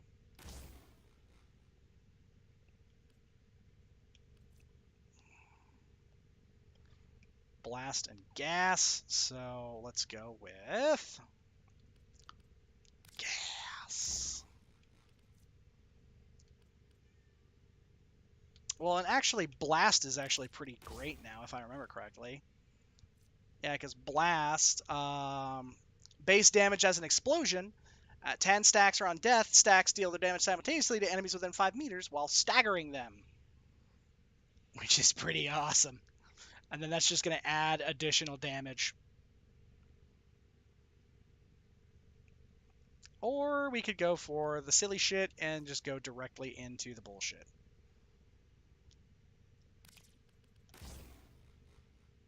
$150 damage a second marks a 9-meter zone every 30 seconds.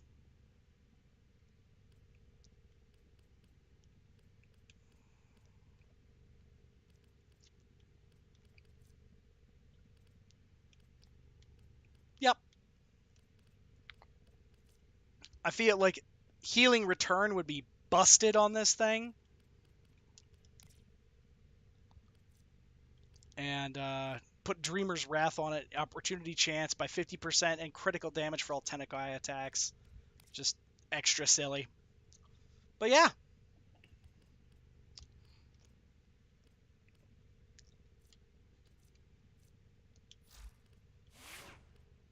Okay.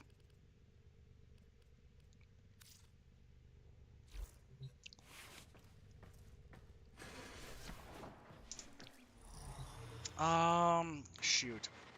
What did I feel like there was a thing that I needed to do, and I'm just like now completely like my brain is just randomly just turned off, and I'm like, oh, okay. Ghoul, Sauskana, and Kortak. Oh.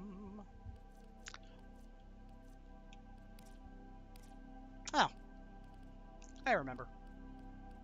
The Conjunction Survival.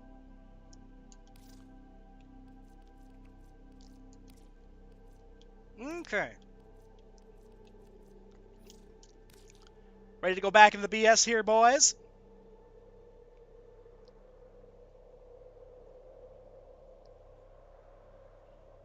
J3? Yep. Ah, okay. Waiting on you, unknown.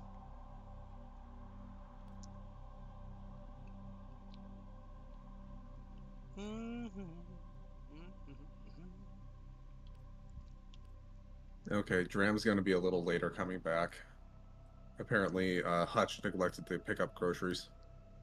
Oh, that is unfortunate.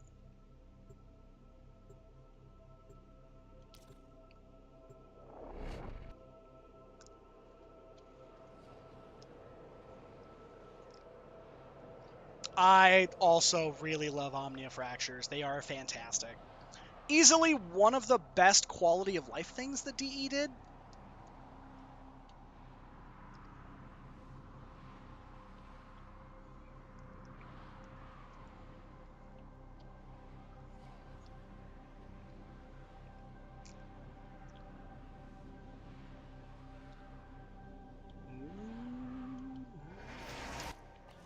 Perfect. Pick a card, Dreamer. Ooh, the asphyxiation of hearts? Lucky draw. We are being observed. The Worm Queen wishes to gloat. Her troops are no longer her own, but she cares little for that. Watch out. I'm detecting void fissures nearby. Do you have a matching Asphyxiation relic? of hearts. That's The Orican Neural Sentry That's not is how that attempting works. to purge you from this place. Stand by for life support. like I am very glad that We're you near a are fairly certain that that's how that works. What a I was about to be like, what a doucher!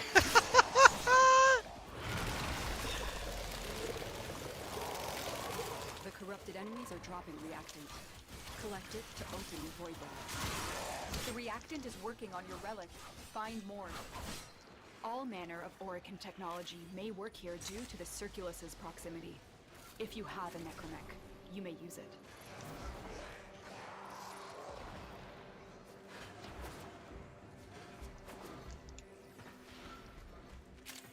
Alrighty, and go back here.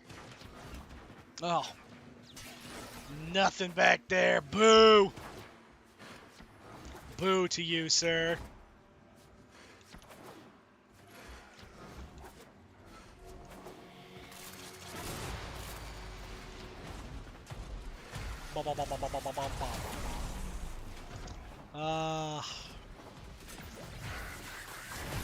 X.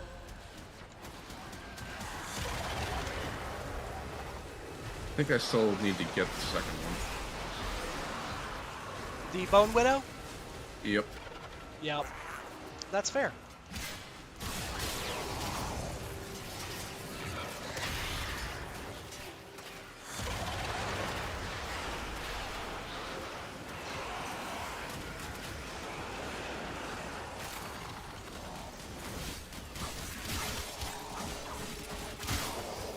Oh. Aw, looks like musty old Drusus neglected to mention a few things about void conjunctions. Safety not guaranteed.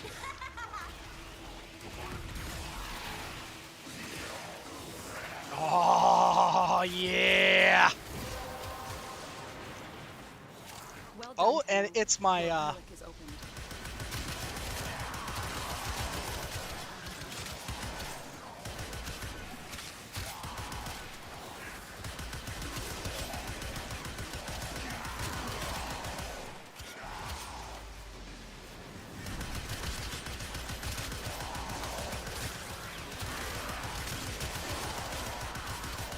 So, what was the guy asking about? I saw it was Unknown? like, oh, what is this? And somebody was asking, what is this? So I'm very confused. Unknown was asking what something was. I don't know what he's asking about, though. That's a phenomenal thing. Okay, let's see here. Wait. How do I have a whole bunch of additional overguard?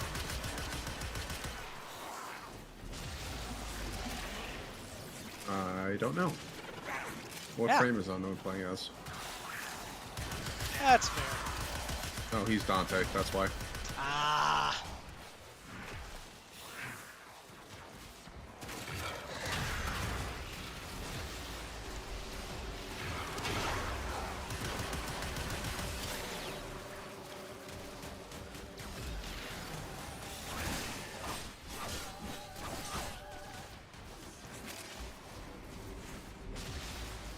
I was maximum confused for a minute.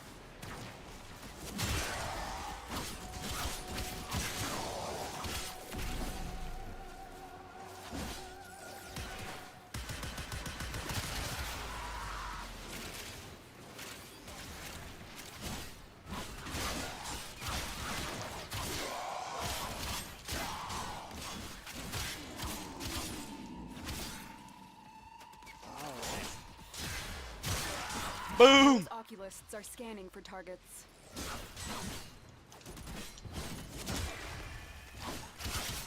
Come here, fella.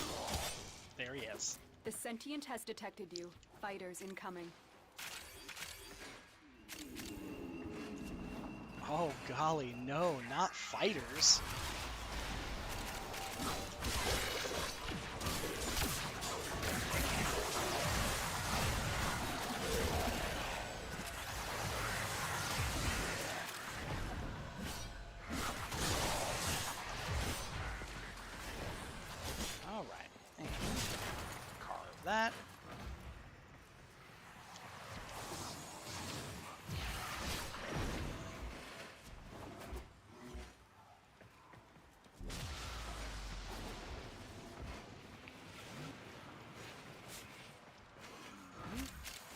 The longer you hold out, the deeper I Yep, can okay, search. there we go. But if you need to leave, extraction is ready. Alright. And 1. Perfect. Forma. I always need Forma. It's so bad.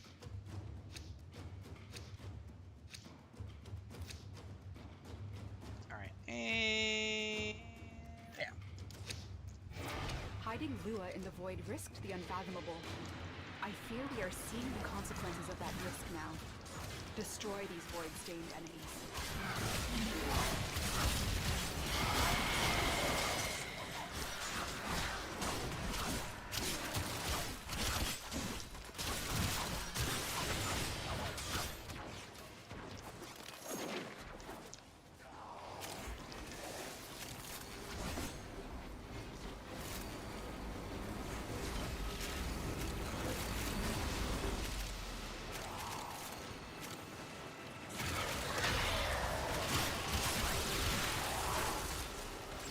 Swarm Kavats, go! Get 'em! Go, my children. Seek their blood, seek their flesh.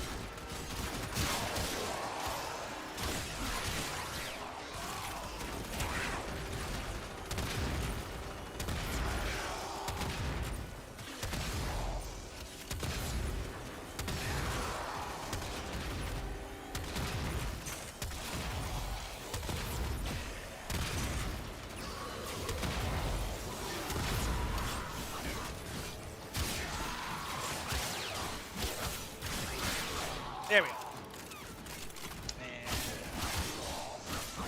And murder time.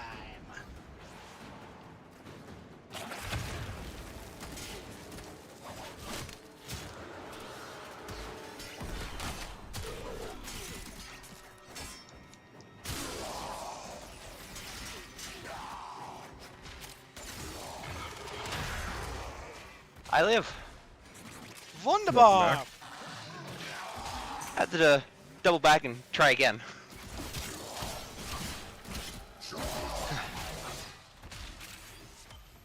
What are we up to? So we are currently going through a void conjunction, but with everyone here, we can always go to Deviri. Are we going to do the arbitration? Oh, I mean, we can also do that, yes. Yes. I do need this.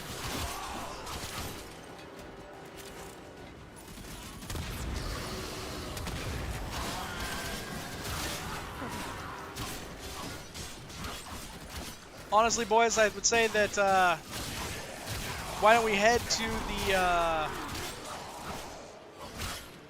why don't we head to the extract area, and then we can just kind of vibe until, Well, we should hang out, because we should get the affinity guys after the 10-minute ticks over. That's what I meant. Okay, I'm going to come back towards you guys, because clearly there is... Yeah, it's, never mind, the defense one's gone. It's an arbitration now. Well, you mean it's, what kind of arbitration is it? Disruption. Ah, okay. Yeah. Yeah.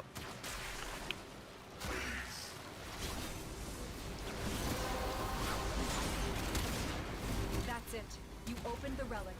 Finish your mission and we'll take a look inside.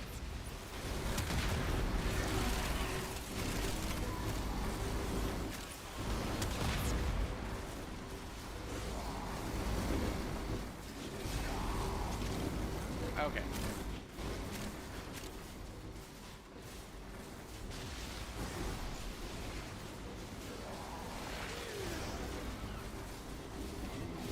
Okay.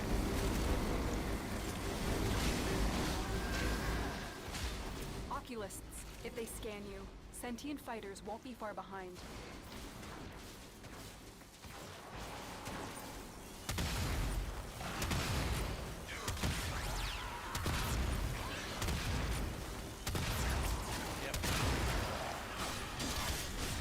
But yes, unknown. That's the general thought They is know you're that here. Prepare for we'll be able to sentient just fighters. get out of here.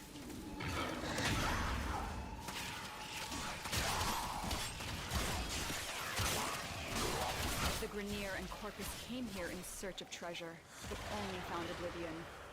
They are trespassers here. You are not.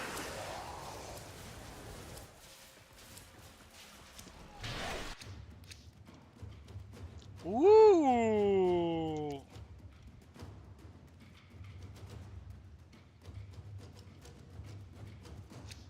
Volus Prime Head. Heck yeah. Alright. And no relic. Void manifestations, drawn to this cursed place of stolen lives. They will drain your life support unless they are destroyed.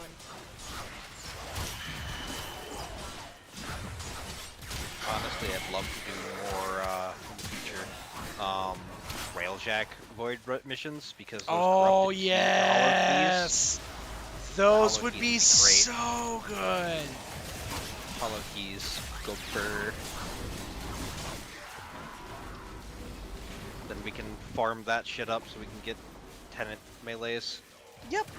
I would be all about that. I'm not... very curious, like, if there's what new mechanic they're going to add for the infested liches in December.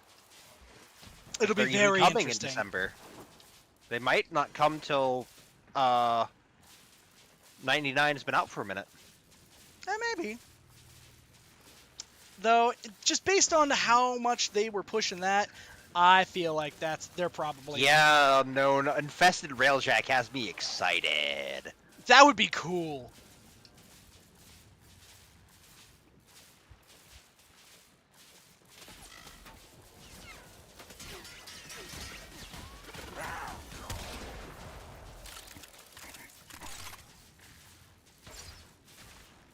You know, it occurs to me, we haven't heard of anything out of Neff since Parvos came up.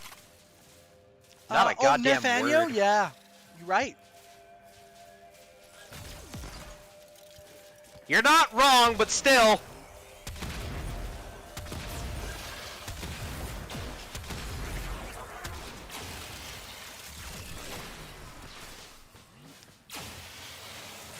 Yeah. I want to get Space Marine 2. That's a bitch. Since there's a fully functional, because there's a build of Space Marine 2 that leaked. That's basically the dev build from last August. And it was stable. It was solid.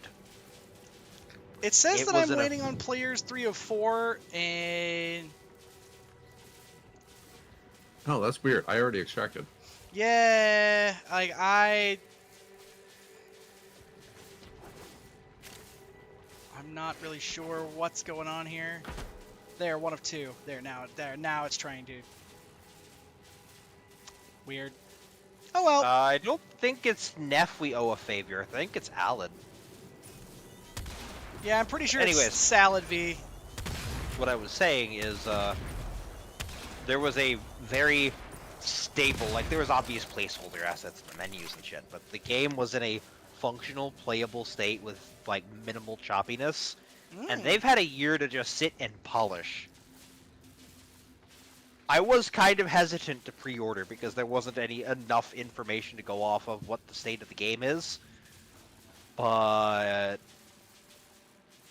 I've seen some of the videos that were circling around of the game in its state a year ago, and what I saw there sold me on this is one of the times I will pre-order something, because if it's that good already, how good is it after a year of polish? Very true. What? Out of style, there are people working to make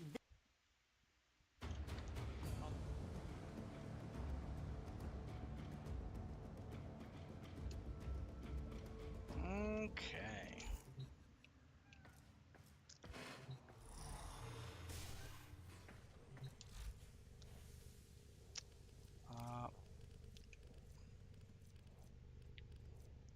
So Volnus Prime. Admittedly, if I can get some Narmer Isoplasts, that would be awesome, because then I can pick those up. And I have a credit, or I have a resource booster going on for the Narmer Isoplasts. But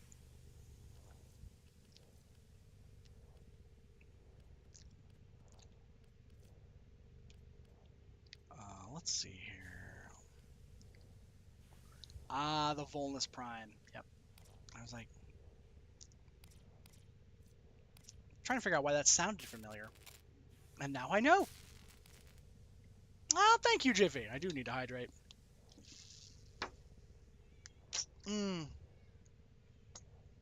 Honestly, it's actually probably about time that I head out for the evening. As we have been at this for a little while. But, of course, as always, guys, thank you so much for everybody stopping by. Thanks to J3, for Unknown, and for Dram, all who hanging out with me here this evening. Yes, Crosby came up and was yelling in the mic. But from all of us here at the house, to all of you guys out there, be good to yourselves. Take care of each other. And I will catch you all in the next one.